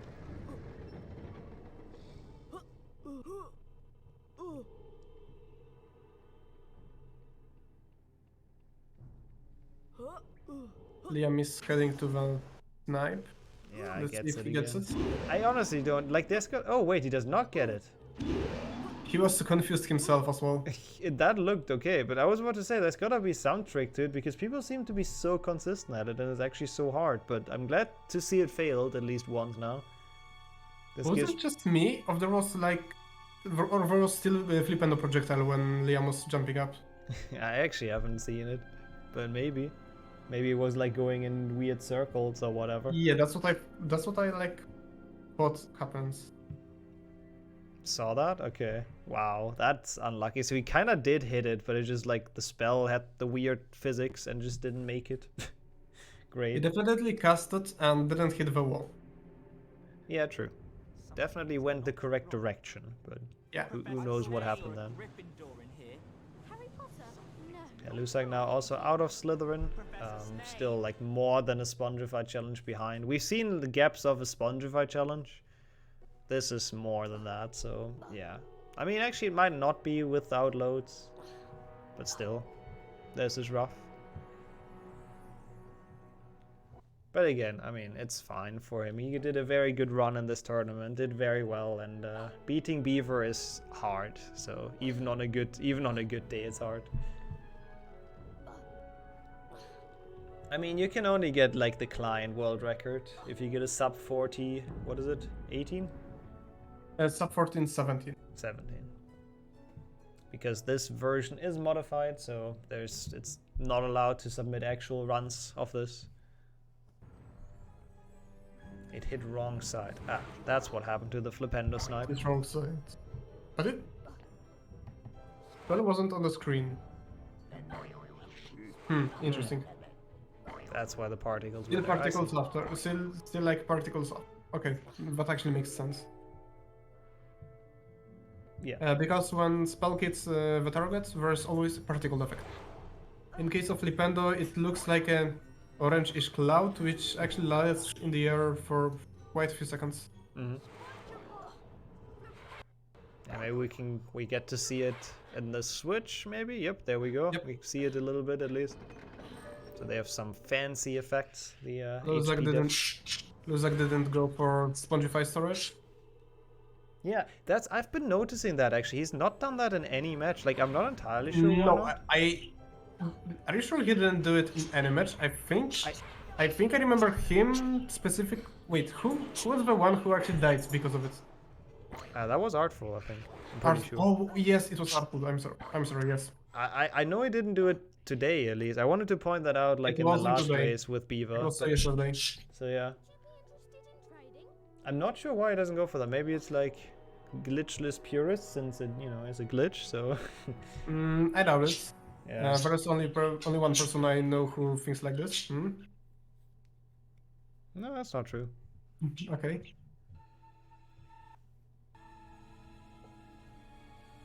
So I think it's hard to get the optimal inputs. That might be why Luzak is not going for it. Maybe, yeah. But you still, like, even if you don't have the optimal inputs, we've seen a lot of people do it and, like, save time with it, right? Even if you don't have the smoothest. It's probably just a personal preference. Everyone is getting some strats the others don't go for. True. Like, you could also ask, why is Liam not going for the cast in base thingy? I guess true. But that saves less, at least. It saves less, but it's a strat. Yeah. He's chasing the frog, though. That's an interesting sight. Usually he just ignores it if it's, like, not in a good spot. Did we miss him drinking a potion, or? I don't think so. Come on. I don't see where he would have taken it. Come on now. But yeah, I don't know. There's not many things I can remember nobody has failed in this tournament. Like, people have died in some very adventurous positions.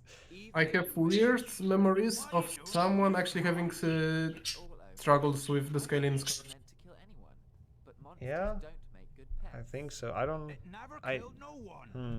No, actually, the scale might be true. I don't really remember anything specifically going wrong. It wasn't him. He wouldn't. He never. You wouldn't. Yeah, but it's definitely one of the most consistent strats in the tournament. It's definitely one of the easiest. And I guess apart from that, again, nobody got caught in Slytherin yet, which is surprising. So, well, not really surprising, but which is something. So that's a thing. I don't know. That's probably about it. Did someone die to this one jump in Goyle at the beginning? Yeah, that happened. Or at least people failed it. Yeah, people died as well, I'm pretty sure. And just shows that even in Glitchless, even with people that are very good at this, sometimes stuff just doesn't work out. Sometimes stuff just isn't consistent. Fast Aragog, though, looks like Beaver's getting better and better at it, which is nice. Absolutely redeeming himself for the past day when people made fun of him for it. Looking good there. Actually, can't kill it for some reason, giving like no damage in, but still pretty alright. I just got inside info that Emek was the one who failed the jump in Goyle.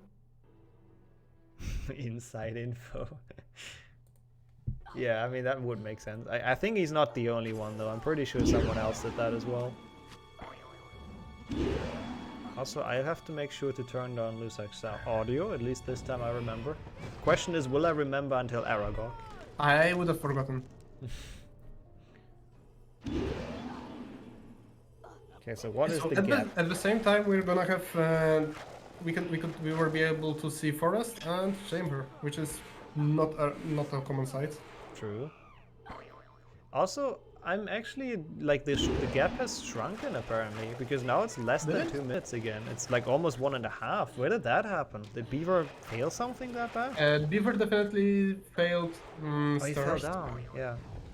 He failed snipe in Spongify, sorry.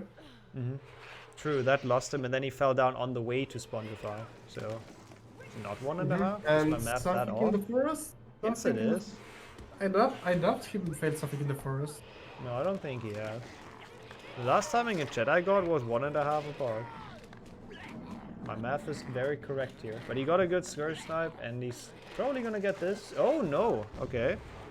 I mean, not really like it's gonna give him much issues. Like he's still very far ahead, but fails that once. Not necessarily gonna give him confidence for the race against Zasta. That's probably gonna happen. Let's. Pixie Proxy looking in the bad spot. Yeah, he has to go for the secret. I did not remember. I didn't either. I got jump scared as well. Yep, bite him, my children. Yep, loud. I was so busy looking at Beaver's Pixie Proxy. It was just unfortunate timing. Same. God damn it.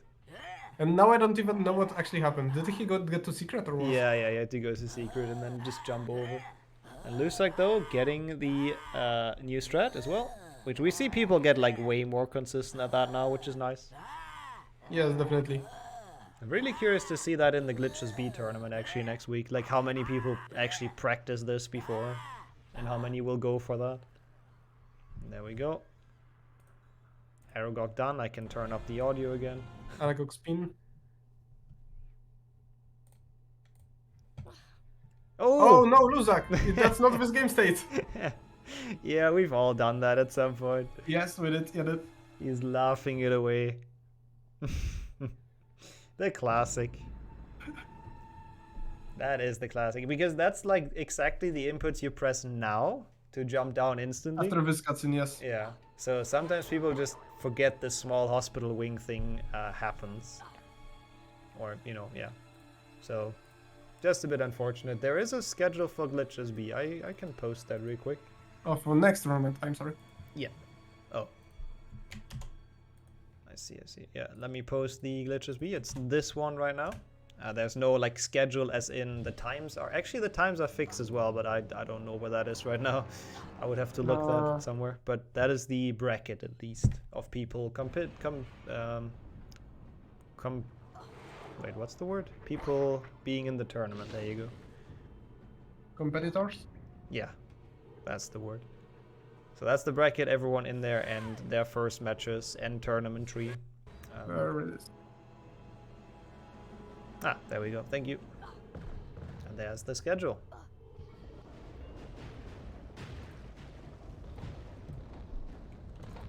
So yeah, that's quite some speed running to go next week. It's gonna be a bit like more chill than today and yesterday. Bit less matches, but should be a good tournament. Looks like failing chamber jump once.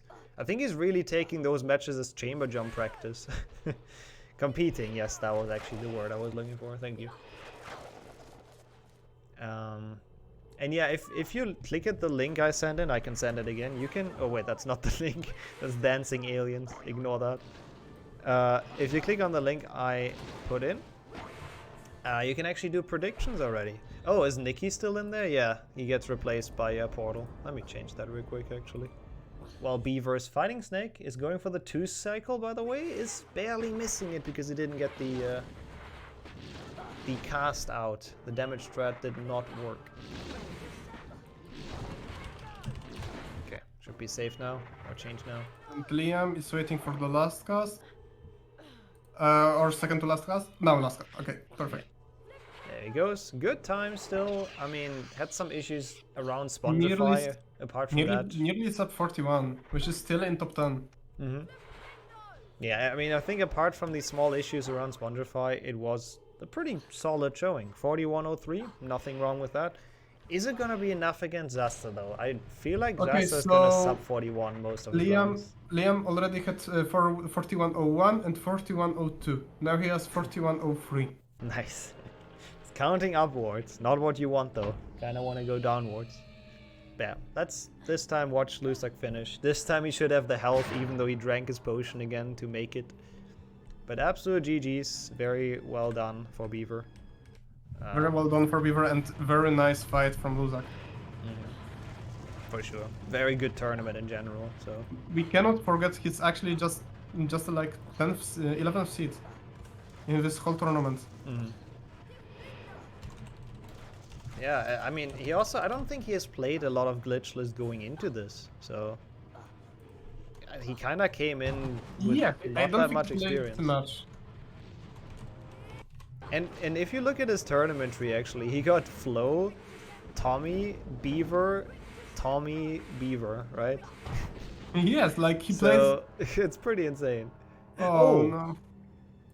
We've actually seen him do that before, which is quite funny. Last time he managed to grab the ledge though, still. Liam has chosen the slowest way to show the way to Gryffindor Challenge, by the way. Did he open the bingo client or what? Yes, he opened the bingo client and skipped and sped over the first cutscene. I see. That is the slowest way to show it off indeed. Just F4. Oh well. F4 heads. Yeah, it is the Croatian flag, by the way, just to confirm that. Behind Beaver. He does change his flags quite often, but that's his favorite one, I think, because of heritage. Yeah, let's see if Beaver can finish a Gryffindor IL while Lusak beats the snake. I think he can. It's like very short of a level. Yes, like this level is almost over. Yeah. And he's doing it glitchless. What's round 31 on the schedule for? It's useless. Like, the idea that the website has is that, like, you have winners bracket winner and losers bracket winner do a match, and then if losers bracket winner wins that, they go into another match. But we just do a best of 5 with winners bracket winner having one advantage essentially, starting on 1 win. So oh no, low health for Luzak again. Oh no! It shoot exactly in his direction. It's the repeat. At least he's having fun. At least he's laughing. He looks in pain and has as if he's having fun at the same time, which is interesting. Don't worry, we are already ahead of schedule.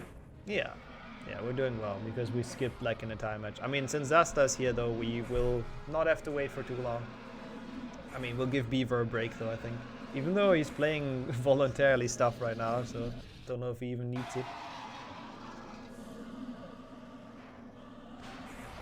Okay, Lusak, no damage on the first phase. Should probably just not use the damage like strats. Ouch! Oh.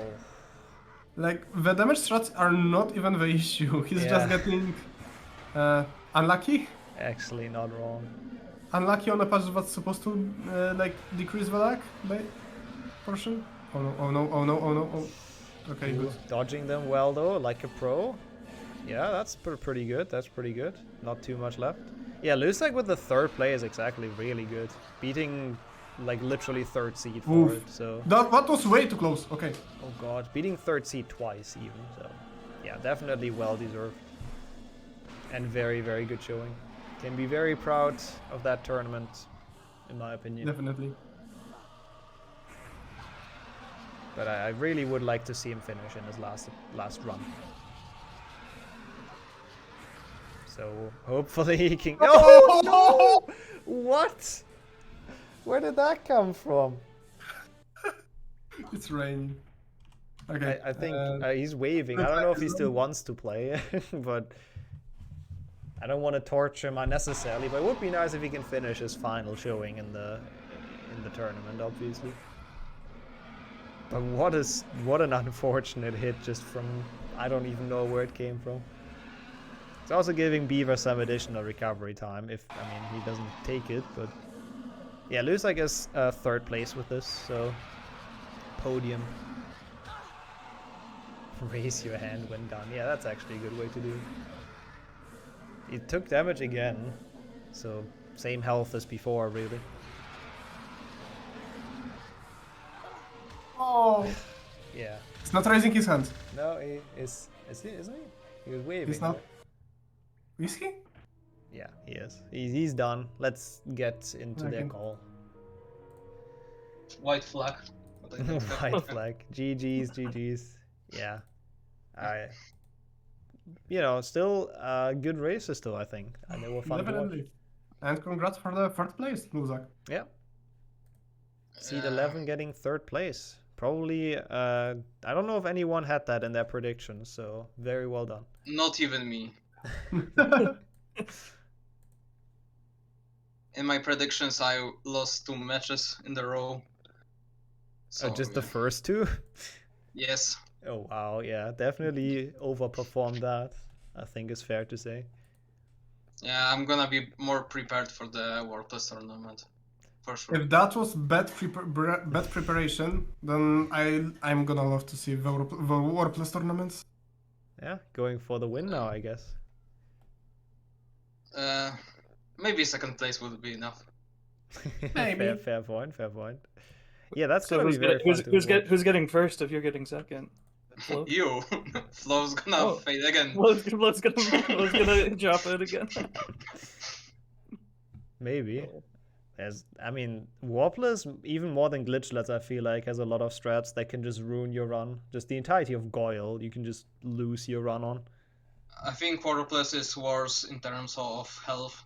Oh yeah, that as well, yeah. Health management is gonna suck. But that's in 3 weeks, so it's a bit in the future. People still have some time to practice. And I'm very much looking forward to it.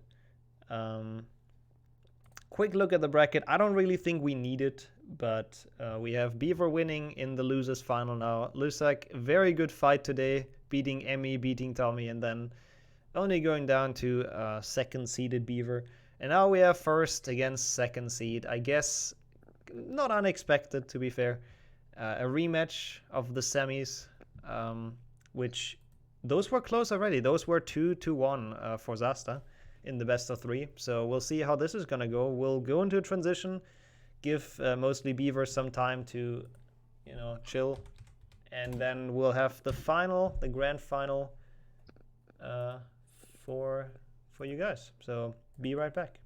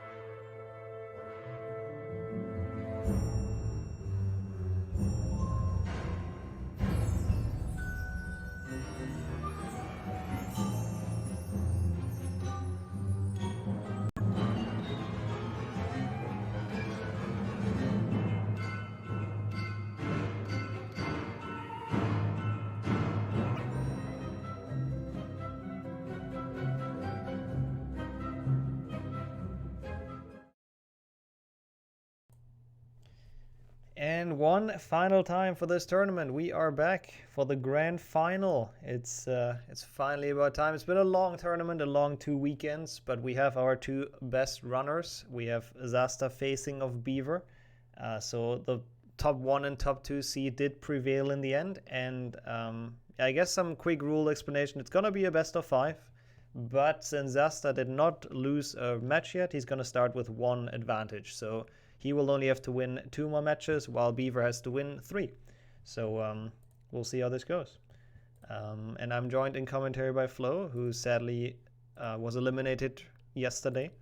So I am so sad. Hello, everyone. Yeah, you so thought you would win the Glitchless tournament. Oh, yeah. Thought I was gonna destroy everyone. That's okay. So yeah, I think if you guys are ready, then we'll go for it. Unfortunately. Okay. So 3, 2, 1. Let's go. Good luck. Luck. Okay. Not one final race to be fair, but one final showdown. Let's see if either of those hit Willow skip or not. Zasta, we've talked about that earlier, has like a weird tendency to play everything super well but fail Willow skip, so let's see if he stops doing that for once. First interesting part.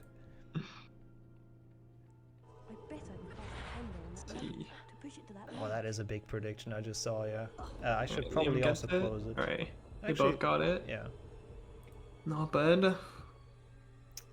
Prediction is for the entire match up, so like the entire best of 5 for the entire grand final. Yeah, get your points in now. I'll close it once they reach the castle. They shouldn't lose time until then, at least. Hopefully not. As long as there's no crashes or something. But hey, good to see. Finally, you know, both of them. I feel like in the entire best of 3 yesterday, we haven't seen that both got Willow skip. Yeah, I've been missing it very often in my races. Yeah, it's been a tough tournament, I think, for people. Yeah, it's like you wouldn't think, cause like this category you can like play it pretty safe, not go for the hard tricks, but still so a lot of like meltdown and everything. So. Yeah, it's like it's been good though. It's been good chaos in terms of what people. Yeah, definitely. It's good entertainment. 1.1 million. Holy shit. That is a big prediction. And it's a very even one, 50-50. I guess that shows that honestly, we've seen it yesterday in the best of 3, like pretty much anyone can win this. Yeah. Like Zasta is definitely the fastest runner, but because of that he probably has a tendency of like trying to do as fast as possible on everything, which is probably why he's like done a lot of like the really big mistake going for next skip 0. Oh, Beaver actually almost got it, I think. That was very close. Oh, Zasta gets it. Okay. Is that the first next skip 0 we've seen? Yep, I'm pretty sure it is. Zasta on fire. Maybe going for the sub 40. Tommy was asking for it in chat. Yeah, to explain it again, Zasta is on 1 win because he is coming from the winners final. So there were 2 ways we could do it. We could either do like a best of 3 and then if Beaver wins another best of 3, which I think is kind of weird. Or, you know, because winners bracket has to be an advantage for not losing a match yet, right? Yeah. And that's the one we decided on. It's a best of 5, but Zasta starts with 1 point, so he only has to win 2 more. It's probably a better way to do it. Yeah. Alright, so every time Zeba, from what I've seen, he just skipped the save book on crabs, which like can be very risky. So let's see if he's gonna do that again. Yeah, I'm surprised He a lot of does. people did that. And Beaver as And Liam well. as well. Okay. Though I don't think we've seen a single crab soft lock, but probably just Oh, there were replacing 2. the- There were 2 in Oh, this there were 2. tournament. Yeah, but it's rare in Glitchless. Yeah. Okay. Both fine. That would be very sad if like that decides the race already in the first 3 minutes. I just really hope none of them just YOLOs the potion. Oh. Zeba going for the resp, not Liam. Saving a little bit on that. Yep, I think Liam tried to do it in a couple of races, but just didn't do too well, so It's a really hard trick. I like even struggled just doing the regular strat. yeah, I was same here. The rest was really difficult. And there's Yeah. actually a lot of people for some reason that have learned it for this tournament that you wouldn't have expected it really. That's interesting. It's really not a big time save. It's a tiny bit of walking. It's probably under a second. Zeba not going for the door boost. Interesting. Beaver actually catching up again now, visually. But again, loadless is a bit different. Yeah. I guess door boost doesn't matter too much because you still get the same cycle on the crab. Oh, Liam getting a 3 push instead of a 2 like this then. Yeah, I guess true. It would be good for the cycles to go for the rasp. That's a fair point. The crabs are gonna be in a bit of a different spot. Yeah.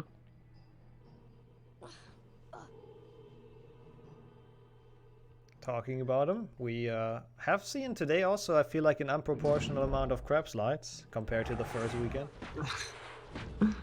So, missing the 1 cast. Same for Liam.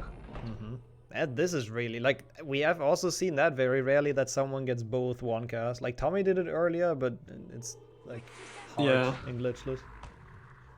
It's also possible that sometimes you get the 1 cast, but you get a crab slide and it falls like under the trap. It's very rare, but that's possible. And if you get that, it's a big time loss because I think the previous save book is big for Chasm. Yeah, if you even took that. I mean, you probably Yeah. have, but still. Right, Yeah, no crab slide. Looks like Zasta is leading by like a small margin. Just doing a couple Pretty more full. risky things. Nick skip 0 as well and all of that. About a 6-second lead for Zesta. It's as close as we would expect it after the first 5 minutes. It's crazy how this is now like actually 5 minutes is quite a big chunk of the run already, and there's like not really much that happened. Yeah. It's crazy because the run is 40 minutes, but it feels really fast and really intense because there's no downtime, there's no hierarchy, everything just like goes like really fast. There's one downtime which is actually coming up right now, but I agree. Oh, true. It's And really I good enough. guess also I agree the small cutscene. Yeah, but at least that one you can have like some cool camera angles, I guess. Yeah. And have fun with it. See if anyone's gonna get hit. Yeah, small things can really matter quite big. Yeah. Oh, they actually catch it at the same time, it looks like, because Beaver caught up a bit on loads. Yeah. He runs a really good PC, so he's saving a lot of time RTA. God, the comparison to Lusag is insane. It's like more than a minute in the end. Yeah, I'm really surprised because we're checking earlier with iMac and like checking his RTA on the board, and like he doesn't have like his loads are not too bad. It's like a minute 10 in any percent, which is only like 10 seconds slower than what I get. Yeah, that's not too bad. So, maybe it's with not like sure. streaming on top. Yeah, that's what I assume. I'm not entirely sure. Yeah, because I think most of his PBs are just offline. Yeah. Zasta's still in the lead, even RTA. Let's go. Please just don't take the cauldron too quick. Come on, guys, you got this. I mean, I know Beaver has a good setup for it. It's the one he taught me at some point, which should work like every time. I don't know Zasta, I don't know how he does it, but yeah. I mean, surely he has a setup for it as well.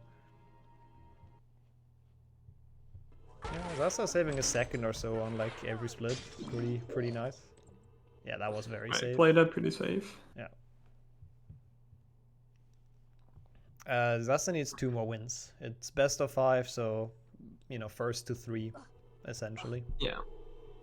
So the max amount of matches we will get is 4. That's the absolute max if Beaver, yeah, does well, essentially. Like, he has to win at least 2 for that to happen. Oh yeah, I forgot about this movement. Apparently it's like a couple frames faster, but I don't trust it. Yeah, I don't know. He's failed it before as well, and just like I don't really understand how the lamp works because you can jump through it, but sometimes you can't. I don't know. It's really weird. The collision of the first one is really big, but the second one it's extremely tiny, so you can just jump over it. But I don't know. I can't believe that it saves time because you have to slow down on the first one, and with the other stride you just like keep sprinting the entire time. Yeah, I don't know. It's weird. I mean, it was hard to compare it to Zasta because he again lost time and loads, so it was really hard to tell if it saved anything. Yeah. Oh, Peeps is loud. Oh no. I was ready for once. Just have to remember for like which runner is loud and for which it isn't, because it's very different between people's PCs as well. Yeah, still 8 seconds. It's really stupid. It's really stupid how they like for some reason put like some stuff of the game like on a different volume slider. I wonder if that was intentional. Surely not, right? I doubt it. It's worse in HP. I think it's worse in HP3. Like there's more like enemies and everything on like the different slider. Like the Dementors, for example, are really loud. Yeah. Yeah, true. HP3 I think is worse as well. Yeah. So I guess it's not even an engine thing then, because I haven't fixed it from 2 to 3, so it's actually even weirder. Okay, none of them died, by the way, on this one segment, which is good. Yeah, like, I don't know why sometimes this, like, moving platform, you just lose all your speed when you jump. It's, like, super rare, but sometimes that happens. I'm not sure what caused it, but I've had couple Hondo runs that died to that. That's weird. Momentum in Unreal Engine 1 being good. Yeah. Okay, so it looks like it's still 8 seconds, so Beaver keeping it consistent at least, and he just has to make a mistake, and he's definitely ahead, so... Zeba getting a better bop on the person, saving a bit of time. It's actually something Max taught me, is the... I thought it was just like a really precise placement, but when you jump on the head of like the student, the speed you get is completely random. Oh, okay. Wow. I've actually been wondering that as well with like the run bounce later on. Yeah, it's completely random. Anytime you bounce on the nectar, it's the speed you get is like between like 100 and 250, something like that. I don't remember the exact numbers, but it is random. Interesting coding. So you can blame RNG once again. Yeah. Let's go. Always a good feeling. Also, fair enough to point that out in chat. Apparently it's not like that on all PCs with the volume, so that's interesting. I had no idea. I haven't played this on an actual old PC for a long time. Me neither. Should probably ask Tedder. Yeah, Zasta always closes the door in the beginning, which is quite great. You can like hit it again if you do it well. It's kind of scary though, because I think that's how Tommy softlocked, so yeah. Yeah. We're gonna miss the 2 push. See if Zasta gets it. He gets it. This is insane. I have no idea how this works. I've not done Glitchless, obviously, a lot, but it seems like a really hard strat to do. I don't think I've ever gotten it. Okay. Didn't look like it would go in for Beaver, but he does curve it well enough, so it worked out. And I think he might actually caught up a bit with that. I feel like his grabs were pretty solid.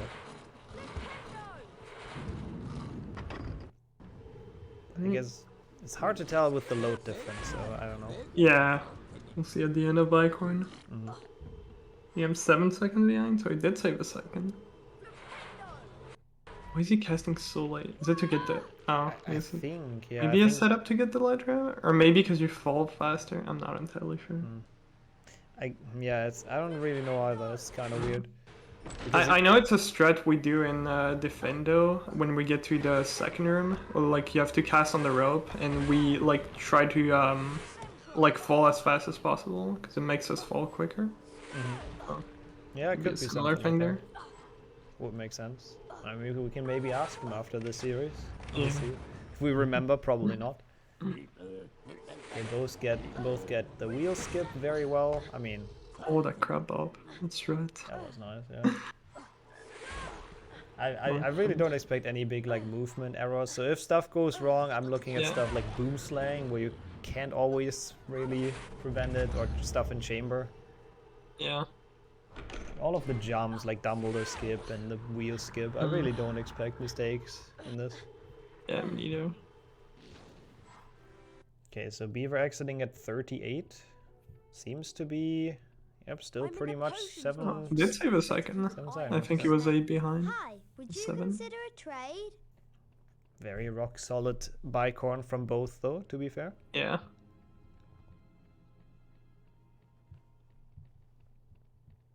Really hope Shroom Stack is gonna go better for Liam, because there was one race where I think he like cut all the mushroom and then he grabbed one while trying to climb, and it just ruined everything. He had to do the normal strat. Yeah, but he has a tendency to stack his mushrooms like really vertical for some reason. Yeah. Like he's done that today as well, and he barely was able to climb it, so that can happen again. None of them going for fast Malfoy, SMH. We've also seen that backfiring today quite a bit. Yeah. So it makes sense. I never really learned it because I always like learned a like normal method, and then Milan found that the like dueling strat with the podcast is like a second faster, so never had to learn it. Yeah, I haven't learned it either. I actually still wonder if, like, apparently it's not RNG, but I don't understand why he sometimes deflects and sometimes doesn't. It's really weird. Yeah. Has to be something with the movement, but who knows?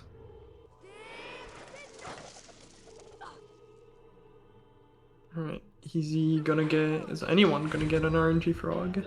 Not Liam. Beaver missing the secret. Didn't hear the sound, invalid. Invalid. Neither of them not gets getting it. RNG.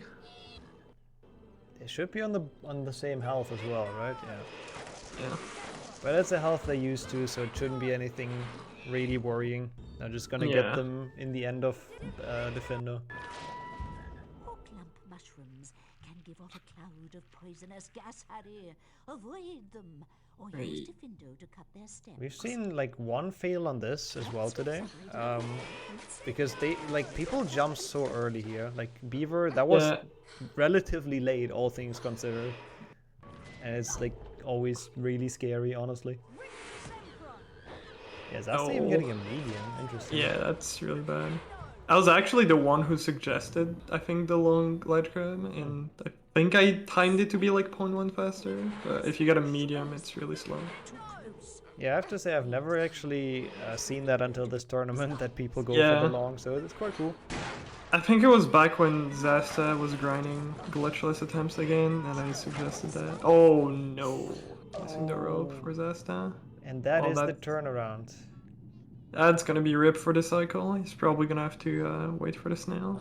Yeah, as you said, that's gonna snowball like a lot more than you would think. Like, it's not just falling down there, it's gonna ruin the cycles as well, so that's quite a chunk.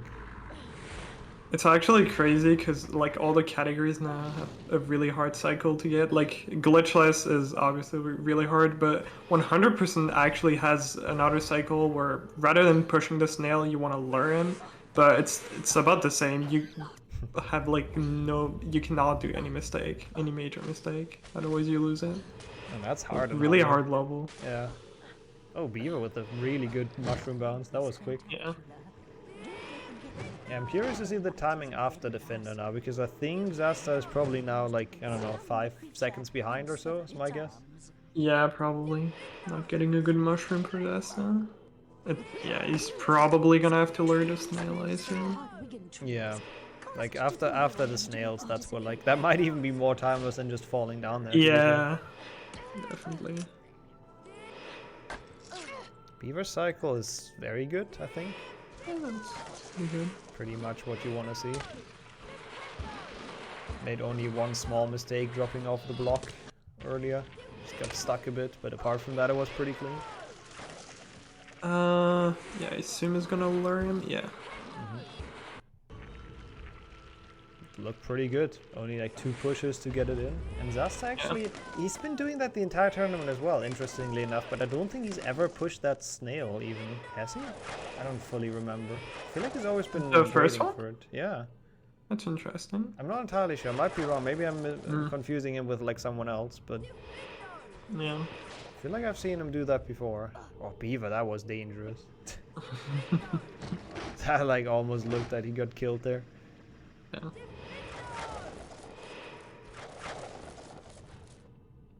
If Zasta plays it safe or not. I doubt it. Yeah, he I mean, does. yeah, that's pretty safe. Yeah. Don't want to get crushed by that. Plus, I think the previous save book is pretty far as well.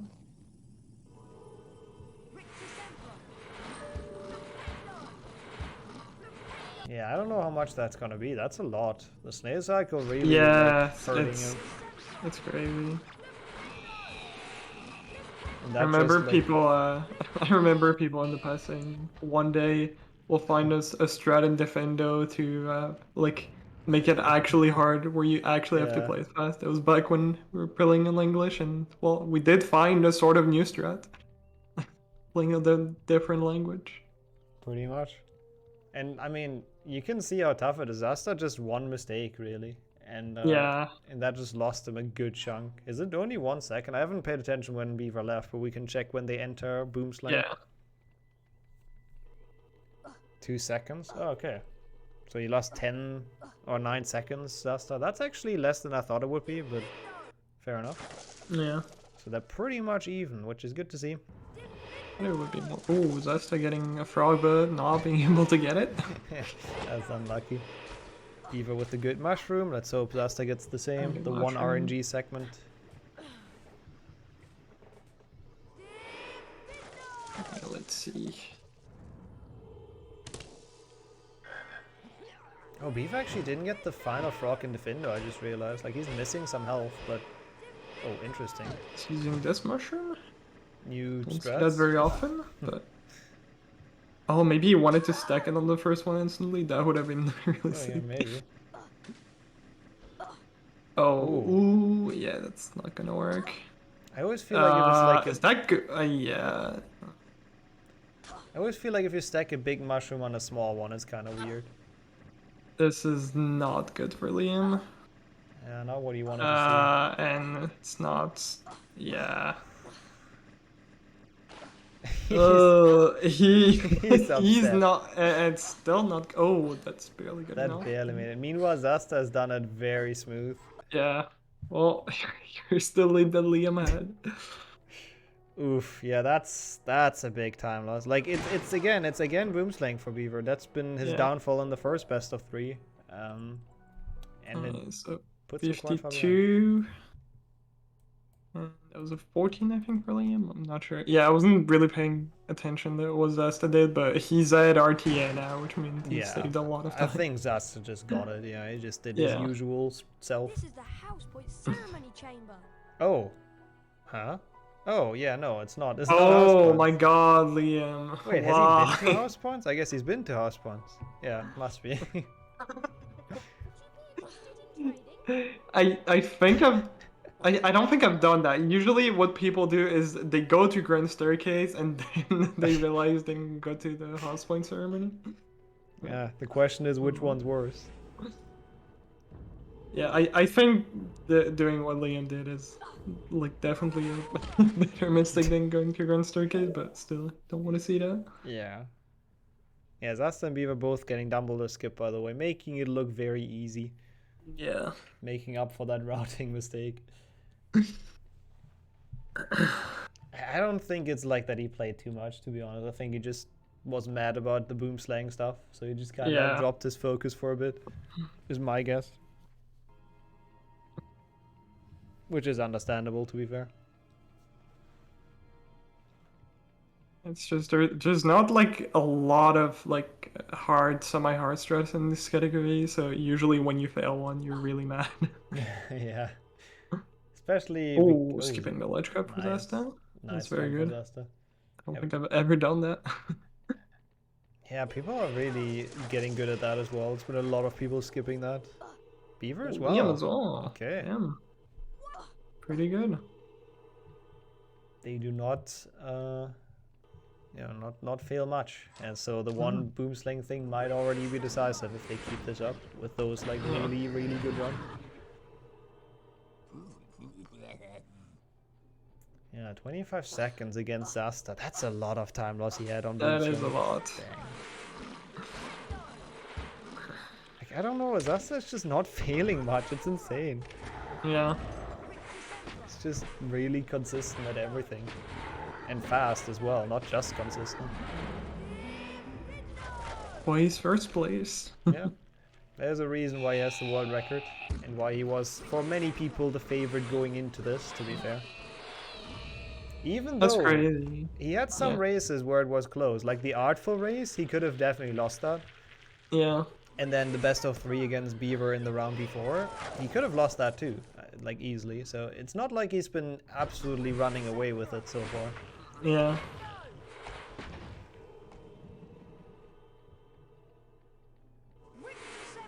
Hopefully none of them get a stun luck with the bush. Can't do that if you get the small ledge grab, right? So just gotta play well. Yeah. Or the long one, I think. Yeah, true. Yeah, it's Zasta's room now complete darkness. In the beginning there was like a bit of lighting, but now it's just... Can you show one?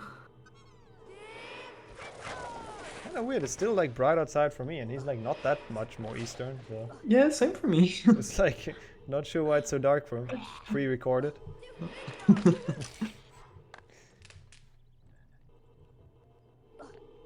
Dark mode versus light mode. It looks like dark mode is winning at least. No, actually no. No, it does. Never mind. Got confused. Yeah, it might just be the curtains, to be fair. Yeah. Okay, I would love another update on the pace because I did not really pay attention. I think it was just under 30 seconds. I'm not entirely sure. Oh. That's the talking to Rana? Has full health though, interestingly. Yeah. Probably got like every frog or the frog and boom slang. Was actually not quite full health, missing like 1% maybe. Oh, okay, yeah, true. But still, more than enough. What about Beaver though? Is he gonna survive? Like he has to jump on the Yeah, lamp. he has enough health, but Oh, he does. I don't know if he's gonna do it. Yeah. Zasta doing the lamp strat. Liam doesn't have to do the lamp strat. He's probably going to because yeah, it's gonna be really low health. Yeah. Oh. Oh, we missed it. Oh god. Damn. Well, at least he could afford it. Yeah, missing that is a lot of damage because landing on the lamp, you lose a bit of the like the momentum of the staircase. Like the fastest strat is to take the full damage, so you get the full speed boost from the staircase. But yeah, if you fail the landing on the lamp, you like lost time and then you lost health. It's really bad. Yeah, not optimal. And I don't like he's not gonna be full health after Forest now, that's for sure. Yeah.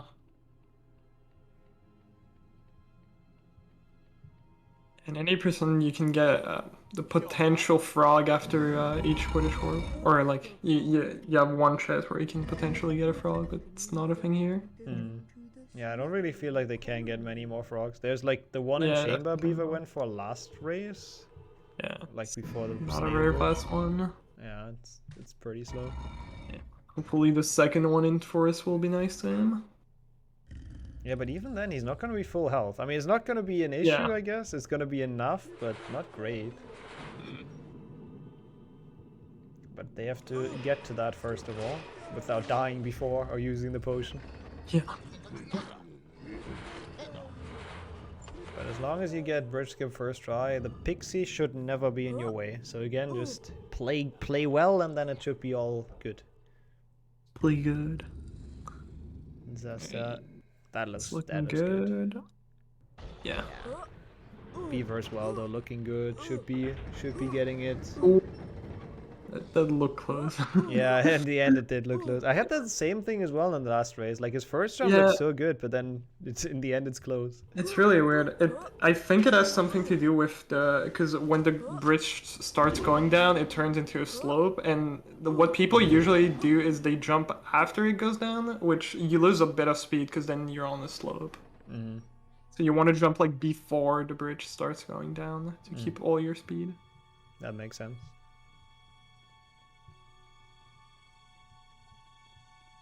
Let's see. Zasta already leaving? No, is Yeah. He? Yeah, he is. Almost. I got very confused by where they are, but he's leaving. Yeah. It's not really that far apart. Beaver's now in that cutscene, so at least RTA, they're very close still. Yeah, definitely. Did Beaver catch up, or is it really that much in loads? I think he might have caught up a bit, but I don't see where that would have happened. Maybe a little bit. It's still like about 30 seconds, I guess. Yeah. I don't know. It's More now even. 4. Yeah, it's like 34 seconds, I think. Yeah, Did so the math it stayed correct? pretty even. I think he saved a second. Yeah. So at least bringing a bit back. 34 is within reach, but Yeah. Zasta not known to play poorly in chamber, to be fair. So Yeah, he's gonna have to do a pretty big mistake for Beaver to catch up. It's gonna be hard.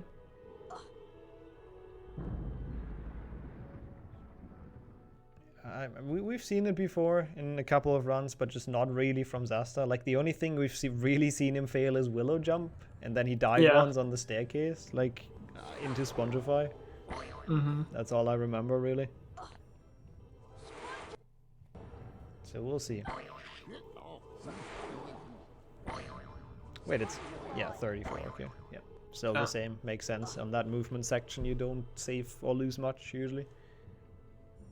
Not triggering the cutscene. Let's go. See if we can both get the Spongify storage strat. At least they got the jump quite well. Zasta gets it. Good, and Liam as well. Pretty good. Those look very good. Didn't even get like blocked by the platform at all. And I think Beaver, Zasta's not going for the sniper. No, Beaver interesting. Is. He has been all tournament and he does get it, so very nice. And we can see that it does save a bit. I mean, especially if Zasta fails the jump up there. It's just an ever so slight time save. And now Beaver at least visually ahead, so he definitely saved some more time again, I think. Even loadless. Yeah, for sure. At least a second. Yeah. See, cuts his skip, he gets 37. 29 seconds, so he saved like 5 seconds, I think. Yeah, that's pretty good. I mean, it makes sense. Failing that one cast and not being able to do the jump, that's quite a bit. It's just the question is, can he keep that up? I mean, 5 seconds every split won't be enough, so... Yeah. Needs something bigger than that. It's just cool to watch though, a run where both are like actually really clean. Like this is a good besides Shroom Stack for Liam, it's been a really solid run for both of them. And who knows, maybe for Zasta the best tournament run is still possible. I'm not entirely sure. Yeah, that's true. The HP is not amazing for Liam still. Yeah. Come on. I was doing a signature hideout again. I think Zasta's just probably not gonna move. Yep, the usual. It's all right. So we're not gonna see any Hagrid close-ups, Satch. Yeah, I think pretty much all of that was lost on Booms. Like Zasta was behind in the beginning by a bit, I think, and then it turned in Boomslang. So yeah, if it wasn't for booms, like Liam would definitely be in the lead by a couple seconds. Yeah, like 10 or so probably. It wasn't him. If they had an equal boom sling. Yeah. Stand aside. Yeah, I'm surprised that one lost like so much time though. That's quite rough. Yeah. Lorgog.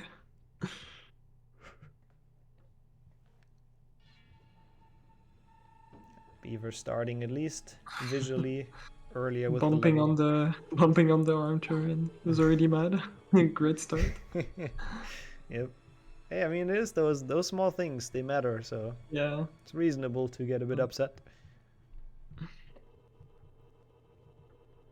Hey, yeah, 2 cycle can change everything for sure. Like 2 cycle, how much time does it actually save over like a 3?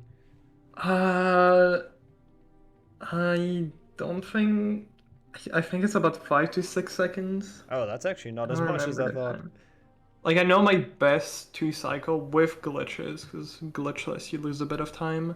It's like a 53, and I think you can still get sub 1 with a 3 cycle. You can probably get like a 58, 57. So yeah, it's not a lot of time saved. But... Yeah, I thought it would be a bit more than that, but it can still help at least.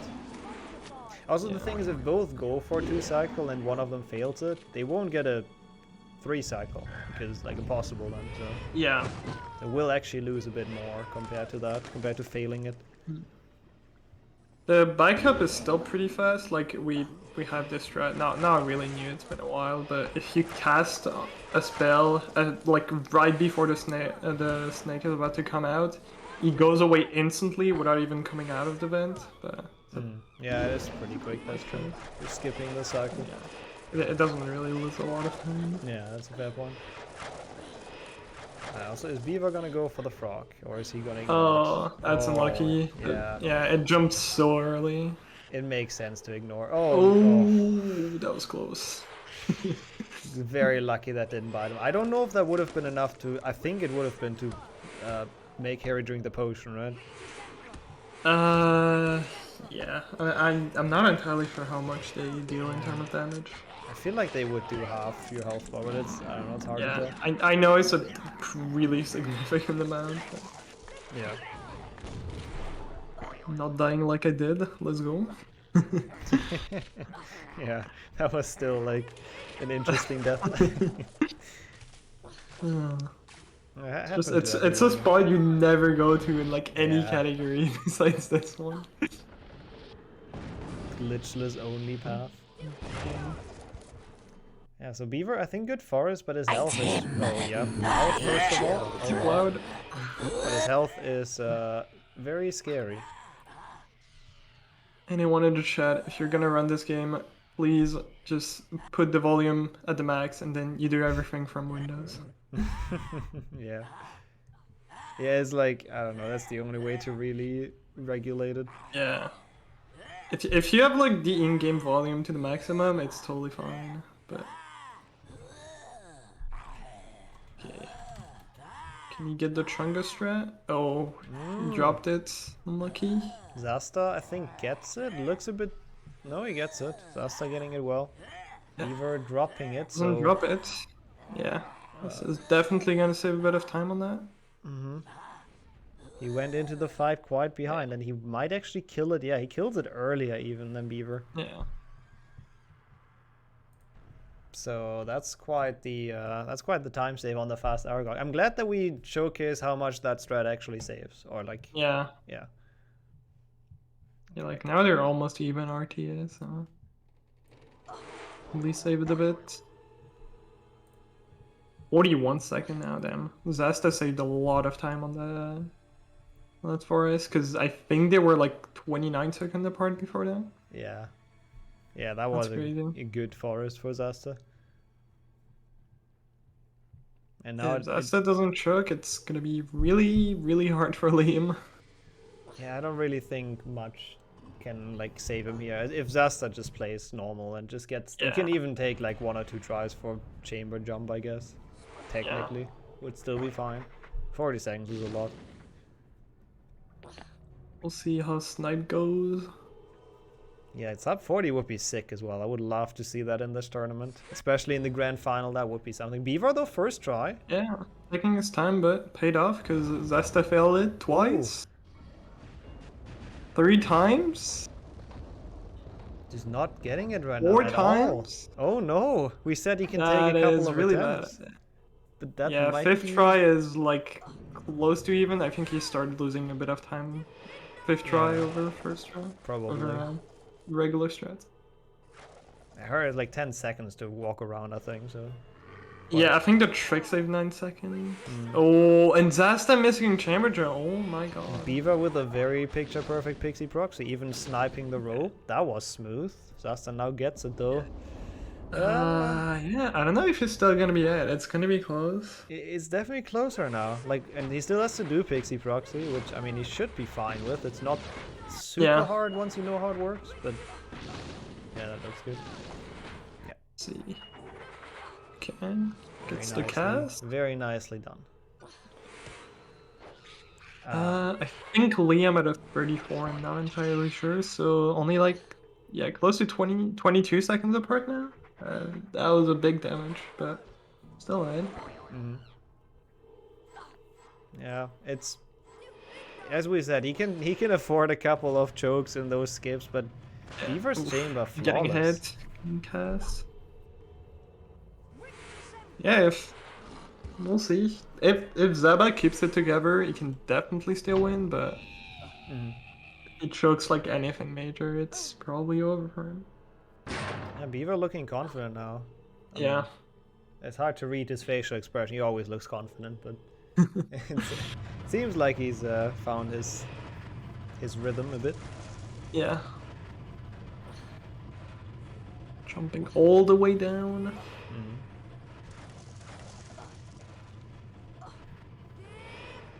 Let's see if Zasta gets the final... Yep, there we go. Good. The final trick of the run before the chamber showdown. This will be interesting though, because it looks like Beaver's gonna finish first, and then we'll have to see if Zasta can, you know, beat the game fast. Like Beaver's gonna be done and we'll see Zasta snake fight, so that could be interesting. Yeah, like a 2 cycle between a 3 cycle could probably make the difference, to be honest. Yeah. We'll see. Yeah, Liam does not have a lot of health and not very good. I don't know if he's gonna go for damage shot on the first wave.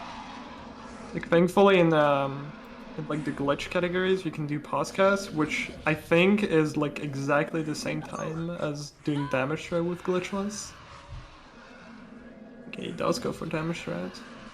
Misses 1 cast. Oh, that's not great. That's not good. Okay. Drinking the potion. That's probably a better move if he wants to 2 cycle. Oh, it went away so quick. Oh my god, wow.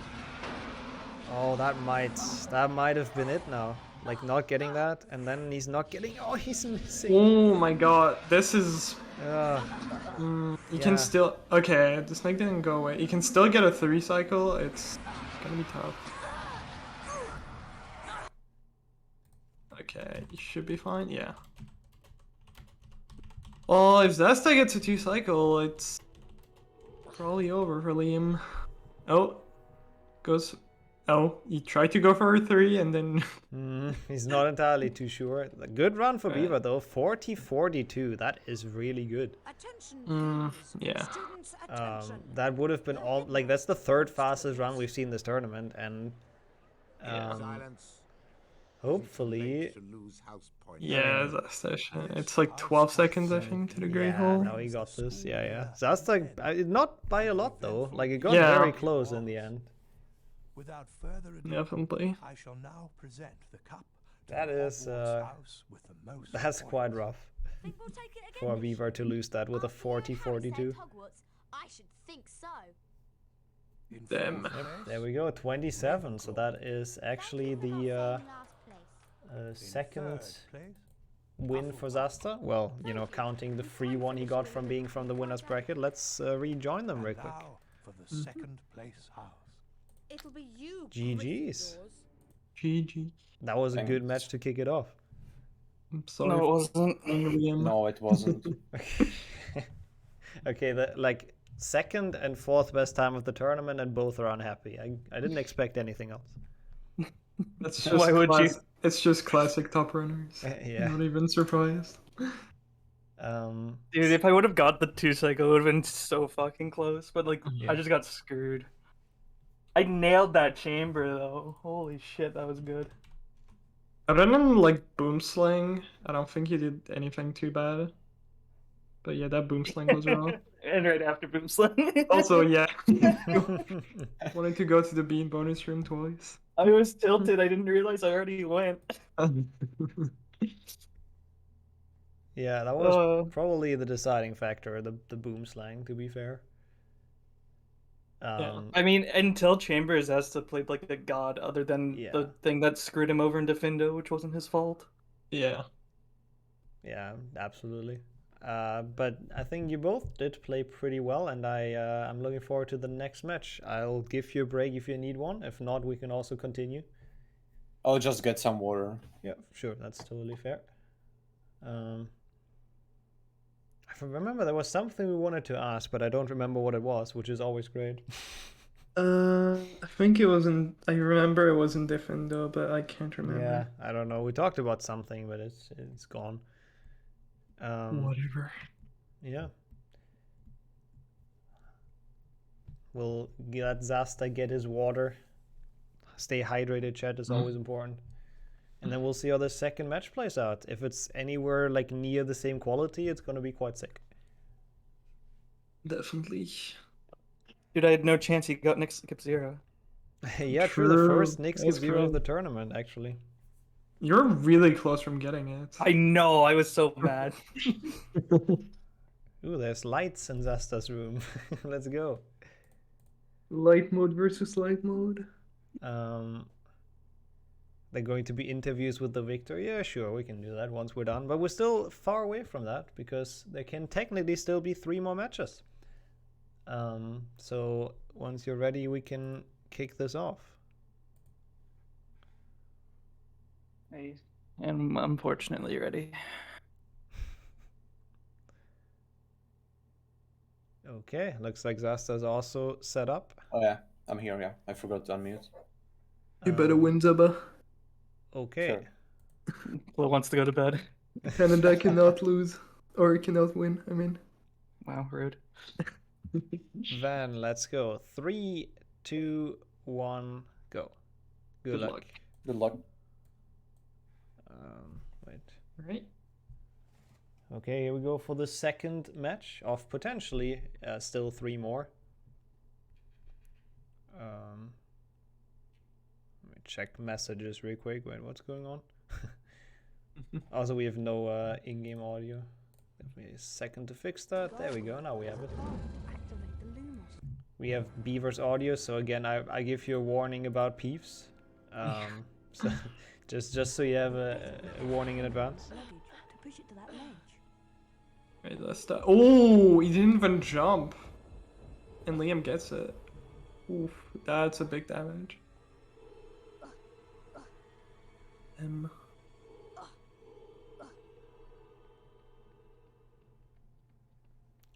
that's a good chunk already. Again, Zasta with a tendency to fail Willow Skip for some reason. Yeah, that is not good. Well, if Liam does what he did on the last race in Boomslang, it's not gonna be too bad, because I think Willow Skip only saves like about 15 seconds. Yeah, it's not the end of the world. He definitely has a chance to come back from it, but it's not the start he wanted to see. I guess the light mode is corrupting him, making him worse. Not playing in darkness anymore. To play in the dark again. Yeah, Willow Skip feels like it saves a lot, but there's so much walking out of bounds that it's not that much. The dormitory is up here, Harry.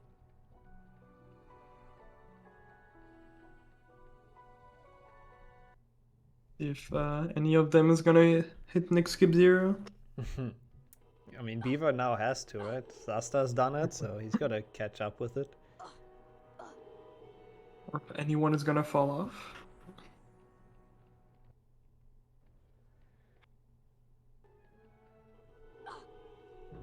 Looks like Beaver is going for it. Oh! Oh! I Very honestly close don't again. quite understand the angle. Like when Zasta did it, it looked like he was so much closer, but he made it. It's such a weird skip. Let's see. If Zasta can get it. Can he do it again? Oh no, it didn't work. Okay. Close. Very close.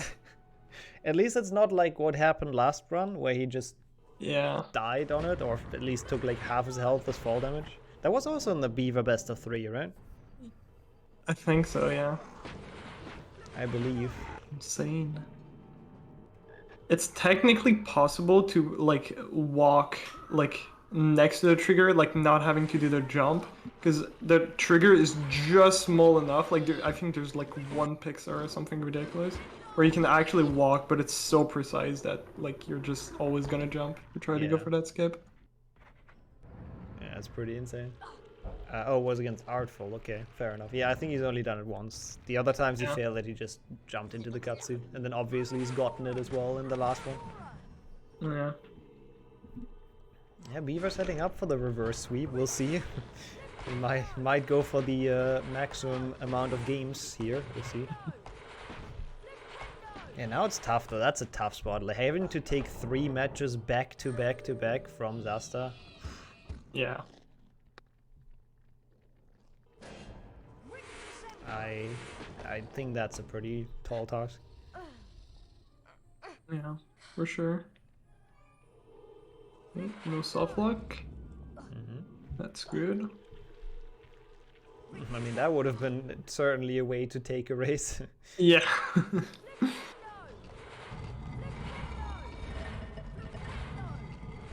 Of getting the... I'm not sure if Liam actually went for the race, but Zaba getting it? Nah, I just did like normal kick. So that's again a second or so that Zasta saves on him. Might be important in the end, who knows if it's anywhere near as close again. Gets the chasm skip with the boost quite well. Missing the cast on the crab. I don't know if that's gonna matter. If it's still a 3 push, it's gonna... Okay, it's still a 3 push. I think it doesn't. I know Zasta always goes for it, but I don't know if it really saves much. Yeah. He doesn't go for door boost. I don't know if it's a cycle thing. It has to be a cycle. So that strat is like literally free. Yeah. Yeah, I don't know. It's weird, but I'm sure there's a reason for it.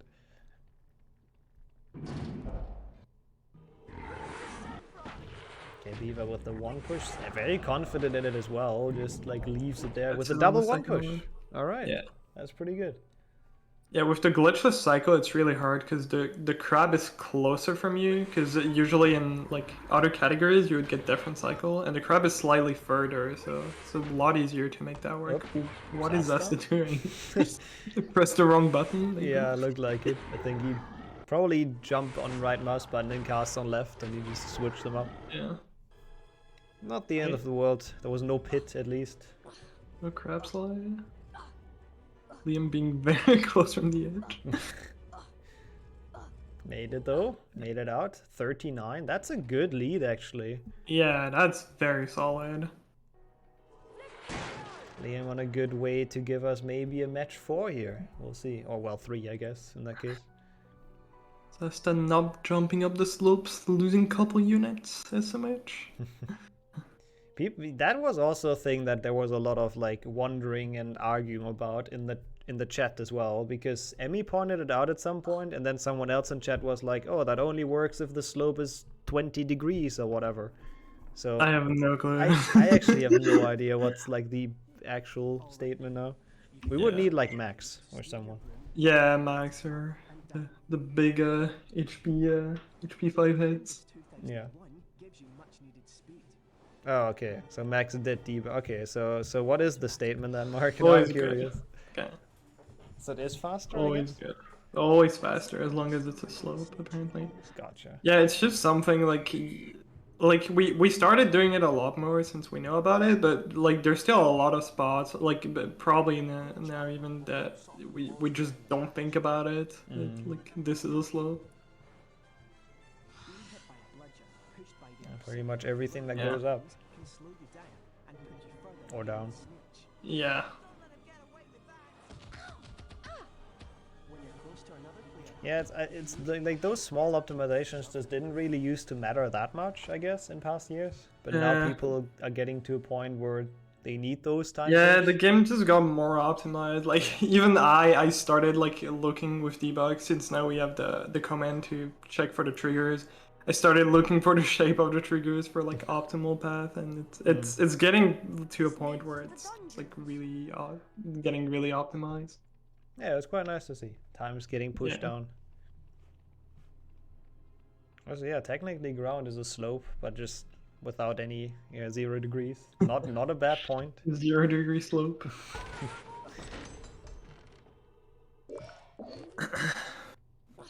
Yeah, Beaver taking that very safe again. Yeah. I mean, it would be the end of the tournament for him if he fails that, and he is ahead, so it would be really silly to risk that.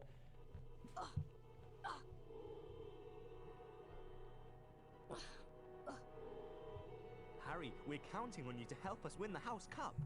Interesting voice line. Yeah. Sometimes you get some like really silly voice line. Like I've had one where it's like, has anyone seen Hermione Granger while she like literally just like walks past the student? Yeah, I've seen the clip. Yeah, that's a good one. There's sometimes actually voice lines in this game I haven't heard before. It's crazy. Yeah, made so many. Never hear any of them because I'm never bumping to the student. And now we even play in Swedish, so even less that's likely. even worse. Yeah. Okay, we have entered Scourge. Beaver missing the cast. Yep. That does get the jump. Yeah. Very nicely without a ledge grab. We've also seen Zasta fail that actually. One of the few things I now remember that we've seen him fail at some point. I have not seen that. Yeah, I don't remember which round it was in. I think Artful as well. Versus Artful. Him getting not too bad bobs. Same for this thing, the crowd again. It's another actor, so speed you get is completely random. Yeah, that's annoying, not gonna lie. Yeah, it's not like extremely significant, but I know like it can be up to 0.2 per bob, so like it adds up. Especially in that room, there's so many crabs, so if you save like 0.2 on every single crab, it's like a second at the end.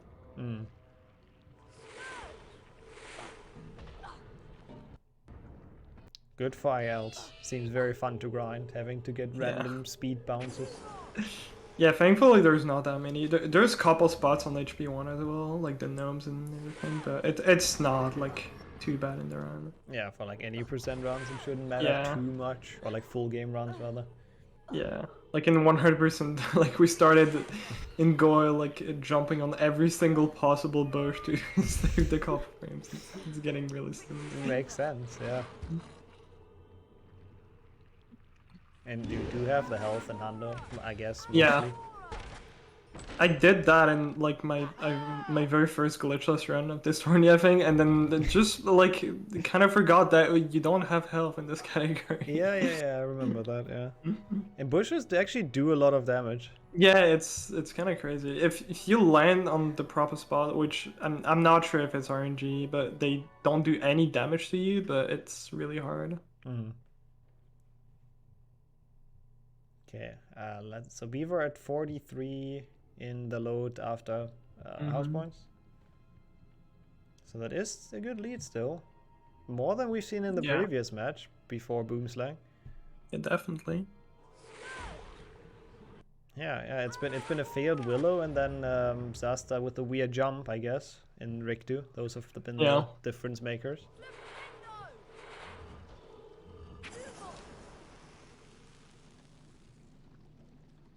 Can Liam finally get the 2-push? We'll see. Does make it onto the platform. Look very focused on not failing that. I mean, it's awful to fail, so it makes sense. Yeah. I don't know if you've seen a setup for this before. Like, he does it every time on that bridge. He goes all the way back, jumps once, and then has like good timing. It's very interesting. Oh wow, they cast mist on the snail. That's gonna be an extra. Yeah, that sucks. Damn, 4 push instead of 3. Yeah, that's rough. Potentially 2. Now the crab. You know it's bad if the crab is in that spot. Yeah. That's the one you need for the crab slide though, which is kind of cool. I'm surprised not more people go for it, but I guess it's just a lot of time loss if you fail it. Yeah, and it's like, I mean, I think it's not faster than just having good pushes and just going fast. Even if you get it. Oh. Nice Ring December. Just doing 360. Orbiting the snail. Yeah, I remember Max saying something about like the spell, the direction of the Rectisimbra being technically random. But... Oh wow, fun. Which is why sometimes we get those like really weird things of like spell circling around. And just missing. Oh, Beaver again, casting late, but he definitely didn't want that ledge grab. Like, he could have gotten that, but he just didn't. So I don't know what's up with that. Yeah. I think that's what we wanted to ask, by the way. Oh yeah. Oh well. Yeah, I think it makes her drop faster, but not fully certain. Oh, Beaver a bit getting stuck there a little bit, but gets it without ledge grabs. That's the important part. It's really hard to have clean movement in this section. It's just everything is just really like you don't have a lot of room to move. Yeah.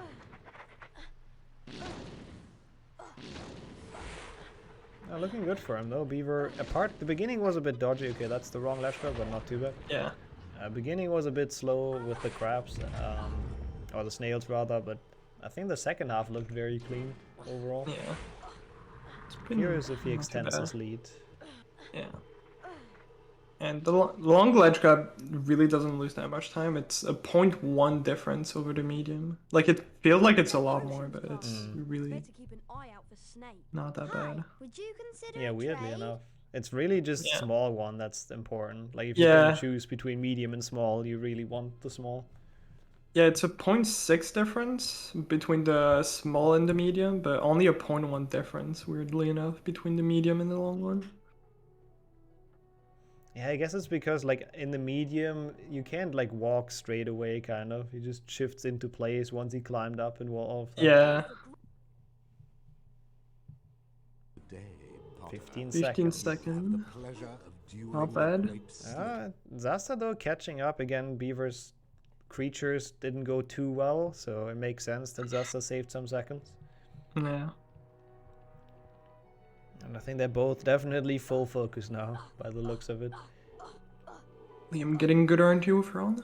The best one, but stay on him. So let's hope, I mean, Defendo first of all, but then let's hope that Boomslang for once goes a bit better for Beaver. Yeah. It's just so hard to not lose time to Zasta and Boomslang though. His shrimp stack is insane, it's crazy. It's so fast. See, Zasta can get good bobs. Ooh, stays on him. Ah, he dropped it. No RNG frog for Beaver. No surprise, really. We've very rarely seen that happen. Considering it's like a 10% chance or whatever, it happens like very rarely. Yeah. Like, I think someone got it in this tournament, but I don't really know. Yeah, I think this should still be the longest split, Defender. Should be the longest level. Yeah, definitely.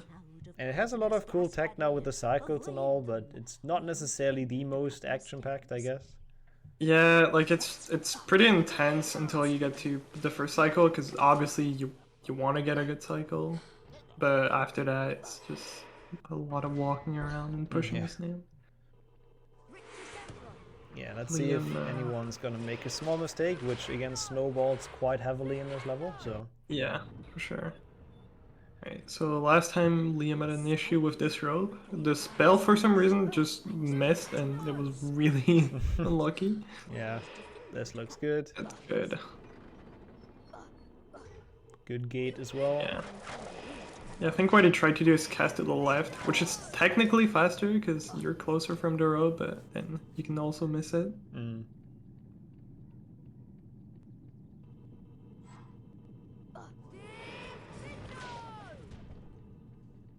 And now Zasta in the same room, so looks a bit more again than it actually is. Even though the loads aren't that different, surprisingly. Yeah. It's not the biggest gap we've seen in loads so far. Yeah, definitely. But still, both looking very clean. Those pixies, I think that's a good spot. As in, like, it's a good cycle. Yeah, Beaver is ahead by about 15 seconds for this one, so... If he gets mushroom, not too bad. Yes. Also seems to be looking over on the second screen quite a bit, so probably is aware of how the pace is. Yeah. The creature and sever its arms. Yeah, again, like, getting that mushroom, because short ledge grab over medium is a 0.6 difference, which, like, for this cycle, really matters. Yeah. Save every possible frame. Yeah, it's a cool thing. Also, I feel like people started to go for that recently. Like, that's not been a thing for too long. I'm pretty Yeah, sure. it's just, like, some stuff, you're like, yeah, you can do that, and it seems pretty obvious, but... Yeah, but it's just no one never ever come thought up, about essentially. it. Yeah. And then there's other strats where we're like, how did he find that? Yeah, for sure. Sometimes it seems obvious and still people haven't found it for years. So that's why every time you feel like you found something, you know, just post it on the Discord. Most of the time you'll get, yeah, I found that 5 years ago, but sometimes maybe it's something new. Yeah, it looks really intimidating because obviously so many people have been like spending thousands of hours looking for skips, but it's definitely still possible. Yeah. There's for sure some things left in this game to find. Yeah.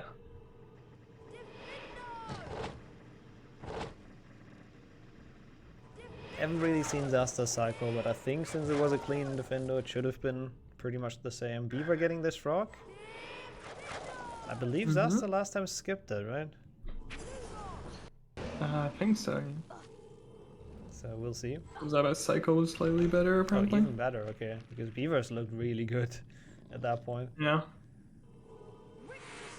Oh, okay. 3 push for Snell. Yeah, that seems pretty dang good. So he should catch up a bit. The 15 seconds might only be like 12 now afterwards. We'll see. Yeah, Zasta skips it again. Does not go for the frog, interestingly enough. Just doesn't feel like it's worth it. I mean, he didn't need it last round, so it makes sense. Alright, we'll see. Depends on Shrimp Stack. Hopefully it goes better for Liam. Because last time he was ahead again, and then he just lost everything on Shrimp Stack. And he was ahead by probably roughly the same amount, I think. So yeah. So we'll see. Let's hope it's not a repeat. I'm missing a cast, I think. Okay, really so one Flipendo is Yeah. Yeah. I'd say it's about 10 seconds. Maybe we'll get an update in chat. But yeah, surely in some speedrun communities, some casual players found some glitches. I mean, PlayStation 1 has like the Quidditch thing that was found from like a Let's Play. So yeah, it can always happen. Ooh, no, that's not a good start. That's really bad RNG. But maybe bad RNG meaning that now he's getting good mushroom stacking? Maybe. See? So far he's only had good ones, I think. And then failed the stacking. Ooh, nice dodge on that spike. That was smart. Okay, he goes back to the default to mushroom. the usual mushroom. Oh, mushrooms are right inside of the land. Gets it without issues. Oh no! He gets it now? Oh my god. That looks good though. Okay, definitely climb that. Okay, well that went a lot better than last time, but still not really well, to be fair. Like, let's just look at Zasta. Yeah, look at how he does this. I hope I don't jinx him, but his shroom stacking is just insane. Yeah, look at that. And he's done. Oh, is that gonna be it? Yeah, it's fine. Barely, but yeah. Just so fast. Good. Yeah, that was just so good. And now it's probably about even again, I would imagine. Yeah. But at least this time he didn't lose like 30 seconds, so... yeah. Can be a lot happier about that. Let's see. Entering Grand Staircase. It's 23. It is literally tied. Wow. Oh, wow. Ooh, okay. That felt a lot closer, but he got more speed, I think. I mean, that would have been an annoying way to choke it now. Like, Yeah. this race has a lot of potential right now, so. Yeah, for sure. Yeah, I think Zesta had a lower 23, so you should be ahead by like just a little bit. Mm-hmm. Okay. Very good next skip. Yeah, this could actually be the final race. Asta can win this here if he keeps on playing well. Like his only mistake so far was Willow skip, and he's played like very, very good. Just like some really minor mistake that lost like a couple seconds, but nothing big. Yeah. The Nick skip, sometimes referred to as Dumbledore skip. I don't care.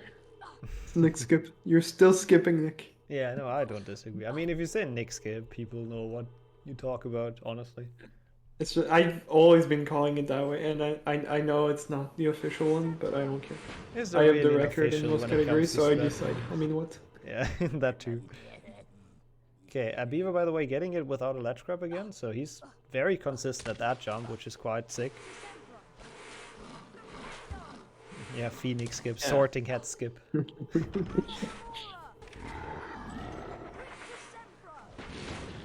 Oof. Ooh, Good dodge though. Oh no, that Rex Temperatures took so long to hit the crap for some reason.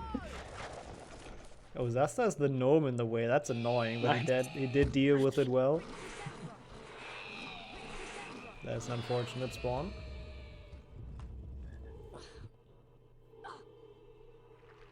And now it really, like, they're really close. It's cool to see.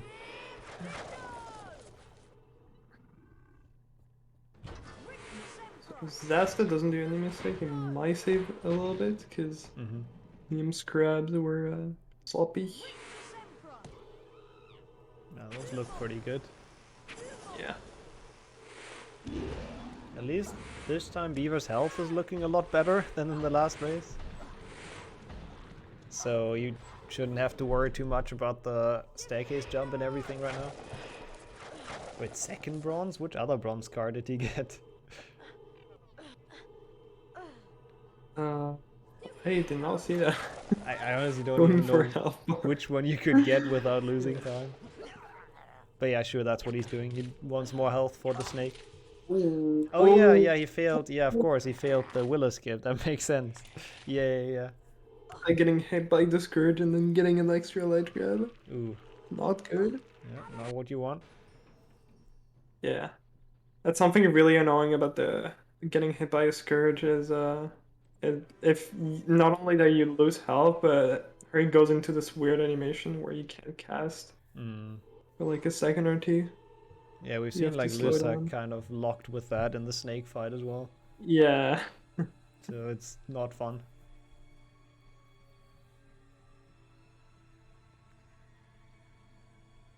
Now I would be curious about a pace update because they both had their small issues in Goyle.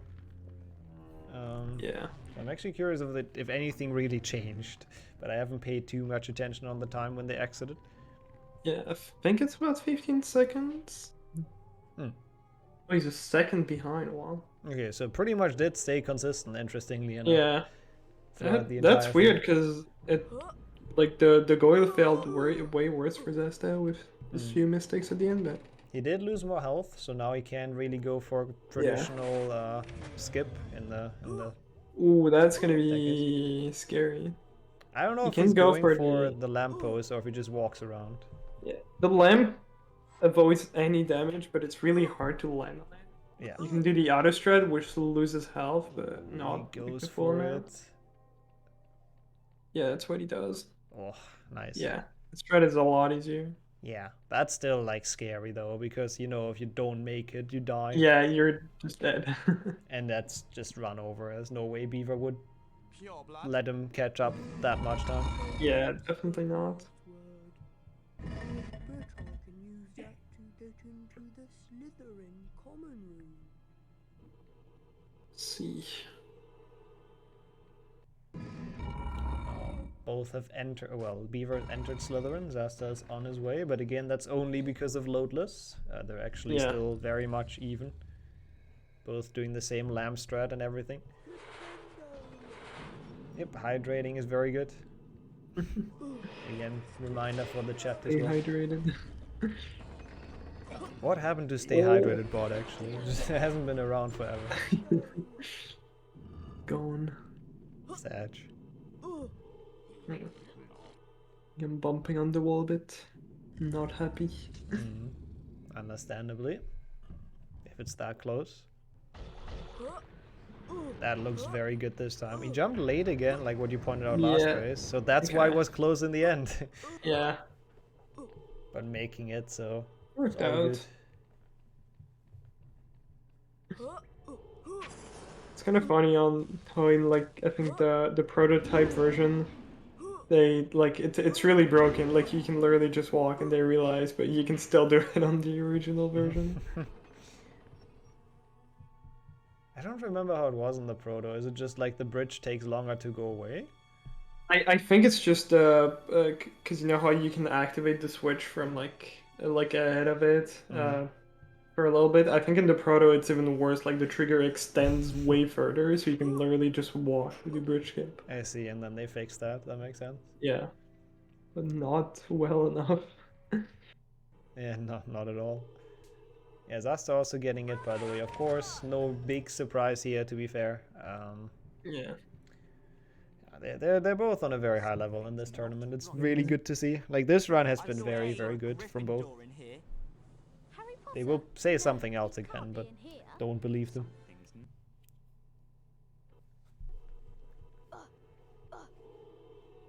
Yeah, if you look at Zasta's screen, it's what I talked about earlier, like checking for where the triggers are. You want to go to the left a little bit for that one, because it's like a diagonal line rather than just like an entire wall. The trigger. Like the small optimization that if you're a top runner, you want to keep them in mind. Yeah, that's the thing that I think also was found like somewhat recently, that you should go there, yeah. Yeah. I remember it's just the like strat, it's some of the triggers are just diagonal line, or like some of them are like it's like a cylinder shape, so you want to go to the middle. It just depends. It's really random. I guess whatever the level designer felt like. Yeah, like it's really, for example, the first time you get to the bathroom to warp to Goyle, like this one is a line, but when you go back there to transform into Goyle to go to Slytherin, this one is a cylinder, and it's still like the trigger is still at the same place, but it's not the same shape. Yeah, well done. It's probably just different people working on it, to be honest. Yeah, I don't know. it's really good. Also, apparently Zasta's still exactly a second behind, crazily enough. But I guess it makes sense. Slytherin is just really consistent. There isn't really much. If you don't fail bridge skip, that's, you know, Top runner is usually not gonna fail it. Yeah. Ooh, Beaver missing the snipe. Ooh. For a second time today, but he usually does get it. Not too bad though. Shouldn't be that unhappy about it. It's not like it loses too much. Yeah, it's not too bad. And Zasta doesn't even go for it, so won't lose time to that. Yeah. So really, missing the switch. Zasta. That is more timeless. Yeah. Yeah, let's try like sniping the block. Oh, missed the damage abuse. It saves a little bit, but like it's possible that you get the flip hand to cast off and it still doesn't hit the block, or it doesn't push the block because it hits at the wrong position. Which we've also seen in Beaver's last race against Luzak. So yeah, and if you get that, it's just so much time loss. You have to go back up. Yeah, now that definitely is a bit more of a lead for Beaver, but this is like not much to work with. They're not giving each other much. 3 seconds. Wow.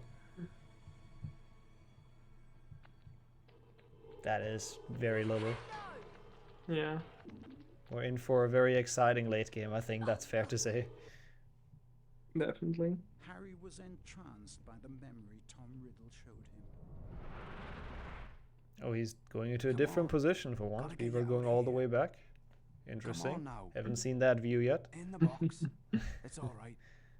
Come on out. Both low on health. There you Usually that's how it is before Forest, though. It's like there are some strats where you take damage, so they're doing pretty okay. They should get 2 frogs in Forest if the RNG isn't too bad, and that should be full health afterwards. Come on. If everything the least goes well. Hogwarts can do is make sure the thing that killed that girl is slaughtered. That's actually going for the RNG frog. He has a good chance with that health for it to spawn. Stand aside. Yeah, definitely. Yep. The game stream is lagging a lot for me. It's Oh, the is same it? for you. No, it's fine for me. You Oh, I refresh. think I know why though, because you connected to the NA server and Jagoda is like for restreaming is it forwarded, so I connect to like an EU server. Okay. That is I got connecting that. to the US server, yeah. Better now. I can stream OBS though if it... we Oh, it's need it. fine. It just got better. Okay.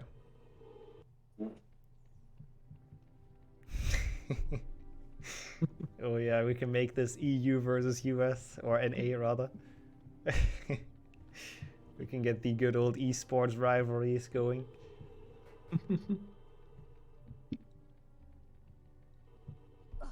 To be fair, it's not that big of a gap though, you know. There shouldn't be any shit talking quite yet.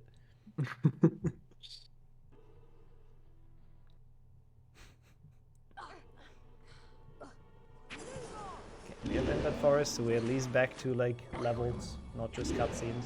Yeah.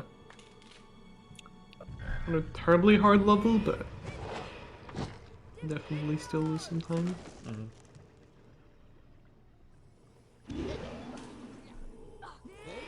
Usually, I think the main thing is though that you lose health or not. Like that, I think that's the main important thing about Forest: keeping your health, getting the frogs if you get lucky. Beaver got the first one quite well. Let's see if the second one trolls him.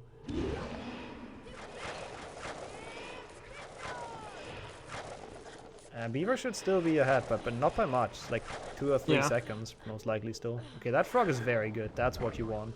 Yeah. Knots in agreement there.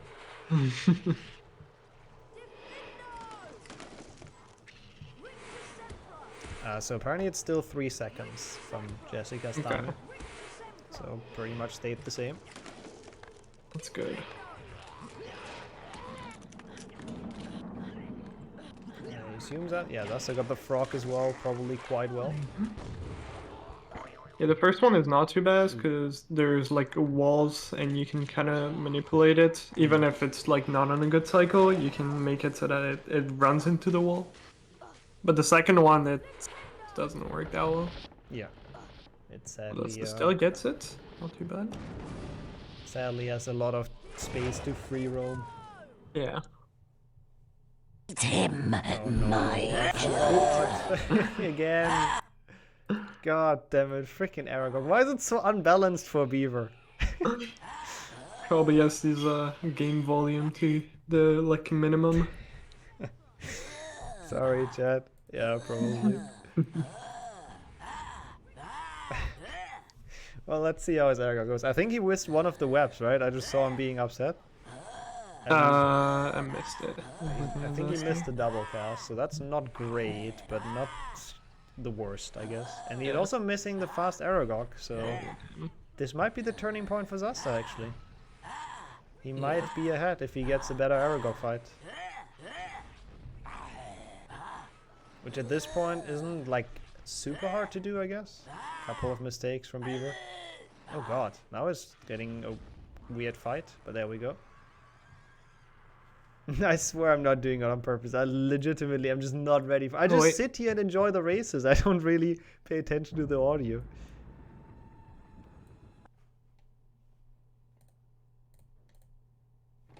Okay.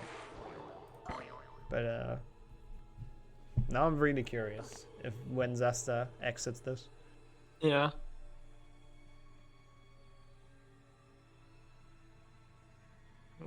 Zasta gets the Chungus strat. Not bad. Yeah, he's definitely ahead now. Actually, quite a good chunk. Yeah, that was not a good Aragog for Beaver. Yeah. Yeah, like 9 seconds now. The same thing happens to Zasta in Chamber. Liam maybe still has a chance, but True. Zasta did not look the most, or like did not look his best in the last yeah, chamber. felt Scourge snipe a lot.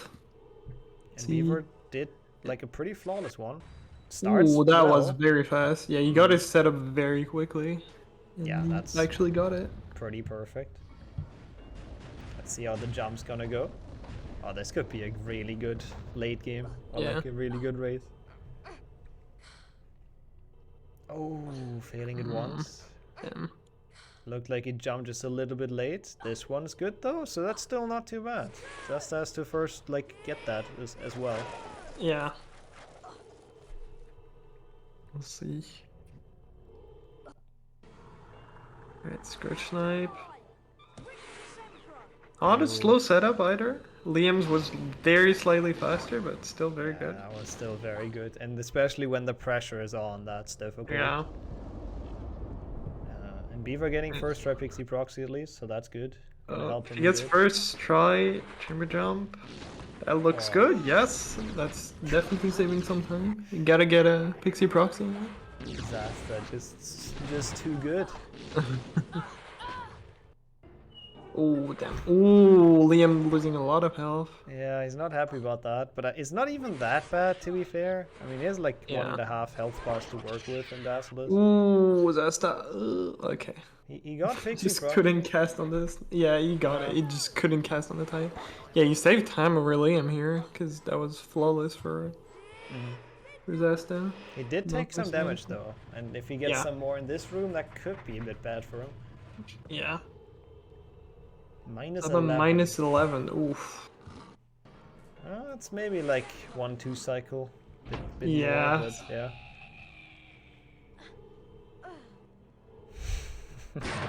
Not missing bridge skip. Nope. I mean, that would be horrible. Yeah. Ooh, is that by getting a medium? Using half a second. This is gonna be a final. Yeah. Ooh, missing the cast on the rope too. Well, not the greatest chamber B for Zasta, but those are things that will not lose him 11 seconds, to be fair. Yeah, I don't remember if Zasta said that, but I feel like if it would have been RTA, he would have not taken part. And I came. Yeah, I'm not surprised. Like, I remember when we had like a bingo tourney, I actually won it against him, but that was mainly because my loads were a lot faster. I don't know if it was mainly that, but it's definitely a bit Yeah, unfair. Like, yeah. I mean, he's about 50 seconds behind in loads, so that's a lot of time. You have to play better in Glitchless. Yeah. Just not gonna happen for. I mean, he can beat some people RTA definitely, but. Yeah, for sure. Right. When it comes to the grand final, it would be a bit unfair. Okay, let's see. Beaver at Snake.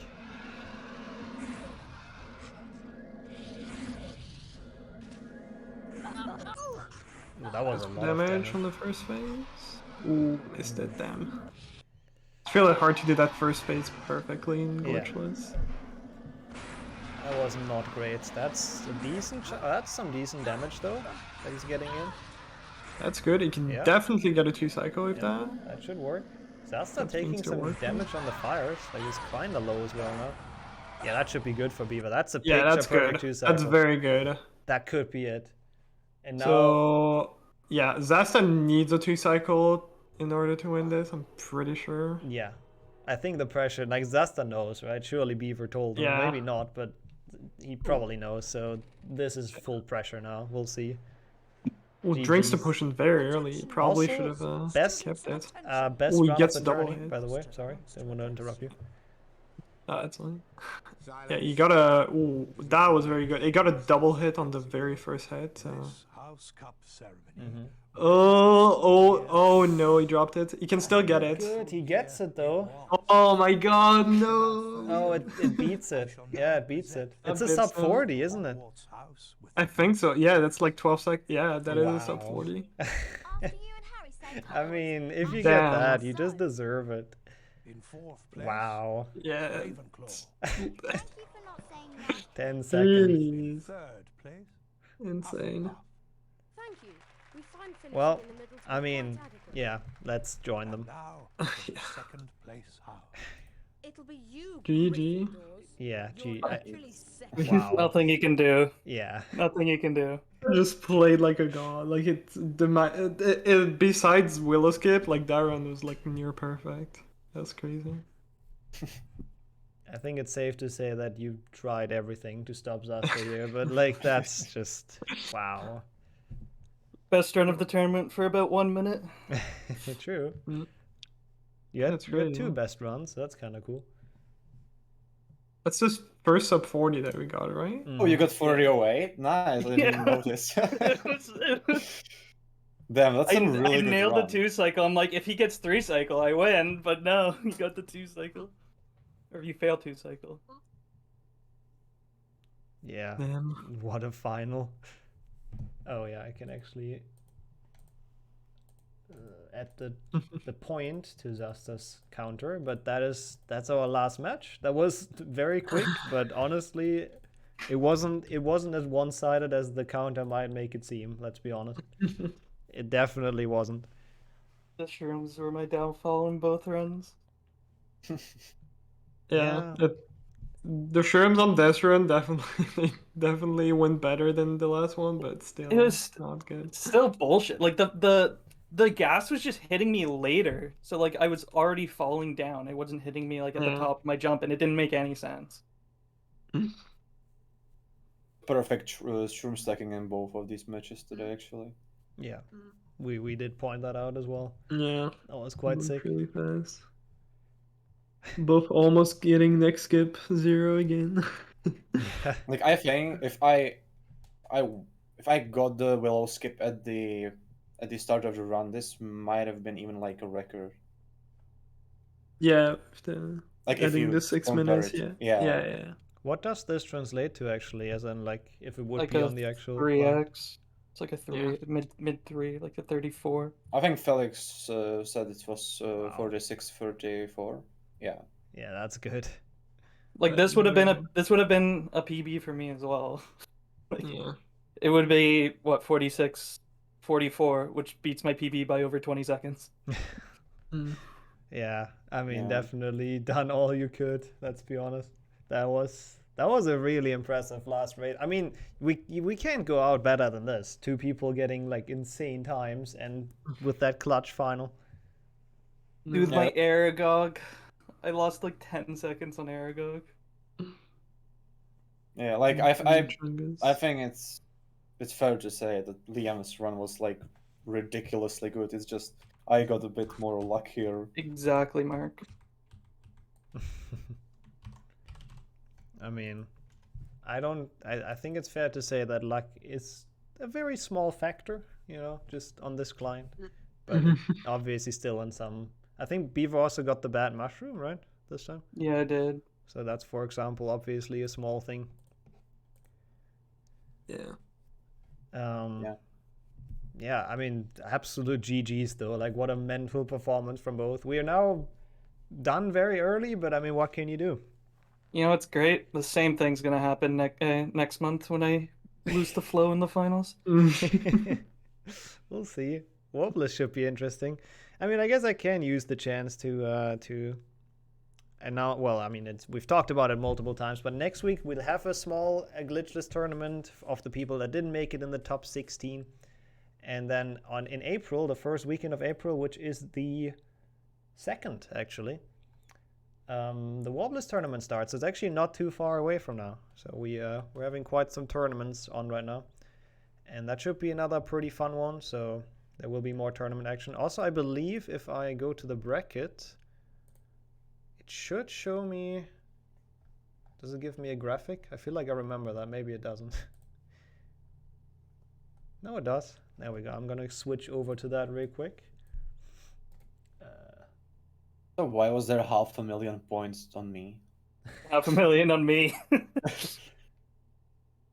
I mean, it seemed to be worth it. People won with that. Betting on Zasta at least. Okay, I'm not entirely sure. I'm actually so happy that I managed to get the sub 40 on the very last match of this tournament. Yeah, that's crazy. Yeah, that is really good. You wait to finish it off. What is summer best? Like again, I don't think there's a better way to go out than with this, with a sub 40 and a 40.08. It's like pretty insane. Yeah. Like both of these runs are basically the best we've seen so far, right? So this is like a great ending. Fastest and second fastest, yeah. Yeah. 39-36 some of best. Okay. Then just from the runs in the tournament. I have figured out the website. So we actually have the final standings. I just want to show them real quick. Zasta winning this 5-0 did not... I mean, he lost one match, to be fair, in the best of 3. So Beaver was able to take one of that. But apart from that, didn't drop any.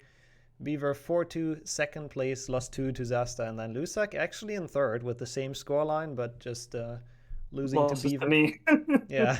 Both times. So, and then we have Tommy in fourth. Emmy, Artful making the top 5 or top 6, I guess. And then Flo and Lucille in our top 8. So congrats on that, Flo, as well. So there you go. That's your top 8. I would say like we had some upsets during this. Like Lusa going that far was probably quite unexpected. Emmy also doing really well, even though her seed wasn't the highest, I think. So yeah, really cool. Lusak would have beat Zava. Yeah, he would have cursed him to soft locks. True. Yeah, my keyboard would just stop working or something. Yeah, something like that. Yeah, I don't know. I don't know what else I really have to say. I'm just sad that it didn't go to like another match or 2. I would have loved watching, but what can you do? Four runs in a row is enough for me. Yeah, that's a fair point, especially being a bit sick, right? So that makes sense. Yeah, I think all I can say at this point is thanks to everyone who took time out of their day, like out of 2 weekends, to be a part of this, either as a runner or as a commentator or just in chat, cheering for their favorite runner. Hope everyone enjoyed it. Seemed to me that people enjoyed at least. And we'll have some more tournaments coming very soon. Yep. Nixo signing off. Good night and good Quidditch. Exactly. I'll probably just look for someone to raid. I don't know what much else we could do. We got some very good matches today, so I think we're all quite exhausted from this tournament. I know I am. So AWC glitchless rates? No, okay, me neither.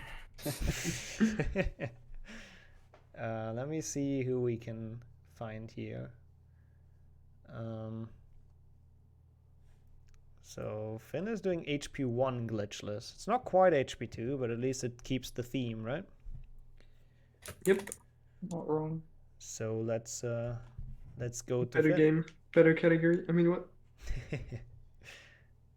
Yeah. I think somebody needs to ban now. Okay, there we go. Yeah, once again, thank you so much everyone for watching. It was great fun. Thanks to all the participants. Have a good night. Get the rest of your day. Take care. We'll be back next weekend with a smaller tournament, and then in April with the big one again. And yeah, take care. Good night. Thanks for watching. Bye bye.